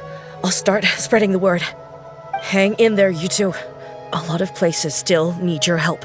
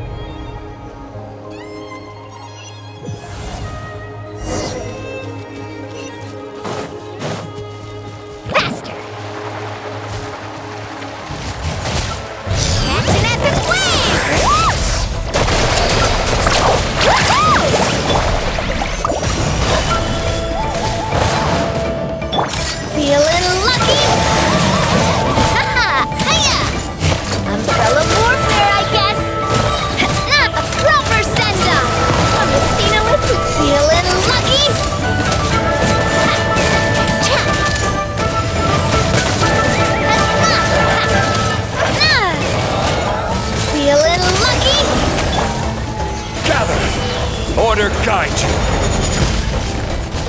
Woohoo!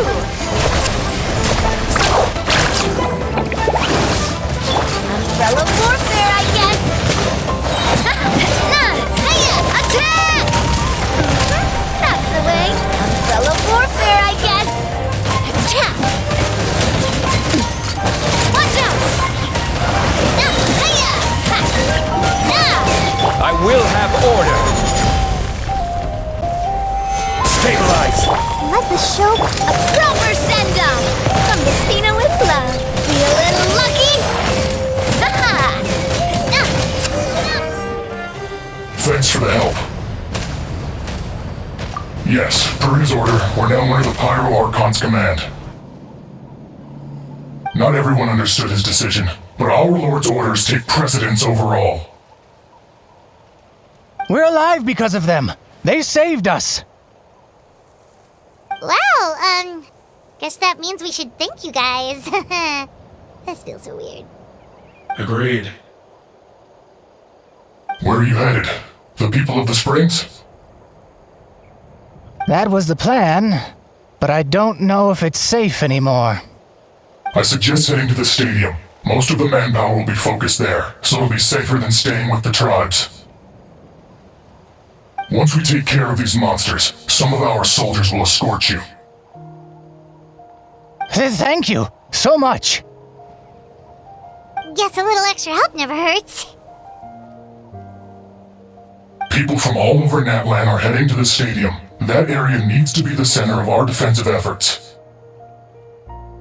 If your other tasks are complete, I'm sure the people there could use your aid. Hearing those words from you also feels quite strange for me, but I can only accept the situation at hand.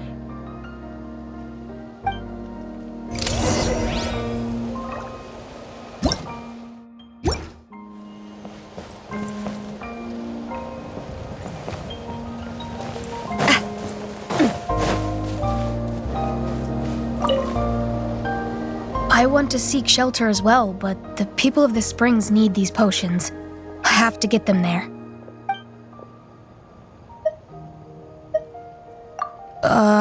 I'm not sure about that. We can get you close. It's on our way. Oh, well, great. I appreciate it.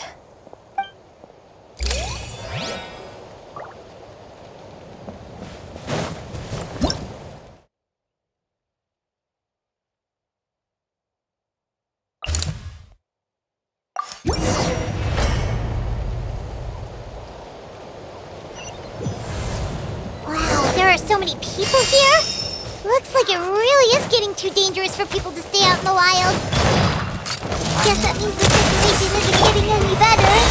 Well, we'll just have to keep fighting.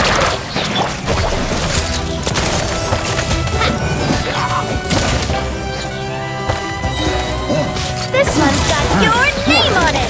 Proper send-off! From the... Order guide you! Stabilize!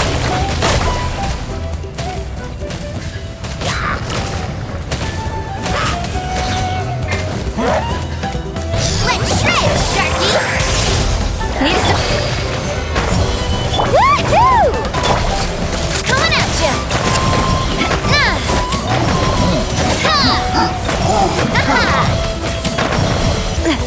Umbrella warfare, I guess! Gather! Woohoo! Feeling lucky?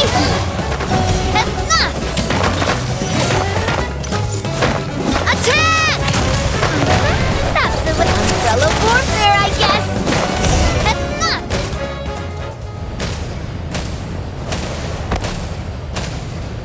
Oh, Kinich, you're back!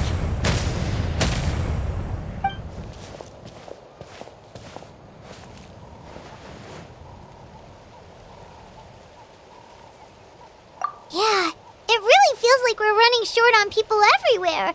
It's so dangerous out there. Just when we think everything's under control, another thing goes off the deep end. Not that Paimon's complaining, it's just... what if things get even worse?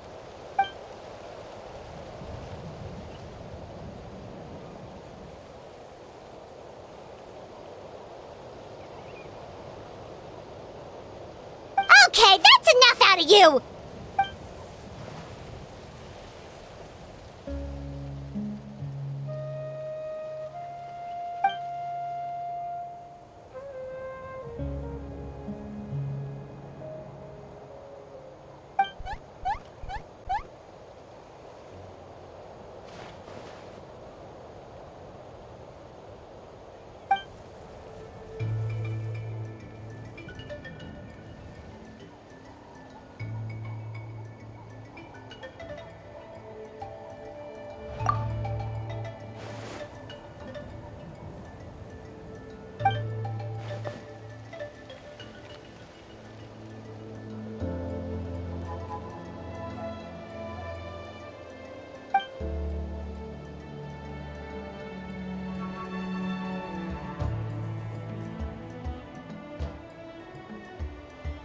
Yeah, she always seems so confident.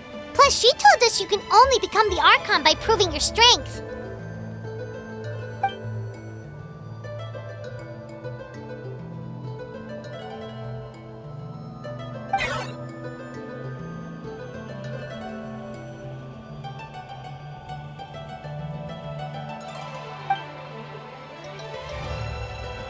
Good idea!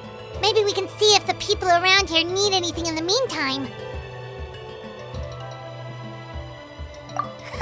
Looks like we're on the same page. There are a lot of people in here. Could they all be refugees?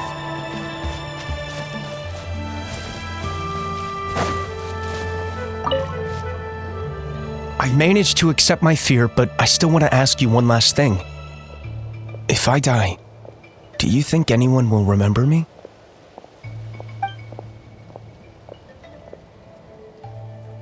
Yeah, please do whatever you can to stay alive. Your life is super important. My life is super important. Got it.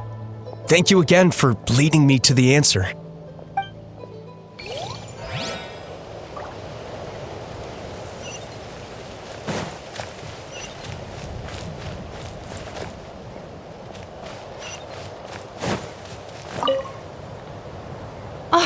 It's you two! Oh, I'm so glad you're all right. Hey, you made it back! Sure did. Dargo made sure we got back safely before rushing out again.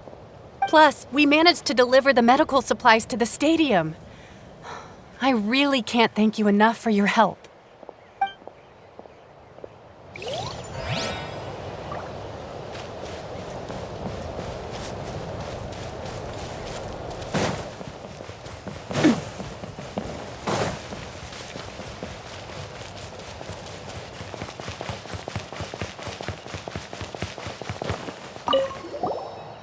Oh, I didn't expect to see you here.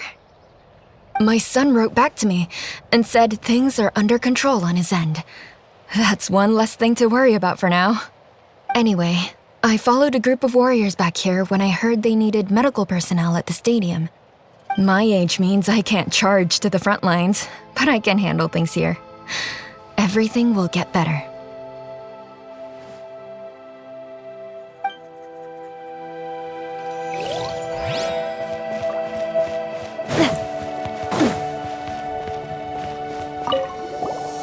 Want to get some rest, Traveler? We have to head out again in a bit.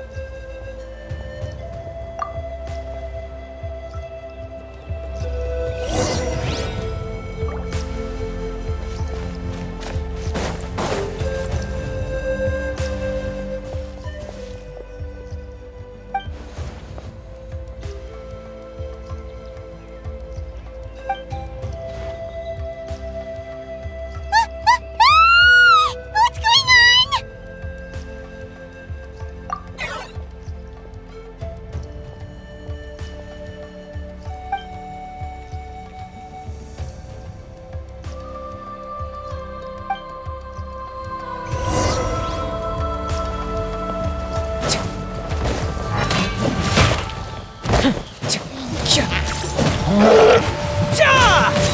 I got him cornered!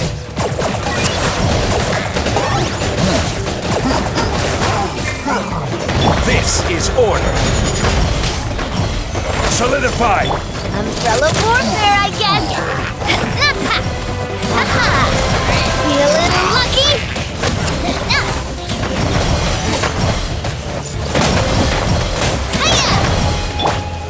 Gather! Coming at ya!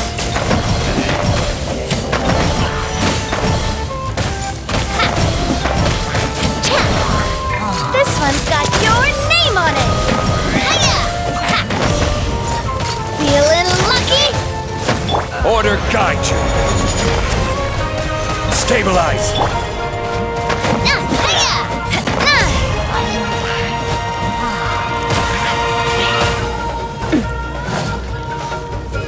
Umbrella warfare, I guess! Gather! Woohoo!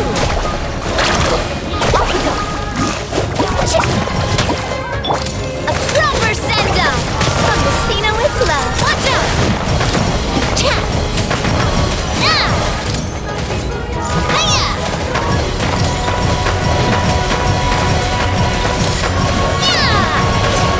Feeling lucky? Watch out!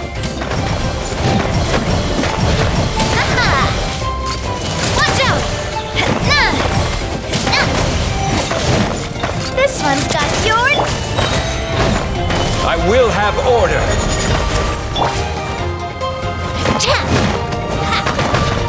Feeling lucky?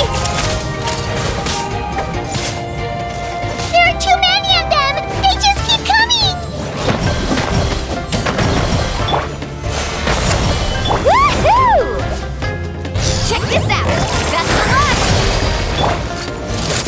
Hey there!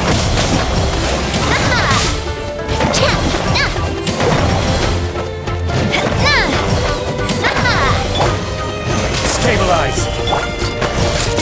Hey there!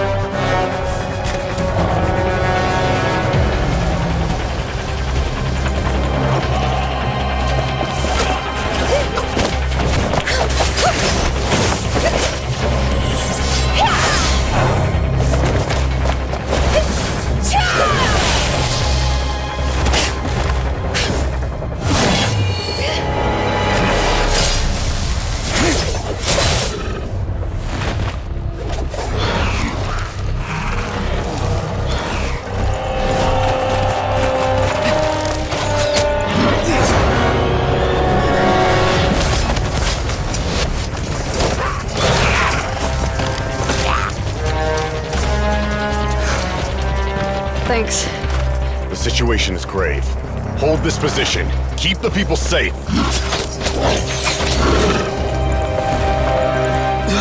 Chaos and emptiness. So that's the abyss. And it knows that now is its best chance. But the sacred flame! Archon's on the case.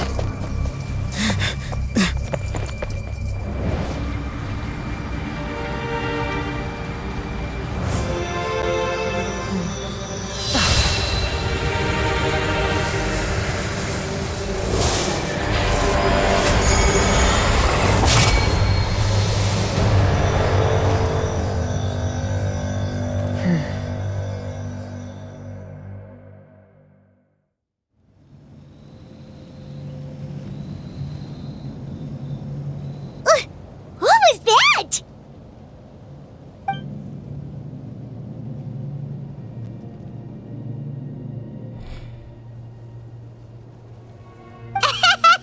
Laugh all you want, it's gonna eat you too!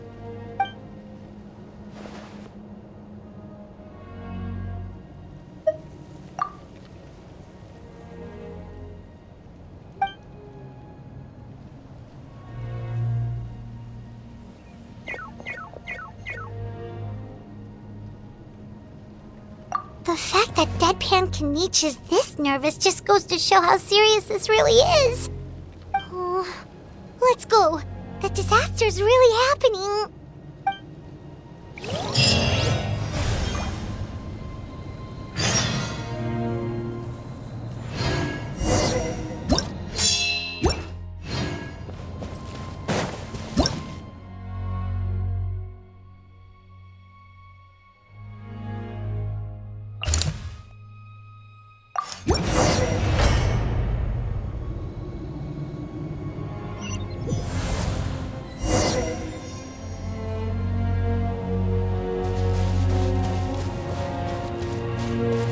Whoa!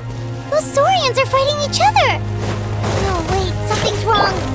They're abyss monsters!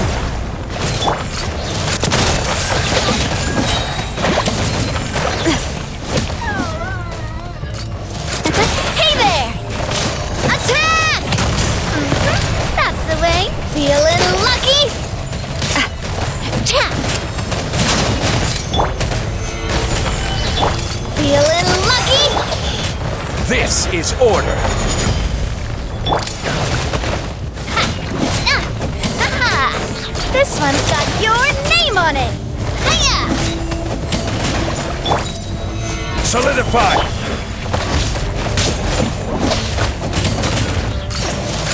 Hey there! Attack! That's the way. Umbrella warfare, I guess. Stabilize. I will have order. Feeling lucky? Haha! Cha! This one's got your name on it! Cha! Hiya! This one's got your name on it! Attack! Gather. Order guide you.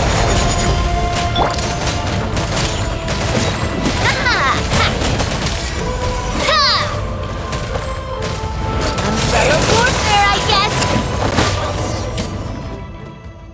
Over here! Come on, quick! Hey, wake up! And you, wake up! They're all dead. Oh no! Were we too late? We were on our way to the stadium with our Saurians when that dark entity emerged in the sky. Seconds later, the abyss monsters appeared and changed into Saurian form. They fought till the end to protect us. And now... Right. You need to get to the stadium. Come on, we'll take you. I guess. Thank you. Oh, I'm so sorry. Truly, I am. May the Wyab watch over your souls, now and forever.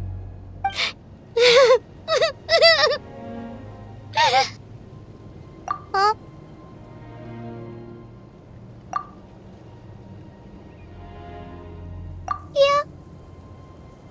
knows, it's just... It hasn't fully sunk in yet. But anyway, right now, let's focus on getting them to the stadium. With any luck, there'll be an update waiting for us there. If not, we'll just have to play things by ear.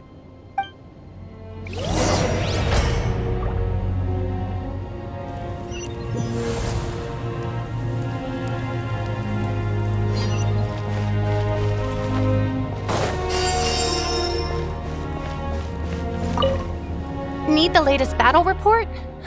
We don't have too much information since so few messengers are making it back here. But, as I understand, the folks at the Scions of the Canopy outpost suffered a large-scale abyss attack as they were trying to evacuate civilians to the stadium. If you're free, please head there immediately.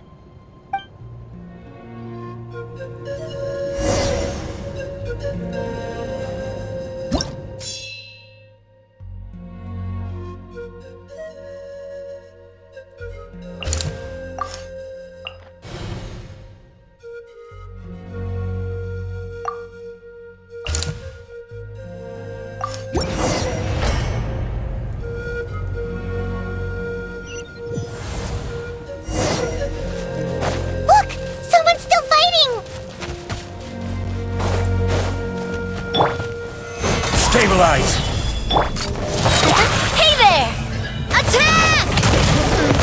That's the way. This one's got your name on it.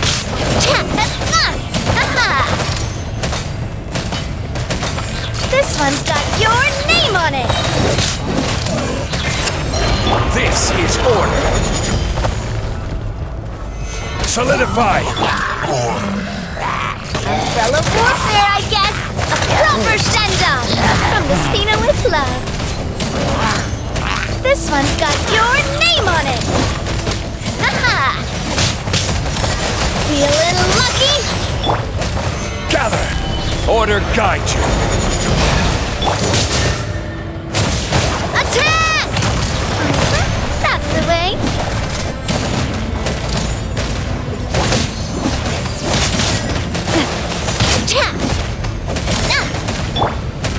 Solidify!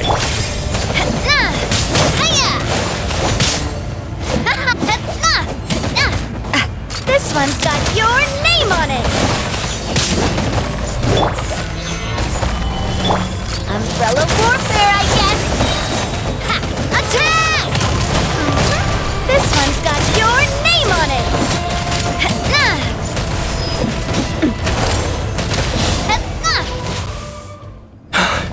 It's you. You came. After you left, some of them started evacuating the civilians, while the rest stayed behind to keep guard, but they're all dead. I'm the only survivor. We're done for now. The Abyss will attack again any minute, and then I'll be a dead man too.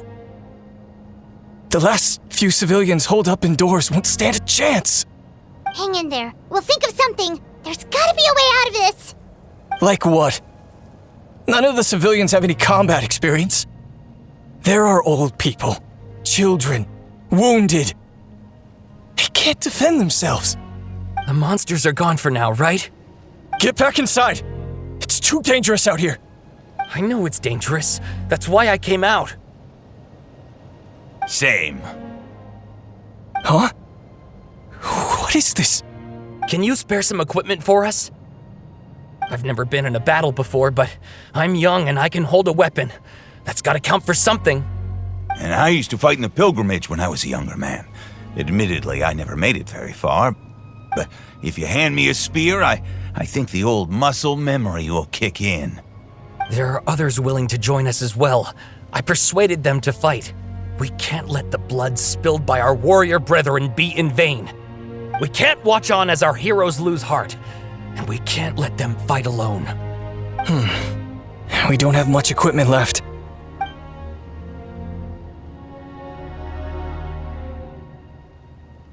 Okay, take these. With a few extra fighters, we should just about be able to hold our own. It'll be a slow advance, but that's better than being stuck here. Everyone who's fighting, be prepared to follow my orders to the letter. Yes, sir! Got it. Take our hot air balloon. You can use it to get to the stadium. No need. You'll have other people to save. We're taking up arms so that you can focus on more important things. You're the heroes, after all. Okay, well, try going that way. That's the route we came from, and there weren't too many monsters. Thank you, both. You've been a huge help. I am devastated by the deaths of my brothers in arms. But if their sacrifice means anything, I have to live on. We're not going down without a fight. Thanks. We will. Now, go. There are other people to save out there.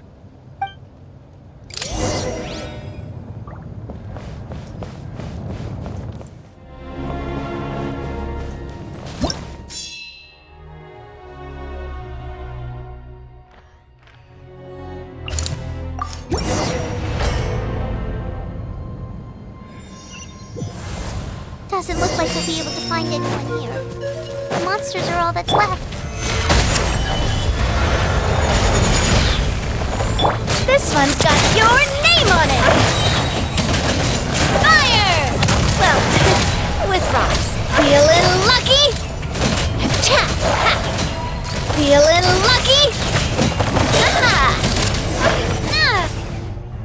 Nope. Nobody here. The latest intel said the Children of Echoes need support too. Let's head over.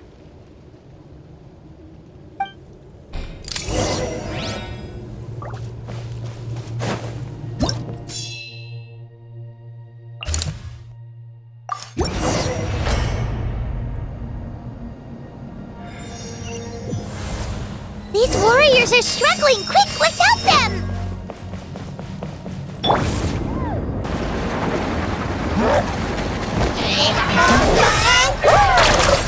Need a surfboard? Gather! Order guide you. Watch out! Hiya!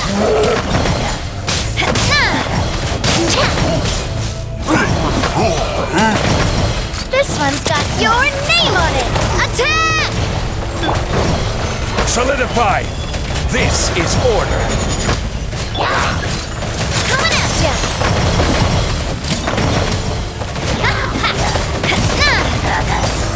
Feeling lucky? Stabilize! A proper send-down! From the Stenolith, this one's got your name on it! Hiya! Ha! Cha! Hiya! Order guide you. Solidify! Cha! Ha-ha! Thank you so much. You saved the day. The enemy attacks grow stronger with each wave. We're nearly at breaking point. Given how few of us are left, I think it's time we cut our losses. This base is as good as gone. Yeah, everyone needs to stick together. Best to regroup somewhere else. Better late than never. Time to evacuate. Warriors, gather round.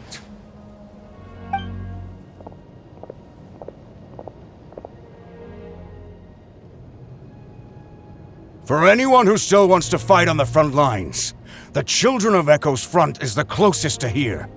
Anyone who wants to leave will likely also see action as they evacuate, but will be afforded safety at the stadium. Those are the options. We're abandoning this base, and you're free to stay with the group or leave. With our limited numbers, I can't promise that we'll be of any real assistance to the Children of Echo's war effort. Even if we do join them, please bear this in mind as you make your decision. Now then, anyone who wishes to keep fighting, show me how serious you are.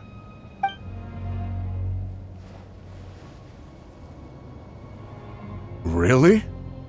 Even after my less than rousing speech? Why would we give up now, after everything we've been through? We didn't stick it out this far just to admit defeat. We can't give another inch to the Abyss. We have to fight them back. If not for our own sake, then at least for our fallen brethren. Very well. For Natlan. For Natlan! We may be few in number, but our will remains strong. We will join the ranks of the Children of Echoes, and they will be stronger for it, however little. Okay, well, take care of yourselves. Don't worry. It'll be just like another Night Warden war. We'll force the Abyss back if it's the last thing we do. Huh?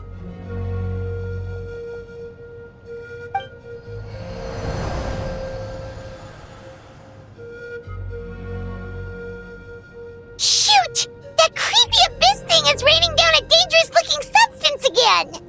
That's over towards people of the Springs territory. From what I've heard, their defenses have been substantially weakened by the Abyss invasion. Then let's head over and check on them!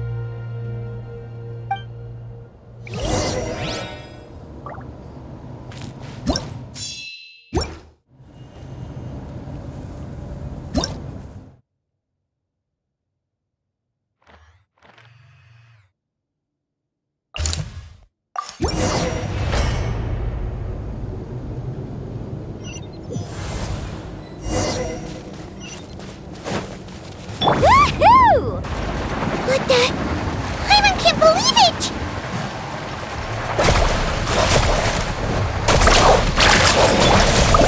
Gather! Watch out! Attack! That's the way. It's too darn strong, our attacks are useless!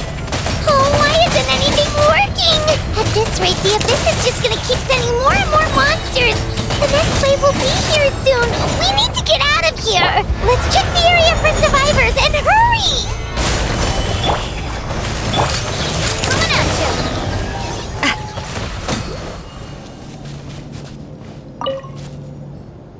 There's just one battle report left, and it gives a long list of places where the dangerous substance has been dropping. This is the first report we've had in ages, which means the messenger's job has become all but impossible. But there's nothing we can do about that.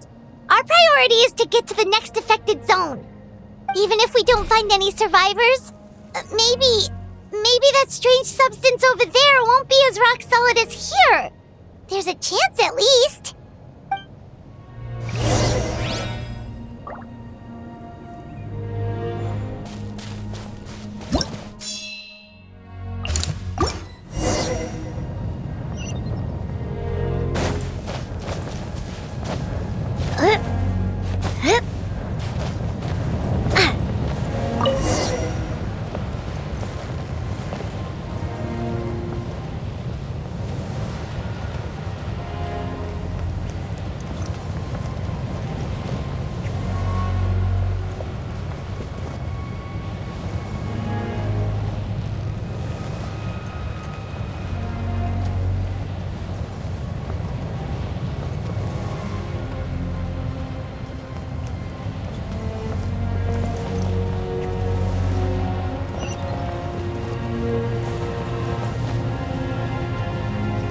Too many monsters!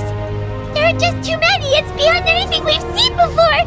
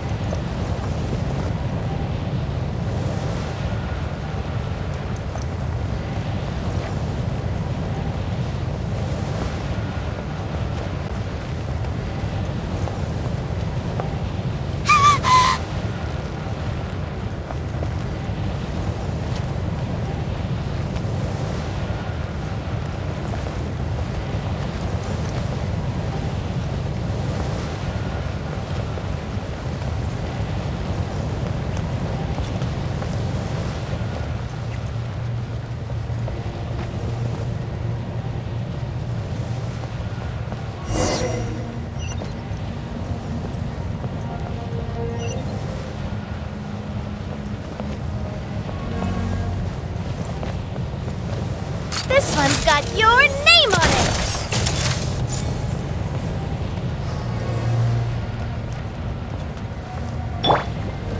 Come on, we can do it! Traveler, this war's getting too much for Paimon to take.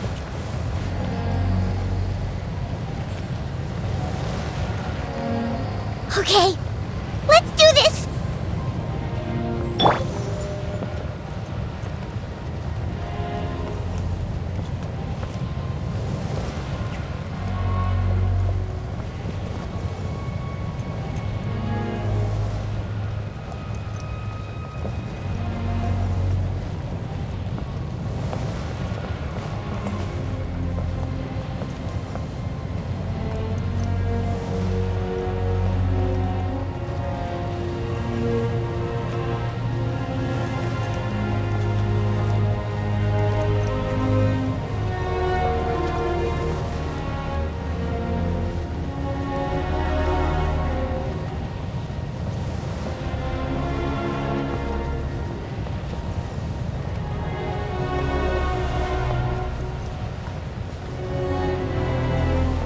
Oh, thank goodness, those people are still standing!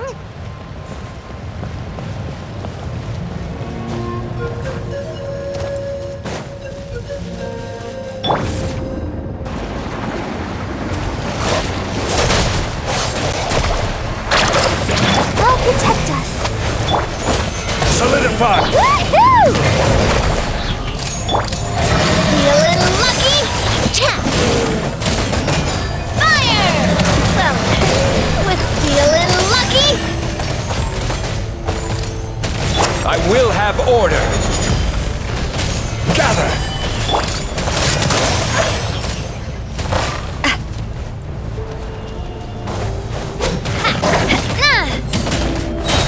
Feeling lucky? Move out! You've got to get out of here!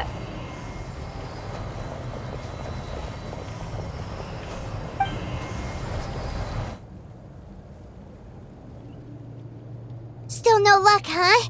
What on earth are these things? How are they invulnerable to attack? Yeah, at least with regular abyssal pylons, anyone with a vision can destroy them. But this thing, no one's seen anything like it before. It's like a part of that sky demon's body or something. Whatever it is, it seems like it can spawn abyssal pylons, and with them, a never-ending stream of abyss monsters. We're just no match for it. At this point, retreat looks like our best option. We're fighting a losing battle here. The stadium is our only hope. That's where the sacred flame is, which seems to be the one thing that well of abyssal energy is afraid of. The Pyro Archon is guarding the flame. As long as that continues, we still have hope. What's this? Water, and some snacks. You look like you need it. I'm guessing you've been supporting the fight all over the map? Sounds like you need a breather. We got enough people to hold our own here, and it's high time you took a break. Why don't you sit down and gather your strength for a minute? It's true. We've been fighting pretty much non-stop. Traveler, you must be exhausted. What do you think? What is it?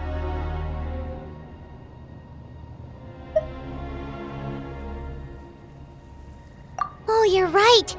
Well, then guess we'd better go warn them. It's your decision. If you want to set off right away, Paimon will come with you.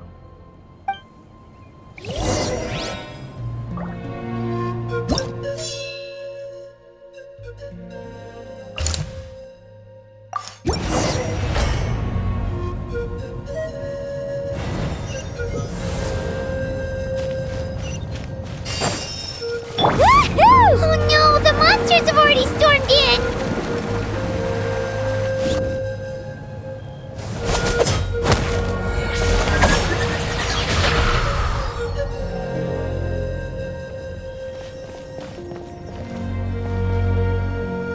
Oh, it's you guys. Things are bad here. Something fell out of the sky that's impervious to our attacks.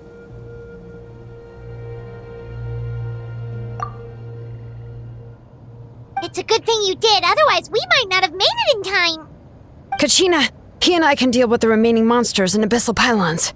You should go catch up with the rest of the group before your parents start worrying about you. Stay safe, Kachina. Come on, let's get this done.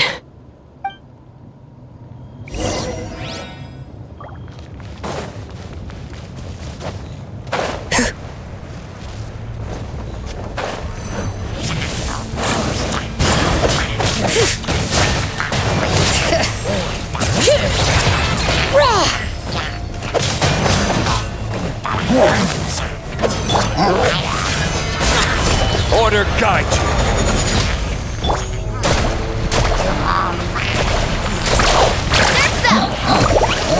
All right.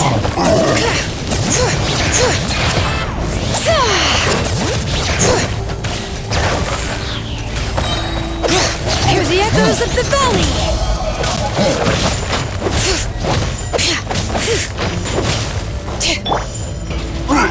Solidify! I will have order! Let's shred, Sharky! Umbrella warfare, I guess! Ha! Watch out! Hiya!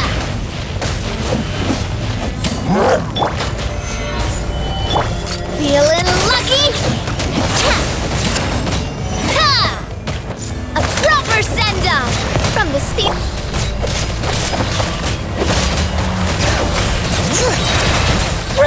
Let the mountain's veins boil!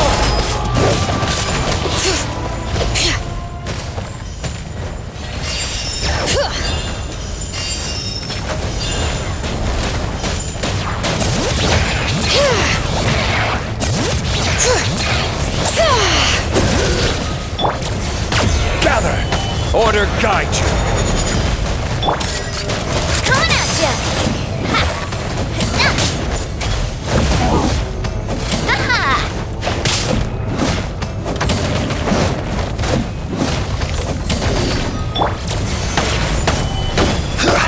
All right.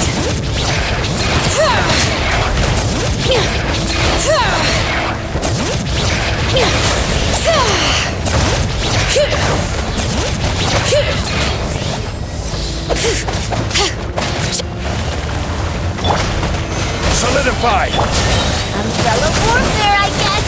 Attack! Hey there! Umbrella warfare, I guess!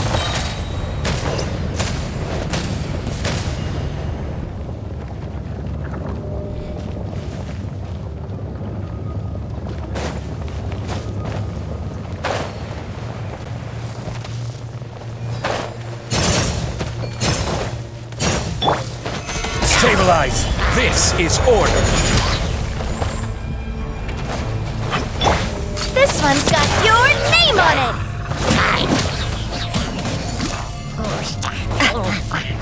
This one's got your name on it! Attack! That's the way! Order guide you! Solidify! Letting brave names echo!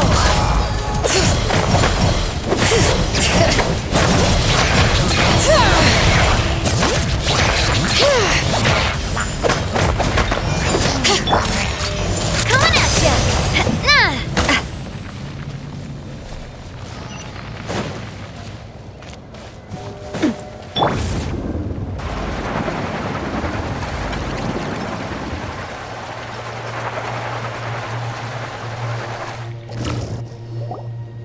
Yep, that's everyone. And no more casualties by the look of things. Yeah, this is, good. We can evacuate shortly. I appreciate your help. How are things out there? Pretty dire, I bet. Some of the things I've seen, I don't know if I'll ever be able to get them out of my mind. Are we in Natlan doomed to this fate?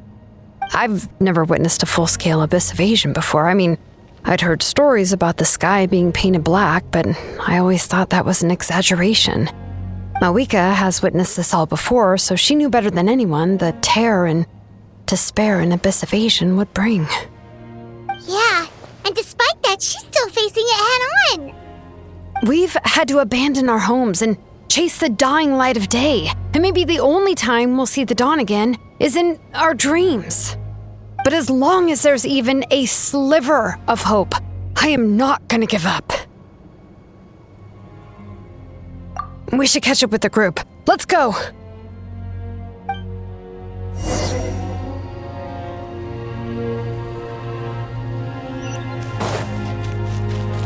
Carving waves!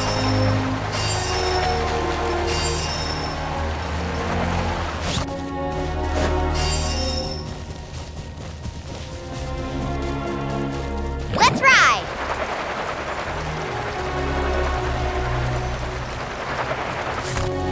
Off we go!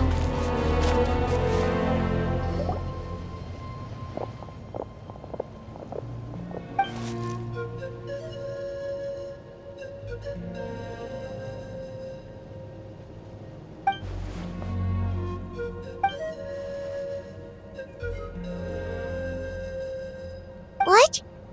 Isn't that Chasca's tribe? She said she was gonna take Koichi home to rest for a while.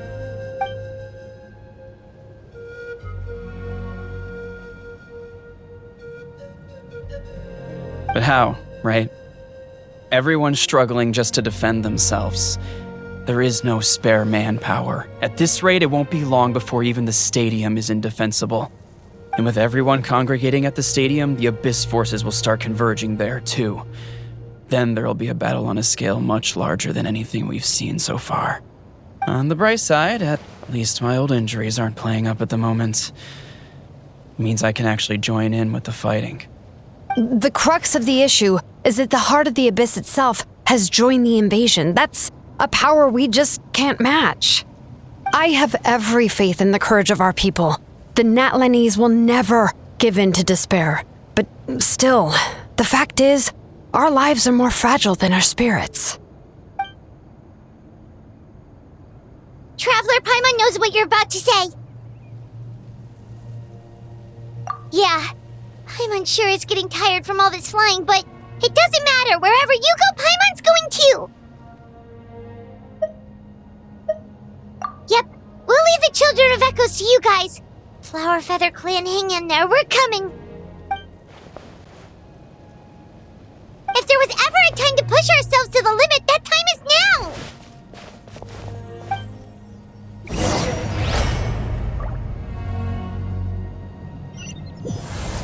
Wait! Over there! It's Chasca and Koichi! Traveler!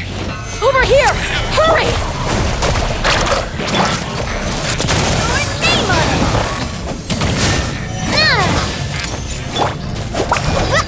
Carving waves!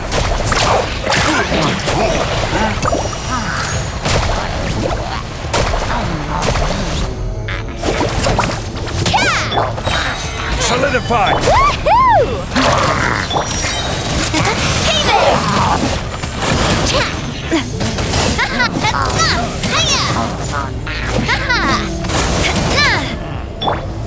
Gather! Fire! Well, it was wrong. Hey there!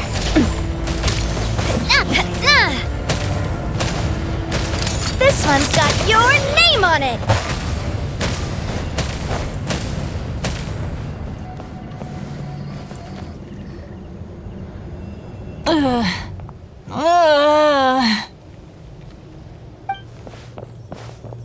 What happened to her? She's covered in abyssal energy!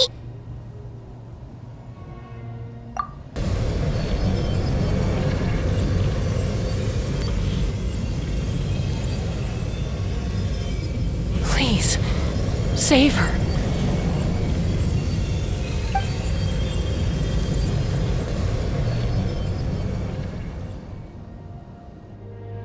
How's that, Koichi? Any better now? Koichi! Koichi! Chasca, I used to think Mom and Dad were crazy for adopting you. I was the younger sibling, but I always felt like it was my job to help Mom and Dad take care of you. I thought I could set you free from the abyssal energy you struggled with. I guess I was pretty full of myself, huh? Thinking I could fix you when... well, we were always the same. Hush, Koichi. Put those thoughts right out of your mind. We'll be at the stadium in no time, okay? I'll carry you there. The abyssal contamination is gone now. Just rest, and you'll get better. I was always nagging you to slow down. Stop rushing headlong into things.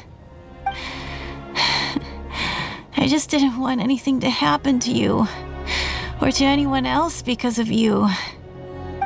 I worried about you so much. But now, I realize I never really understood what it's like for you. The fact that you survived an abyssal contamination was a miracle. But it also left you in a constant state of agitation. The fact that we became family was another miracle. But with me worrying about you all the time, it feels like I just agitated you even further. No, absolutely not. Nothing could be further from the truth. Do you hear me? All you ever did was love me. Same goes for Mom and Dad. I've always known that. And I feel terrible because I really did want to get along as a family. It might take me some time, but I'll find a way to make it work. I'm so sorry, Koichi. I never meant to make you feel this way. It's okay, Chasca.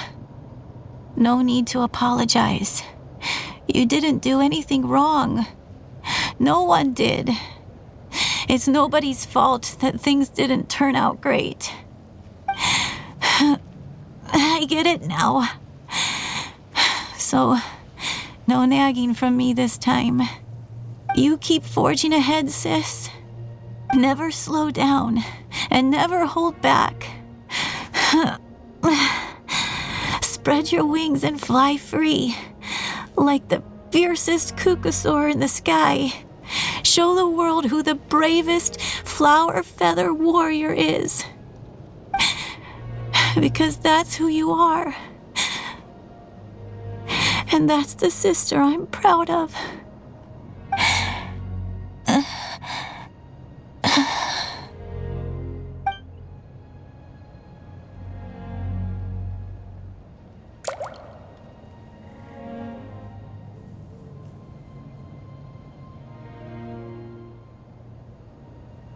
Koichi! Koichi!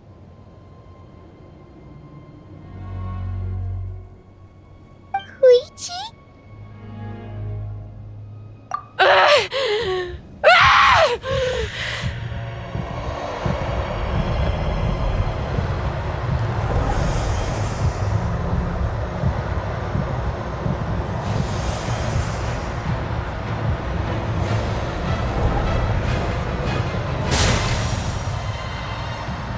Chasca?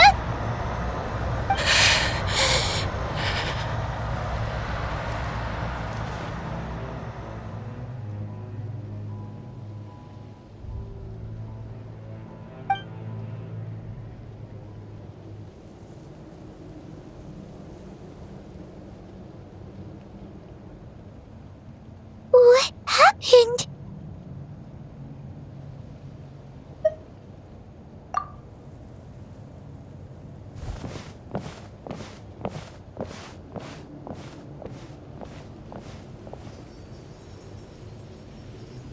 What was that just now? It looked like abyssal energy was flowing out of her, but then a split second later, it disappeared. Koichi did say that Chasca needs to let off steam now and then, or she'll end up losing herself. But this time she wrestled back control. If only we were faster! Dealing with abyssal contamination is a piece of cake for you! We could have gotten to her earlier, then you could have treated her before it was too... Wait, what's happening to Chasca? How unfair life can be. She's had the odds stacked against her from the very beginning, and each step forward has been an agonizing one. Maybe she would have been better off embracing her pain. But her journey goes on, and one question looms large in her mind. If she could rise above the layers of pain and ascend over the dark clouds of her mind, what then would she find? Maybe the glorious light of the sun, or maybe a dark, empty void. There is only one way to find out. She needs to spread her wings and soar to new heights. That is the true meaning of life. My life's suffering shall be my epitaph. To remember the pain I endured, and finally transcended.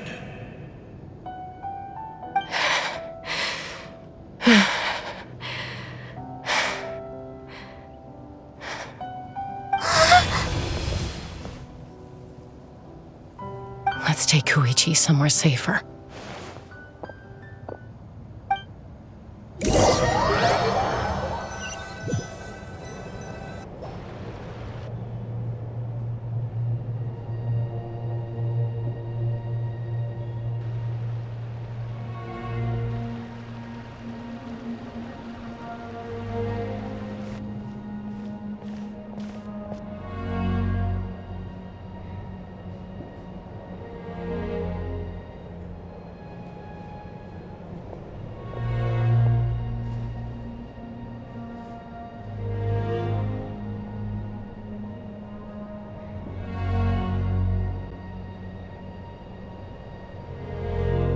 Please, take care of Koichi for me. I still have more important things to do. Of course. We are grateful for her service. Yes. She served selflessly. I'm sorry, Chasca.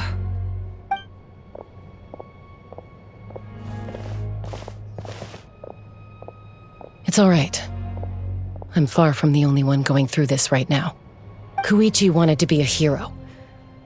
And in my heart, she always will be. If we want to honor what she stood for, not to mention her sacrifice. Archon, we need to hurry. Time for this war to end.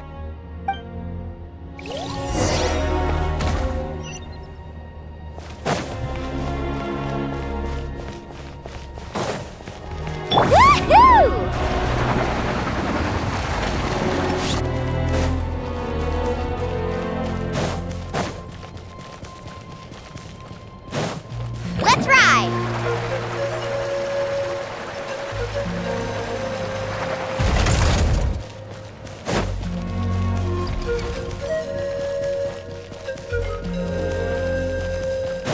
Carving waves!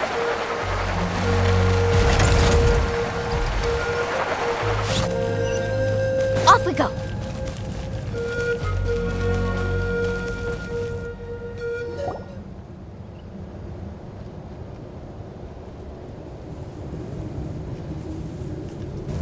Everyone, are you ready?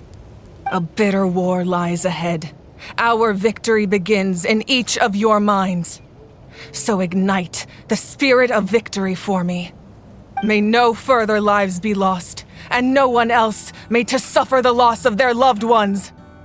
As long as blood still runs through your veins, even the tiniest spark of steel against stone can ignite a flame.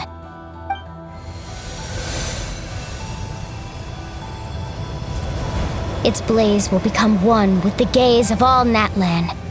Even amid everlasting darkness, our bonds remain eternal.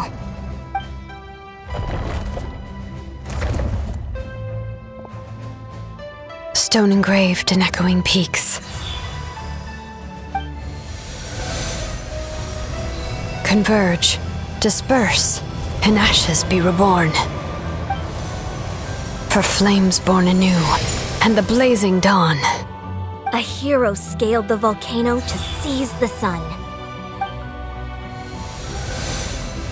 Anointed with flames, she shone with the light of 1,000 stars. Now, guide me in my first step. Having foretold his own death, the omniscient man holds a feast in celebration. Let us raise our cups in honor of his heroism and send him off with this final tribute. For at last, his wish is now fulfilled.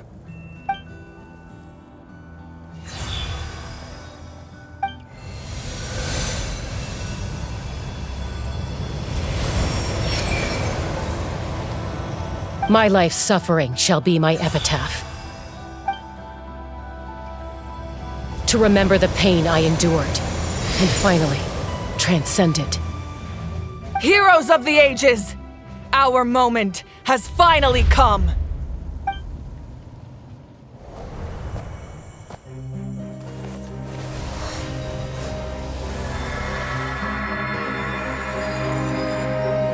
We unite as one! Baptized by the Turnfire, Bearing an ancient blessing.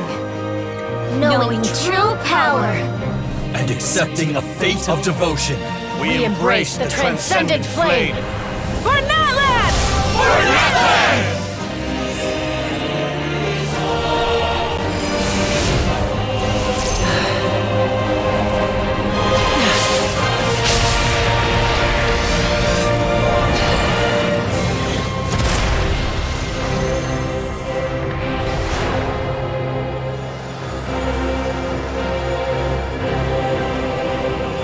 In the name of the Pyro Archon Xilonen, I declare the Night Wars underway! The Ode of Resurrection will guard all life till the war is over!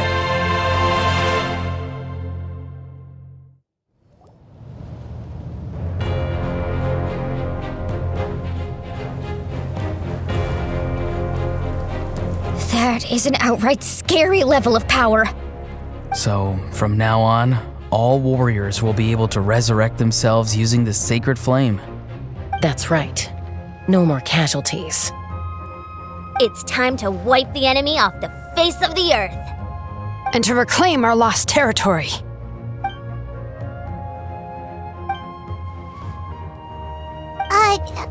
We'll come with you. Paimon, traveler. I'm so grateful you got to us when you did. You gave Koichi the chance to say those words to me before the end. If I'd lost control out there in the wild, this counterattack might never have been possible. Probably best not to think about that. More importantly, how are you feeling now? Any better? Not really. But now's not the time to deal with it.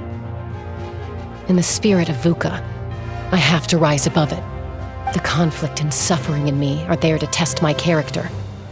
My struggle will make me stronger, and make me the person Koichi believed I can be.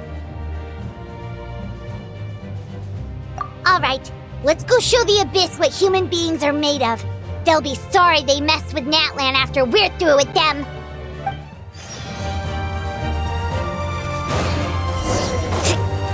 Need a surfboard? Off we go.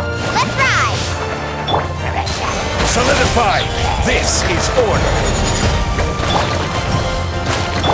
Feeling lucky? For Natlan! Hiya! Attack! I will have order! This one's got your name on it! Whoa, what the? Aerial support from Mavuika? Look how powerful she is now. It's borderline unfair. Let's ride! Let's ride! Solidified! This is order! Feeling lucky? Hiya! Attack! Attack! I will have order! This one's got your name on it! Whoa, what the? Aerial support from Mavuika? Look how powerful she is now. It's borderline unfair.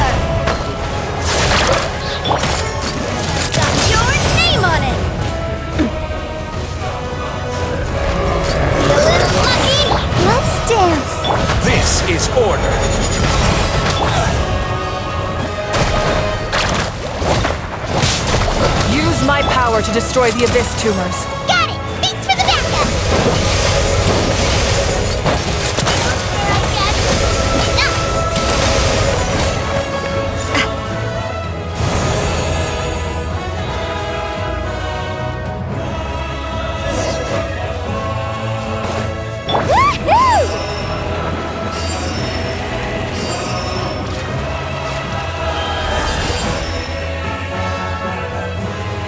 Did you guys see that huge fireball? It exploded right above my head! Sorry, Mualani. I'll adjust my aim. No, you're good, Archon. It didn't hurt at all. Plus, it was freaking cool! Not great for your eyesight, though. Oh yeah, fair point.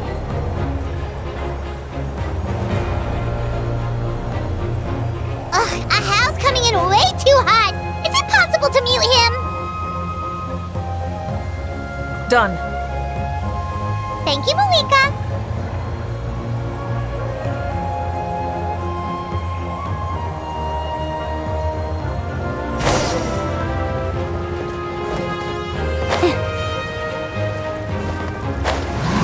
Backup has arrived. All right, give him hell. Vengeance for Koichi.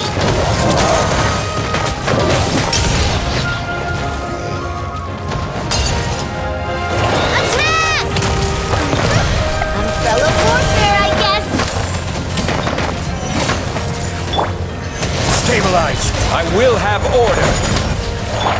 Fellow The enemy ranks are thinning. Time to double down. Use the Pyro Archon's power and show no mercy.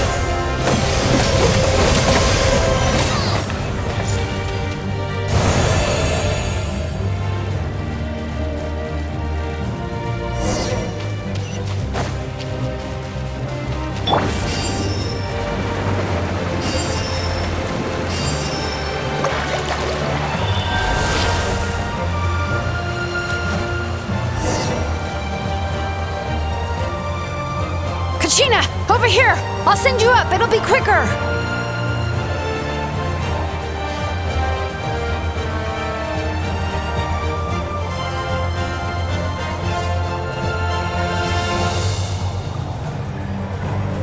Okay, everyone's safe. Granny, please go on ahead with the others. I just need some more time, I promise. I won't hold things up. Ororon! Leave the vegetables and aphids behind, you dimwit! It's too dangerous!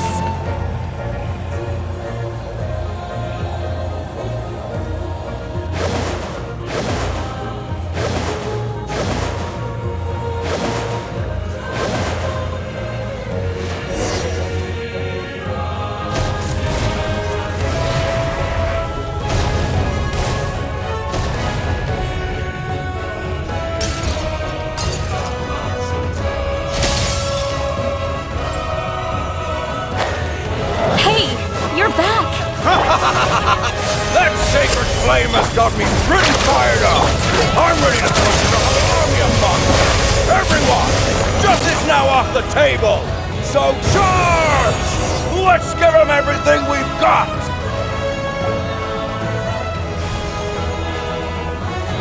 The Children of Echo's territory is secure. All monsters down. All good here at the People of the Springs, too. We crushed it! The Masters of the Night Wind are also safe. Should I go support the Flower Feather clan? Things are still pretty rough over there. I'm already en route. No need. I just dealt with it. Already? But you were just at the stadium! Yeah, well, you have no idea how long I've been itching to bash some heads in. Oh! Fair enough. Ian-san, what should we do about the Collective of Plenty? Your home's a long ways away from the stadium. Oh, no need to worry. I just heard from Verisa. She says they're safe now.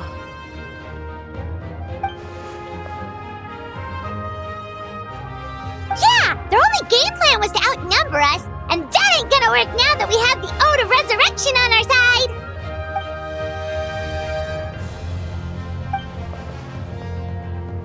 We ain't gonna let them get away with that! Friends, Let's gather at the stadium. More abyss tumors have descended, all near the stadium. Let's split up and take them out. Oh, we need someone to guard the main entrance. All right, this is the final battle!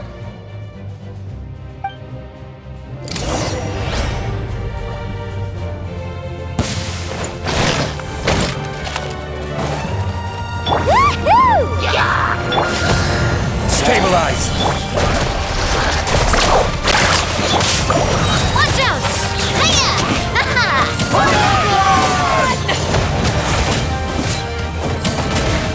Fellow warfare, I guess! Hiya!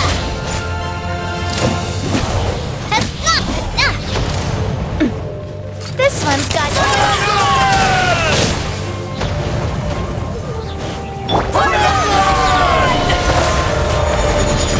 Fellow warfare, I guess! Ha! Attack!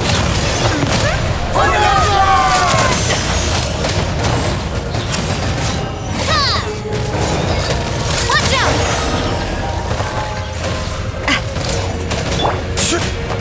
Gather! Watch out! Ha! That's not!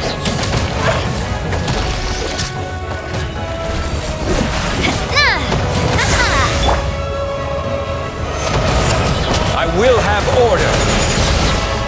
Umbrella warfare, I guess. Watch out! A proper send-down from the... Solidify! This is order. Feeling lucky? That's not... This one's got your name on it!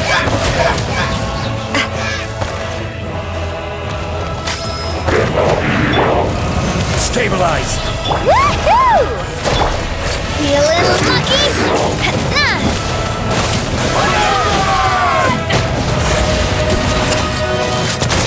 I guess.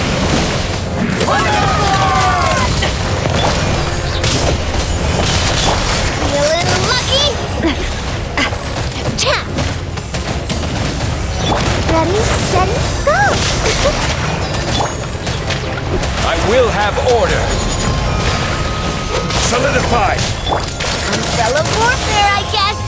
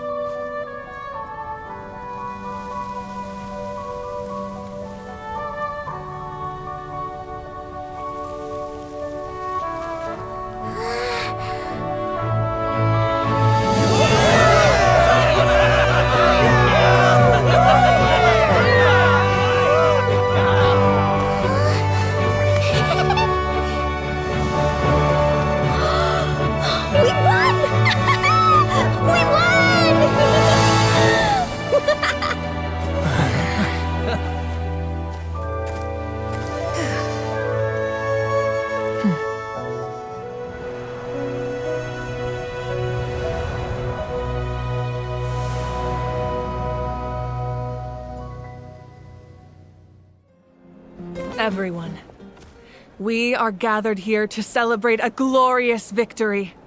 It is a victory forged by each and every one of us, and we should all be proud of what we have accomplished. We emerge victorious from another crisis to declare, our beloved Natlan is saved! Woo! All right! I must caution that this war is not yet over. We have not destroyed our enemy, merely driven them further into the depths of the Night Kingdom. But the Abyss underestimated Natlan's forces, and they have suffered a devastating defeat. It will be a long time before they are able to pose a threat to us again. After making some preparations, I will launch my final counterattack. I shall strike them in their lair and wipe them out for good. Oh, man. Wait, Archon, are you saying you're going alone? Yes. The abyssal energy there is too strong. Contact with it would be instantly lethal to anyone else. I'm sure you're all still fired up, and you must be eager to take the fight home to the enemy. But I must ask you to temper your ambitions. I will return victorious, for all of us. It's kind of a shame that we can't join him with a final showdown. Please, look at the bigger picture. Thanks to every one of you, we have already secured an enormous victory. Tonight, we should celebrate to our heart's content. I guess if our lives are no longer at risk, things can basically go back to normal, right? That's good enough for me. Beats having monsters everywhere. When the time comes, I will gather everyone here again. Now, let us also remember those who gave their lives fighting for our nation. Once the last dregs of the Abyss are wiped out, I intend to give them the grand funeral they deserve. An ancient name could never record the many who we lost. But no hero of Natlan should be forgotten. If I may, let's have a moment of silence for the fallen.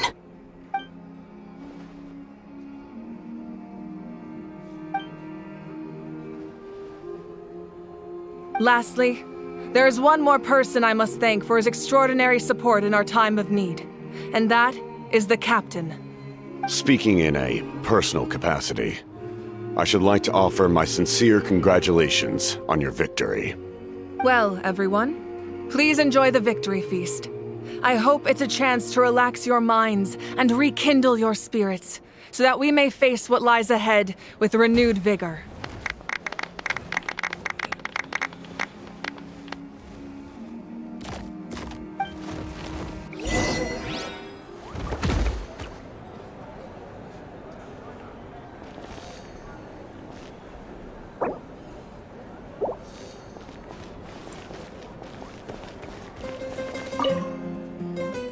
I must congratulate you on your efforts during this war. I'm told you have proven yourself to be an outstanding adventurer and warrior. You remind me of the princess. Similarities in your approach are striking, especially when you told me you wanted to win. I hope you will see her soon. Hey, Ororon! How are the Masters of the Night Wind doing? Granny Citlali's been there the whole time, and she's a tough one. I think we should be fine. I'm sure there'll be some patching up to do, though. That's a job for the young folks. I should probably head back so I can pitch in. Do you need support from the Fatui? Probably not. There are a lot of older folks in our tribe, and I suspect they would find your comrade's presence a little distressing. Right, because often they look like a bunch of intimidating thugs. Well, also in my tribe, excessive use of elemental energy is bad for your eyesight. Oh, right. Okay.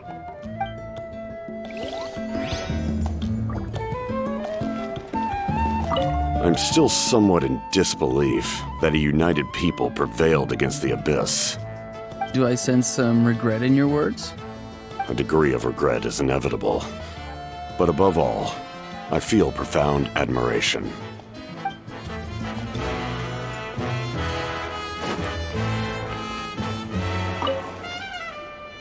You did a great job, Kachina. Oh, you're much more confident now. Seems like winning the pilgrimage gave you a real boost.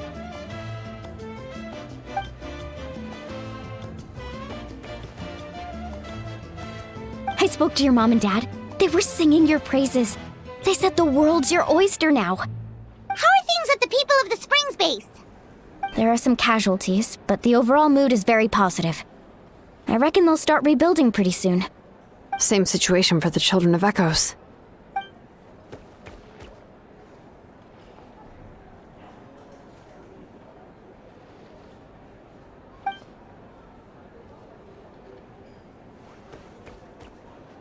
Oh, that's a great idea. Let's do it together. Let's hope that their sacrifice marks the beginning of a new age for Natlan. An age of unprecedented peace.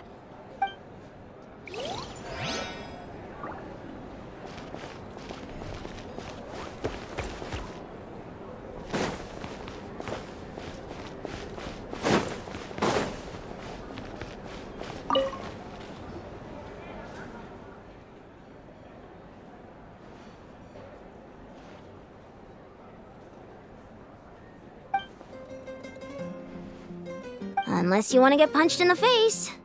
What is it with you, Ahau? Why are you so incapable of being nice?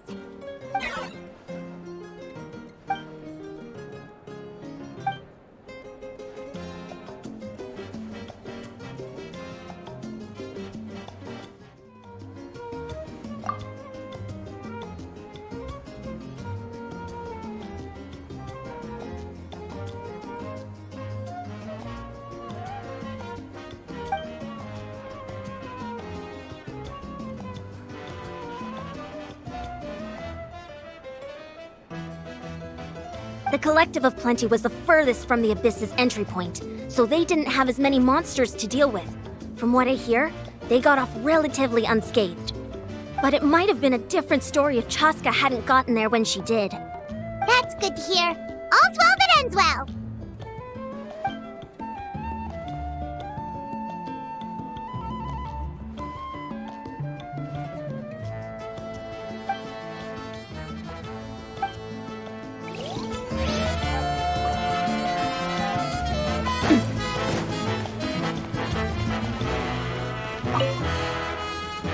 Ah, welcome. You seem a little out of sorts. Are you just tired, or...? I guess I am. You know, when I was up there in the sky, I could see all of Natlan stretching out below me.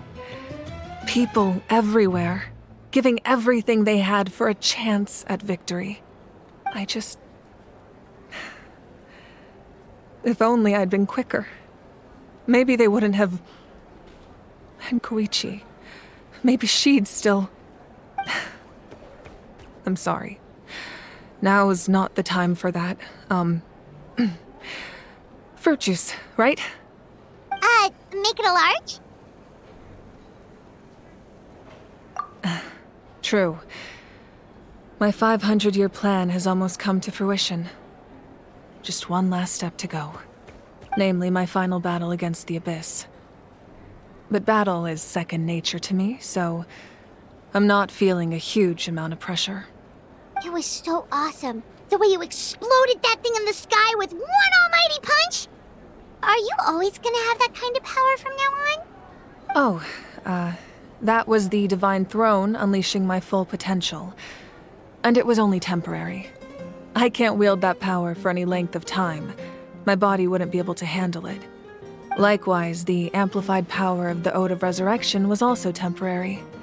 From now on, it's back to ancient name-bearers only.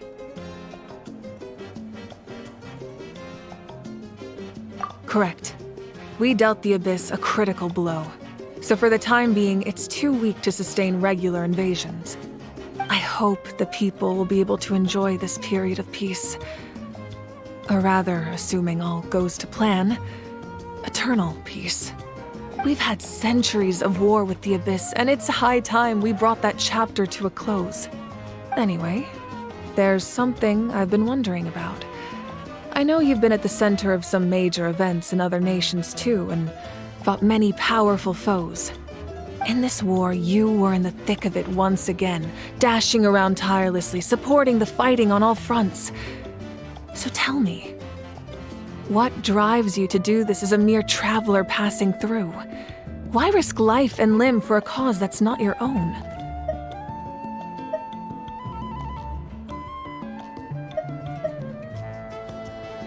A clear conscience. Great answer. That's how life should be lived, to the fullest, with no regrets.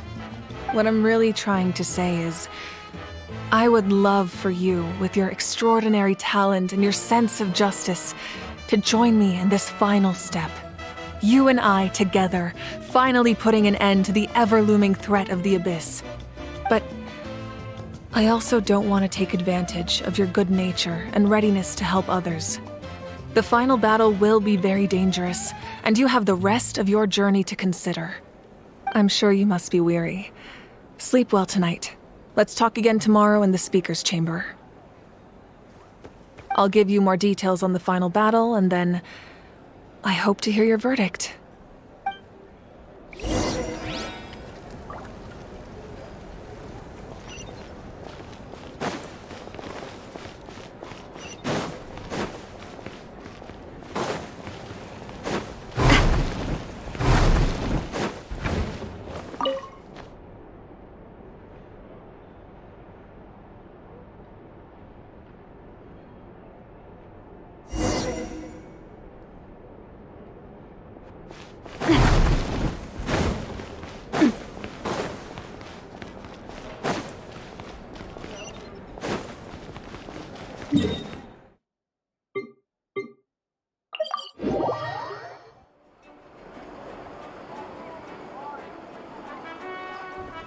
Hey, Traveler, Paimon!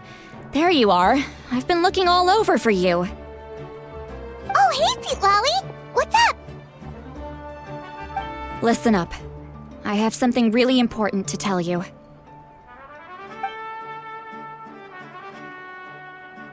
What? Are you serious? Natlan must pay the price for Mavuika's use of the Ruler of Death's power. That price is death. And only Mavuika's death can clear the debt. I had thought that the Ruler of Death might have a change of heart after seeing the people of Natlan come together and fight so bravely. But even now that the war's over and the threat to Natlan is gone, it looks like that death is still set in stone. I had to know your thoughts. I want to save her, but I can't do it alone. Okay, good. That makes me feel a little better. Thank you for standing up for us. There's clearly something special about you, so if anyone has a chance of defying the rules, that would be you. Oh, and please don't breathe a word of this to Mavuika. I'm sure she's well aware of the cost of using the Divine Throne's power, but if she finds out that anyone else knows, it could ruin our chances to help. Got it. Mum's the word. All right, that was the last major item on my to-do list. Now, since I've come all this way, I think it's finally time for a well-earned drink. Go easy, though, yeah? Don't worry, I said a drink. That means just one. All right, you little munchkin, if you keep pestering me, I'm gonna have to get serious. I get 100 kids a day telling me they want to be the next Pyro Archon. Why should I train you? Nagging isn't gonna accomplish anything. No one can predict the future, and unless you have some exceptional jaw-dropping talent I'm unaware of. I can shoot those cornflakes in your kitchen from right here. Don't be ridiculous. You couldn't make that shot from all the way over here? Wait, hold on, you could hurt someone with that. Well, I'll be. You made the shot. The science of the canopy raised him tough. That's some real skill you got there, little lady. Maybe you really will be Pyro Archon one day.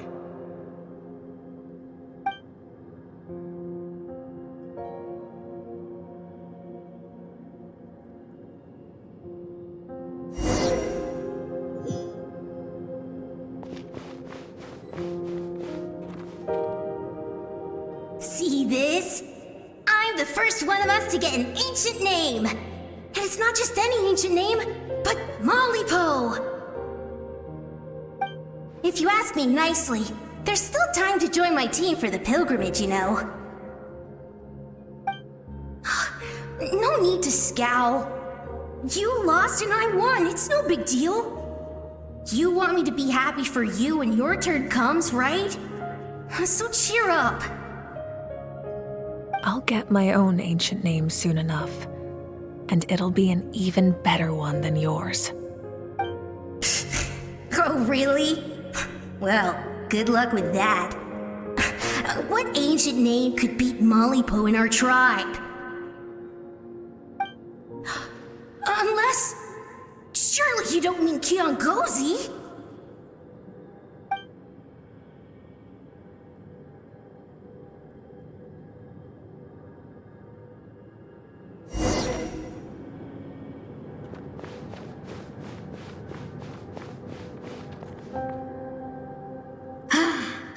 That was fantastic.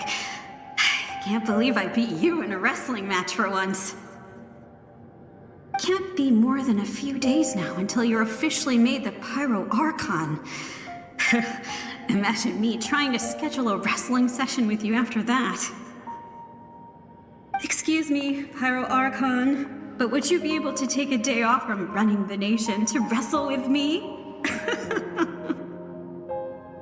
I heard that the Pyro Archon inherits the knowledge stored in the sacred flame. And apparently it can change your personality. I can't help but feel a little worried. Worried that you won't be able to beat me in a wrestling match anymore? Why would I be worried about that? Never mind. Clearly I'm just overthinking things. Why would you forget about me just because of some new job? Even if that job happens to be Archon. Come on, one more round.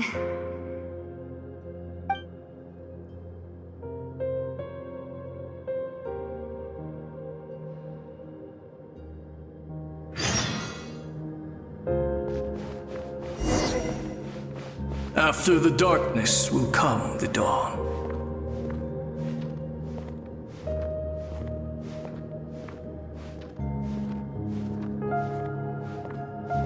No one fights alone.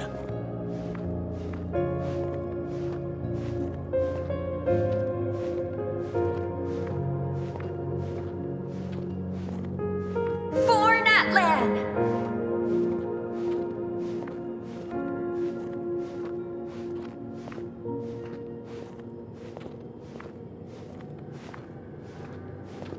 Look at the sky! It's getting brighter at last!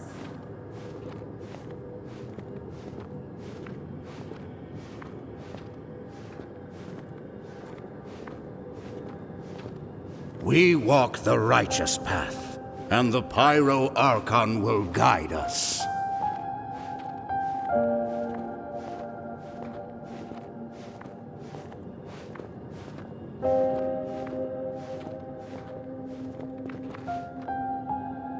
The victors shall burn bright, while the losers must turn to ash. I have done what is required of me.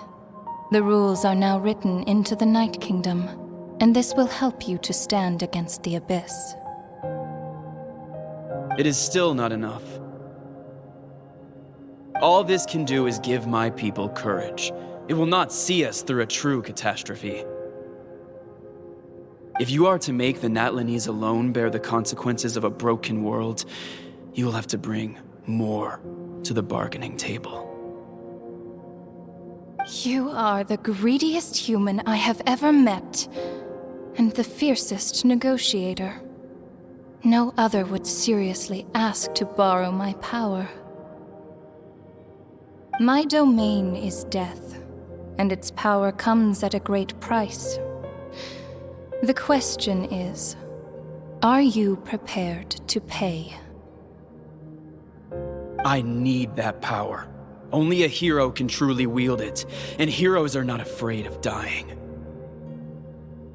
No, a fear of death is ingrained in all living things. If the wielder of this power cannot conquer their fear, countless innocent lives will be claimed in their stead, for only then can the price be paid. Those are the rules. Mine is a nation, that will not yield to the Abyss. And it will certainly not yield to your rules. As their culture and civilization is transmitted through the generations and their faith grows, the people will go from strength to strength and reach heights that even I cannot dream of. Very well. I shall agree to help you. But I am merely a shade, and I do not have as much freedom to do as I please as you might think. Then what do you propose? Keep this a secret.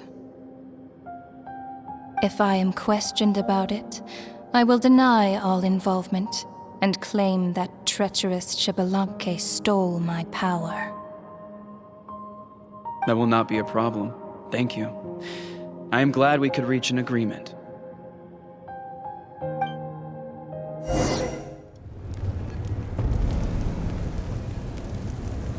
Come in. As you know, I've asked you to come here to discuss the task of wiping out the Abyss. Oh, but first, any progress on the ancient name?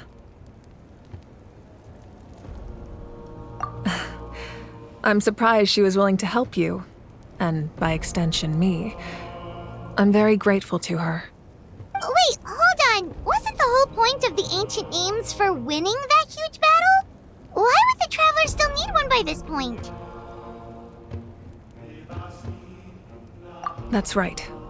The Abyss has retreated to the depths of the Night Kingdom, a place that has long since been corrupted by abyssal energy.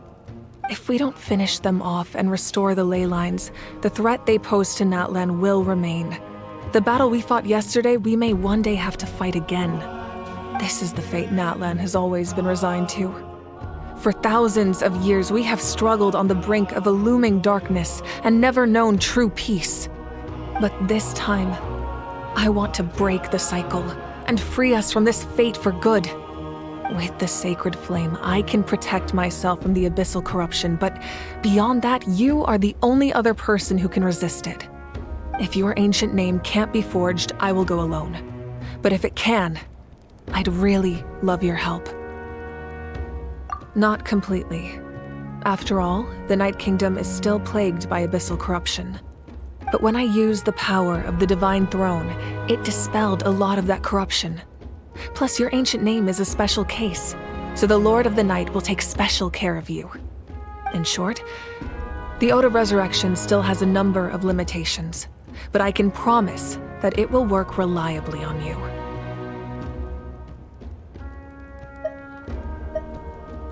Whoa. Are we forgetting something here? What about Paimon? What's her place in all this? What? You mean we'll be separated? The Abyss is extremely devious. If you two go there together, you can bet they'll make Paimon their primary target just to put us in an impossible position. Paimon wasn't that worried, but now she's petrified. What will you do without me?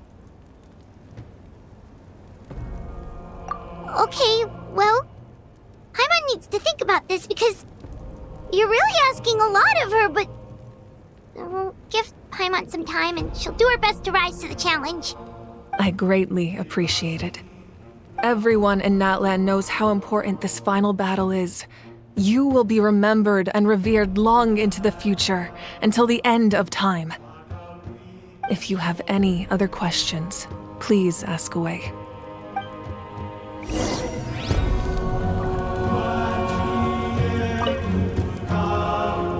As I've said, if you have any other questions, please ask away.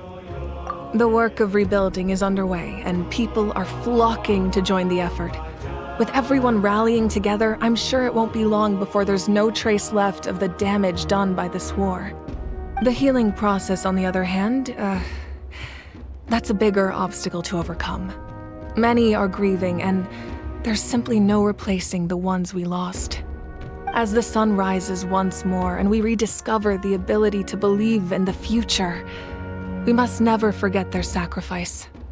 As I've said, if you have any other questions, please ask away. False sky.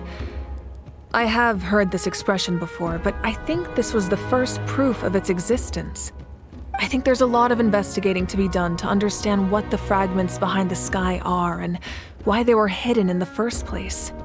However, from what the Adventurers Guild tells me, neither the split sky phenomenon nor the fragments have ever been observed in any other nation. My guess is that the Heavenly Principles wants them kept a secret. I just hope they don't cause me any trouble over it. Oh, you should be fine. We did something much crazier back in Fontaine and we're still here. Well, that's good to know. Anyway, the line I'm going with for the masses is astronomical anomaly. And I don't expect much of a backlash. Meanwhile, we can look into it at our own pace. As I've said, if you have any other questions, please ask away. That wasn't their souls we saw, but a snapshot of them in time. All the work of the ancient name engravers 500 years ago, who made some special modifications to their names. Their souls returned to the Night Kingdom long ago, and will have been reborn in Natlan since, albeit in a different form. For all we know, they may have already lived many new lives by now. And so, even though we will never meet again, they will always be by our side in one way or another. I think that gives another layer of meaning to the phrase "no one fights alone." As I've said, if you have any other questions, please ask away. We have a temporary alliance, but I can tell that saving Natlan is not his only goal. Yeah, Paimon still doesn't get why saving Natlan would be so important to him in the first place. Unless he's just a good guy who wants to avoid another Khaenri'ah. But somehow Paimon doubts it's that simple. I wouldn't worry too much. Based on all the interactions we've had with him and knowing more about his background, I have a lot of respect for him. I don't think he has any ill intentions. Now, we should focus on the final battle. As I've said, if you have any other questions, please ask away.